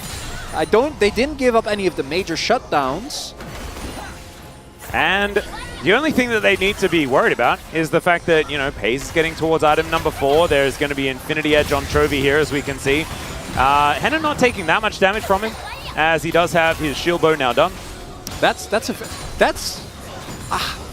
I wish he would have gone for a little bit more damage. Honestly, I feel like that fight, if he, like, I think just BT or shield bow would have been enough. When you have redemption, go IE after that. Yeah, exactly. That little bit of extra burst could be the difference maker as they're going to start it up. That is a risk against Gen G, but there's no vision. Look at this. Yeah, absolutely no way. They do manage to utilize a trinket to try and get some vision in there. Realm Warp is going to be available here for Keen. If they do want to get over, Closer takes a fair bit of damage, but the wall can't really be broken down. Now the Nature's Grasp comes in. Canyon not going to be in the pit to try and secure this Baron, but there's the double kill for Pays. They've got the Baron, but can they keep themselves alive? It's a triple kill for Pays. Don't tell me he's going to get a penta in this game of all things. It's Lahens that steals it. And Gen G will now march up the mid lane. Oh, don't tell me the game's over. Oh, don't tell me it's over. Are you kidding me, Atlas? Oh, BNK doesn't deserve this. Look at that smug face from they did so well. He stole the penta. And gets the even win. the Gen G fans, just a bit of a golf clap here in this moment, because that's a clean ace. 3 kills off on pace. 3 kills, Atlas. It's all right. We can celebrate the 1,000 in the next match. That was so well played by BNK. Gen G just found the right angle on the Baron fight. Canyon, in that moment, that Nature's Grasp was about the most perfect that you can possibly get. And the fact that they keep themselves in it for so incredibly long. Who do I vote for? Like that? Canyon? I guess for the press R. Is Yeah. it just Lahens? Because I don't know. I think it's Canyon. I'd vote for Yeah, yeah, sure. When in doubt, Canyon. Because I know Pays came back in the game, but he also threw the game, so I feel like I can't in good conscience. Yeah, no, after that dash forward, that's no, I know. That's but, not the way. Then the fights after that were, I guess it's just the tree. Maybe it's Lahens for stealing the Oh my god, is it just Chovy? No, maybe. He did. I think he did into least Atlas. He was very clean. So there's a couple of rules, Oh, and that look, is. Oh, look at this! This is heartbreaking. Yeah, honestly, like, I'd be about that dumbfounded as well, and in fact, I am, because BNK won and then they lost. Congrats on 601 there for Lahens, and he had a great day today. But yeah, I'm so sad. Why do 2 of these first bro go up and then don't get a win against DRX, and now this? Okay, do you want some good news? Yeah. Bro is still in it, baby. They're still in it. Okay. I should have not said yes. The bro leaf in chat must have been so powerful that BNK couldn't hold themselves together during that Baron team fight. Well, they definitely couldn't. And you know what? No, I'm not going to do the... I think BNK, they just got outplayed because Gen G is just that damn good. And sometimes that's just how it goes. They got so close, but there's a reason why Gen G has dropped a single game in the LCK. And it's because you can't make a single mistake. Like, look how much stuff they did But also, right. like, you can work this hard and get these leads, but you won't stop them from farming. That's the biggest problem. So the gold gap was never even that large. Like 3K at most? Yeah. And that was with, like, 4,000 gold Red Bull Baron power play, right? Like, there is a lot of stuff that BNK were able to take, a lot of snowball that they were able to push down the mountain. Unfortunately, it's just, it feels like you can't stop Chovy from, mid-game demolishing side waves. The fact that Keen was able to still do so as well. And even though you have moments like that where Chovy flashes into a wall, you need to do that every single fight.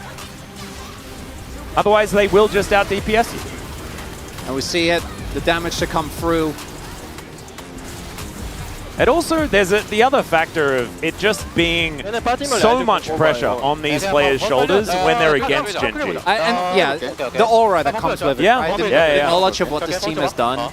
And I like looking at this as well. Amazing ultimate from Canyon, but also just the call to just go for the fight, right? Everything gets thrown into Zeri. As we said, once Henna's dead, that's the end of it. And it wasn't even the bubble that stole it as well, as Pays loses his mind and Lens is just giggling. Oh, it's fantastic.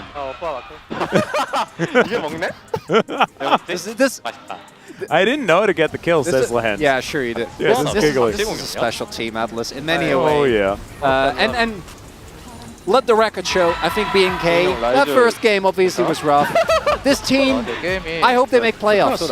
I think they've shown us moments. I think they have leveled up over the course of the summer split. Duro clearly, together with Raptor, they've kind of transferred. Look at Closer today. Look at Henna today.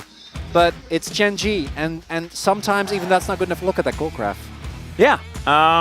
What you gonna do? I'm actually kind of, so the blue part of the gold graph, by the way, is normally the winning team's sort of gold graph looking thing, but you saw it plummet towards the end there. Gen G were able to get themselves a little bit of an advantage in gold before they destroyed the enemy Nexus. But that was a classic Scar example of they were winning until they lost. That was a happy game. That's what that was from Gen G, and I really... I don't know whether they're going to be that happy after the game. They're not, and I really wish BNK would have won, but here we are. Gen G's just a little bit too good when it comes to the fights. Yep, sometimes you just get Gen G, so unfortunately, BNK are going to go down. But now it is time for us to throw it over to the space to break that one down. Thank you very much, guys. Great cast on the day, as it is Penta pays to save the day for Gen G and close this one out 2-0 over a very, very plucky BNK squad that had control of this game throughout most of it. It was a quadra. It got the penta got stolen by Lehens. He didn't actually get a penta. Should have been a penta. Quadra pays doesn't sound as good as penta pays. The game didn't say it was a penta, so. Okay. Unfortunately. How about 4-peat pays? That's about the analyst that I expect here. The game didn't say it, so it's not it. Yeah. Or the back-to-back kills. Yeah. Man. We kind of lost our minds in this game because Gen G, they shouldn't have won it, actually. They didn't deserve to win it. I did not want to vote for APOG because nobody deserved it, honestly. But they did win in the end because, well, BNK made one mistake. Cannon pulled the trigger, went in, pasted a lot of damage, and the game ended. But yeah, we should have been going to game 3 right now, actually. Yeah, and let's talk about this draft because the Rise is quite unique and quite exclusive to Keen, as we've mentioned many times, and is a pretty okay matchup into the Rumble because you just have the wave clear. Once you end up getting a few items, you just kind of outpush him, and that's fine, gives you some rotational power. What they don't really have is great follow-up to Maokai ultimates or Nami ultimates. And so there's a real sense of you have to be in complete control so that the Lucian can dictate the pace of the game, so the Corki can rotate through, you can use Realm Warps to catch your opponent off guard. And if you have full map control, this draft can work. But they really kind of messed up the execution in a big way. I don't even feel like we had an amazing game on the Rumble. BNK, if we're being real, like we missed a lot of ults. It was Closer setting up plays a lot of the time, the Rakan following up, and then Hannah, who became so big that took the wind out of Gen G's sails, so this comp didn't really function. But as Atlas mentioned, you can't stop this team from farming. They will eventually get to that late game. You make one mistake, and they will beat you, even if their draft has a lot of holes in it. Yeah, I mean, we saw multiple times the Lucian try to go in early by himself, wasn't quite synced up and punished by BNK. As we take a look at the highlights here, with multiple times that, again, the Fearless Foxes looks good. Yeah, they absolutely did. I think that, again, you take away their Vi, it is one of the best engaging champs, but especially the Rakan for Duro, for me, has been very impressive. He's always seemingly in the right spot. His engages are very crisp, and he was able to do that a lot of times, and the comp really worked around it as well, just to have the Talia riding in on the wall and really just punishing anyone that gets out of position. You would think the disengage of the comp from Gen G would be enough to deal with it, but like Chronicler said on the cast, many times they were just fighting outmanned, like almost every time. Yeah, you have to kind of walk a very tight line as Gen G's called, and this is just greed. I mean, this is Gen G just being like, we're the better team, maybe we get away with this. You won't. I mean, you are the better team, but you won't get away with this. But like they won, Wolf. The Lucian has to step forward to do the damage. The Rise is pretty low range, right? The Corki, similar situation. He's got an escape, but if you have to follow up on a Maokai ultimate or a Nami catch, you have to go in, and then there's so many ways to actually turn that with really good chain CC. So yeah, it's not a Vi comp, but it functions like one. So fans of the LCK know, generally, we do 2 highlights. And the second highlight is where the team wins. And that's what we had planned. Look behind the curtain. But yeah, this was a bit egregious from Pays. As you mentioned, he's trying to get something done. He's trying to carry, but they're down on gold, and he's alone. I mean, the team isn't even there, right? So BNK immediately, credit to them, they're like, okay, we're TPing Rumble in. We're just going to punish them. They get both, and they get Baron. And there's nothing that the rest of the players can do. So a lot of this was BNK really capitalizing on Gen G just not respecting their opponents. And they should have won the game from there. And we've seen so many times teams be able to get to this position where they can fight, they can rotate, they kind of get this point. Even their macro's good, but now it's like these Eastern side teams learning how to win. So they're like, okay, well, Baron later on, one big fight will do it. But then Gen G, come on in, win this team fight. Closer isn't doing any damage to the Baron until way too late here. The Redemption is tossed in. But they use the Weaver's Wall a little bit too early because they're scared Gen G are actually going to push in on them. And I think the better play would have actually been to try to look for a turn here and threaten the same way they've been finding picks all game long. But they tried to use the Weaver's Wall to just burn faster. And Gen G just break through the wall. They've all lost a ton of health. They're very split. And then, yeah, Lehen steals the kill. But I really feel like that's a judgment call that you make when you're this close to beating Gen G and you're nervous and you're like, we just can't screw this up. Let's not out team fight them. Let's just push them away from the team fight, but they didn't get the timing right. Yeah, it's also very awkward for Rumble when there's like a lot of different targets and they have the concave as well. Like if you're turning onto one target or two and you're just bursting them down or consulting and you just drop an equalizer, it's very easy. But you saw the equalizer was very lackluster because he panicked. He's like, Canyon's right in my face, I gotta hit him. Doesn't even hit him, does like a tiny bit of damage to Lahens, and that's just not the fight you're looking for BNK. No, it was not. As we take a look at the POG from this game, as you heard, our spacers, they had trouble picking this one, and it's the almost pentapays. There we go, guys. 900 points now, way ahead in POG score compared to everyone else. Yeah, I personally couldn't vote for him. I thought he just made too many mistakes and was too disrespectful, but he did have some good moments, right, where he was trying from behind to try to carry, and he did do a good job of that, especially here at the end, able to pick up all the kills. I gave a lot of credit to Canyon for really kind of calling the target, going in, getting the engage, but I'll probably be alone on this one. Yeah, I think there was that one egregious dash forward that we showed earlier. Otherwise, for me, I felt like Paze's plays where he made some mistakes were kind of a product of the mid-game state and the fact that he had to step forward. So I was a little bit more of a Paze defender myself. I saw your angle, but I voted for him. 2 dashes forward, by the way. Yeah, well, I mean, those I have some really friends. But yeah. Wow. Media is on my side, Valdez. So Oh that makes boy. me worried. Media and Vietnamcast. Again, whenever we get that quadra of the Media and Vietnamcast all synced up along with the POG winner, that always is when it feels really good. Chobi as well getting one there. But again, Gen G. He missed some smites, I'm just saying. He did, yeah. It was hard to pick. Like, who do you pick in this game, you know? You picked the boom boom damage at the very end, the reason why they won. That's why I think in the last series, pick and Pleta with the flanking Rakan would have been okay as well. But people decided not to go with that one. We'll have the interview with the Gen G players in just a little bit.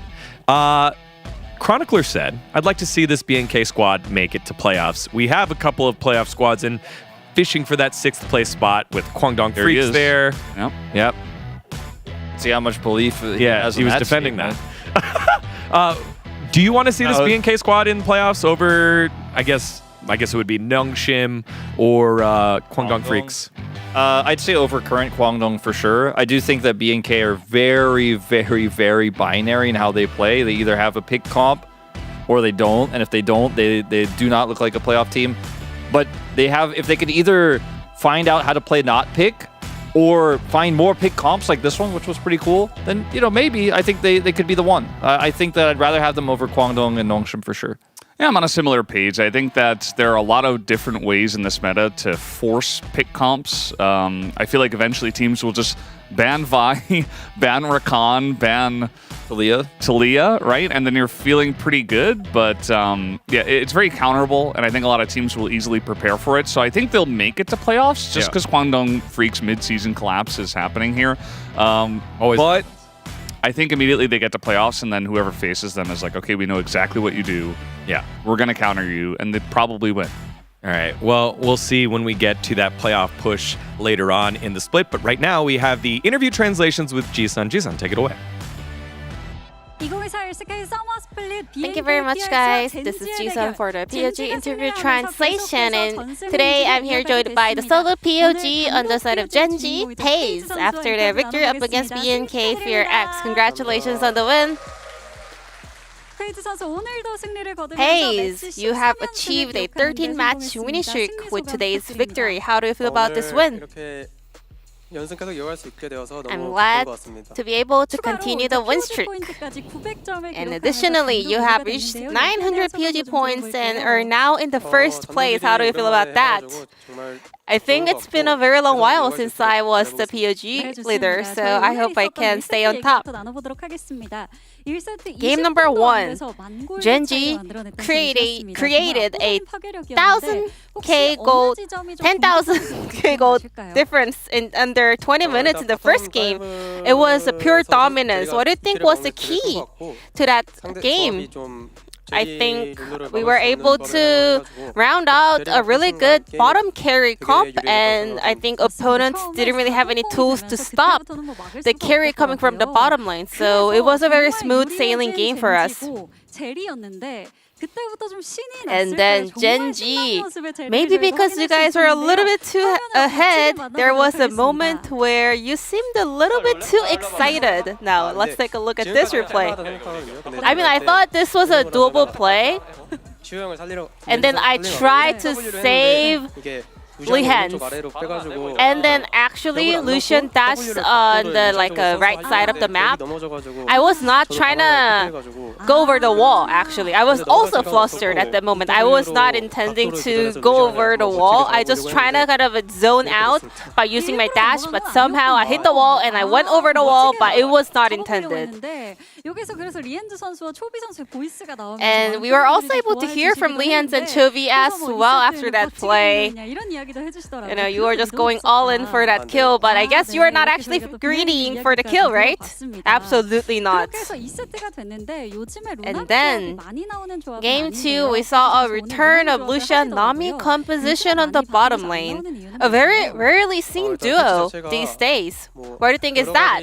Due to, you know, recent patches and also the new items that's trending right now, like Warmogs or like Bloodthirster are pretty good into Lucian, you know. He can chunk down the damage, but also the opponents keep getting their HP back. So Lucian was not a viable pick because of those new changes, but I thought looking at the comp today in game 2, Lucian was one of the good picks. Well, Genji was quite behind in the early game. How did you guys manage to turn the game around? Well, to be honest, I was scaling really well, so I was not too worried about it. And then there was one moment where I used all my spells and I got picked, and that was a little bit, you know, risky over there. So I think that kind of actually we dropped the ball over there, and I'm pretty aware of what went wrong and what was the biggest mistake. So I think we'll be able to do better. And now let's take a look at this almost penta moment, the 4 repeat kills. You were expecting a penta, right? After the double kill, I saw 2 other players being very low, so I was very, very sure. I was not expecting this steal, but also I would have thought I don't really deserve the penta as well because of me, our team had to also, you know, give away the Baron and stuff. So maybe it's a karma thing, you know.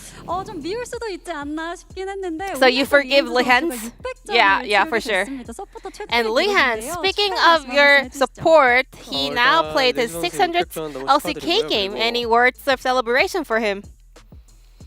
Yeah, congratulations on your 600th game in the LCK. It's been a very long while. It's a big honor to be able to play with such an experienced player, so I hope we can continue our journey together as long as possible.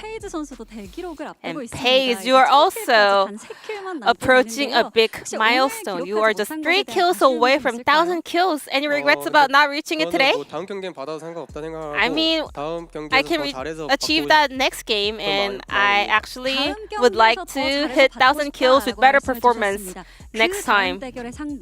And speaking of next match, it is going to be the Saturday showdown up against T1. How do you plan to prepare for the match? We gotta prepare based on what we're good at. Also, T1, they always, you know, showcase a great performance, so we should not let our guards down and be fully ready for the matchup. And this will be the end of the interview from Pace, and back to the space. Thank you. Again, this was the trap game, and it looked like it here in game number 2. But Genji locked in and were able to get the win here, as they now stand up at the top yet again, have playoffs locked in, and now are focused on the Saturday showdown against T1. Yeah, I would assume that T1 are feeling pretty good about that going into it. They have 3 wins under their belts. Genji did just do a bit of trolling today. But I would assume that Genji will not troll at all in that match against T1, as, you know, T1 on the rise, always a scary concept. We're keen on the rise, also scary to me.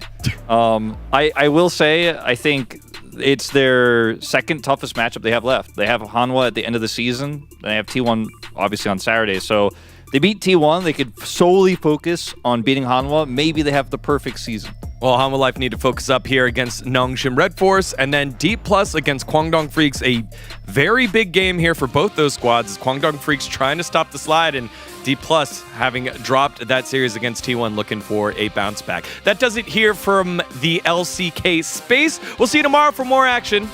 See ya.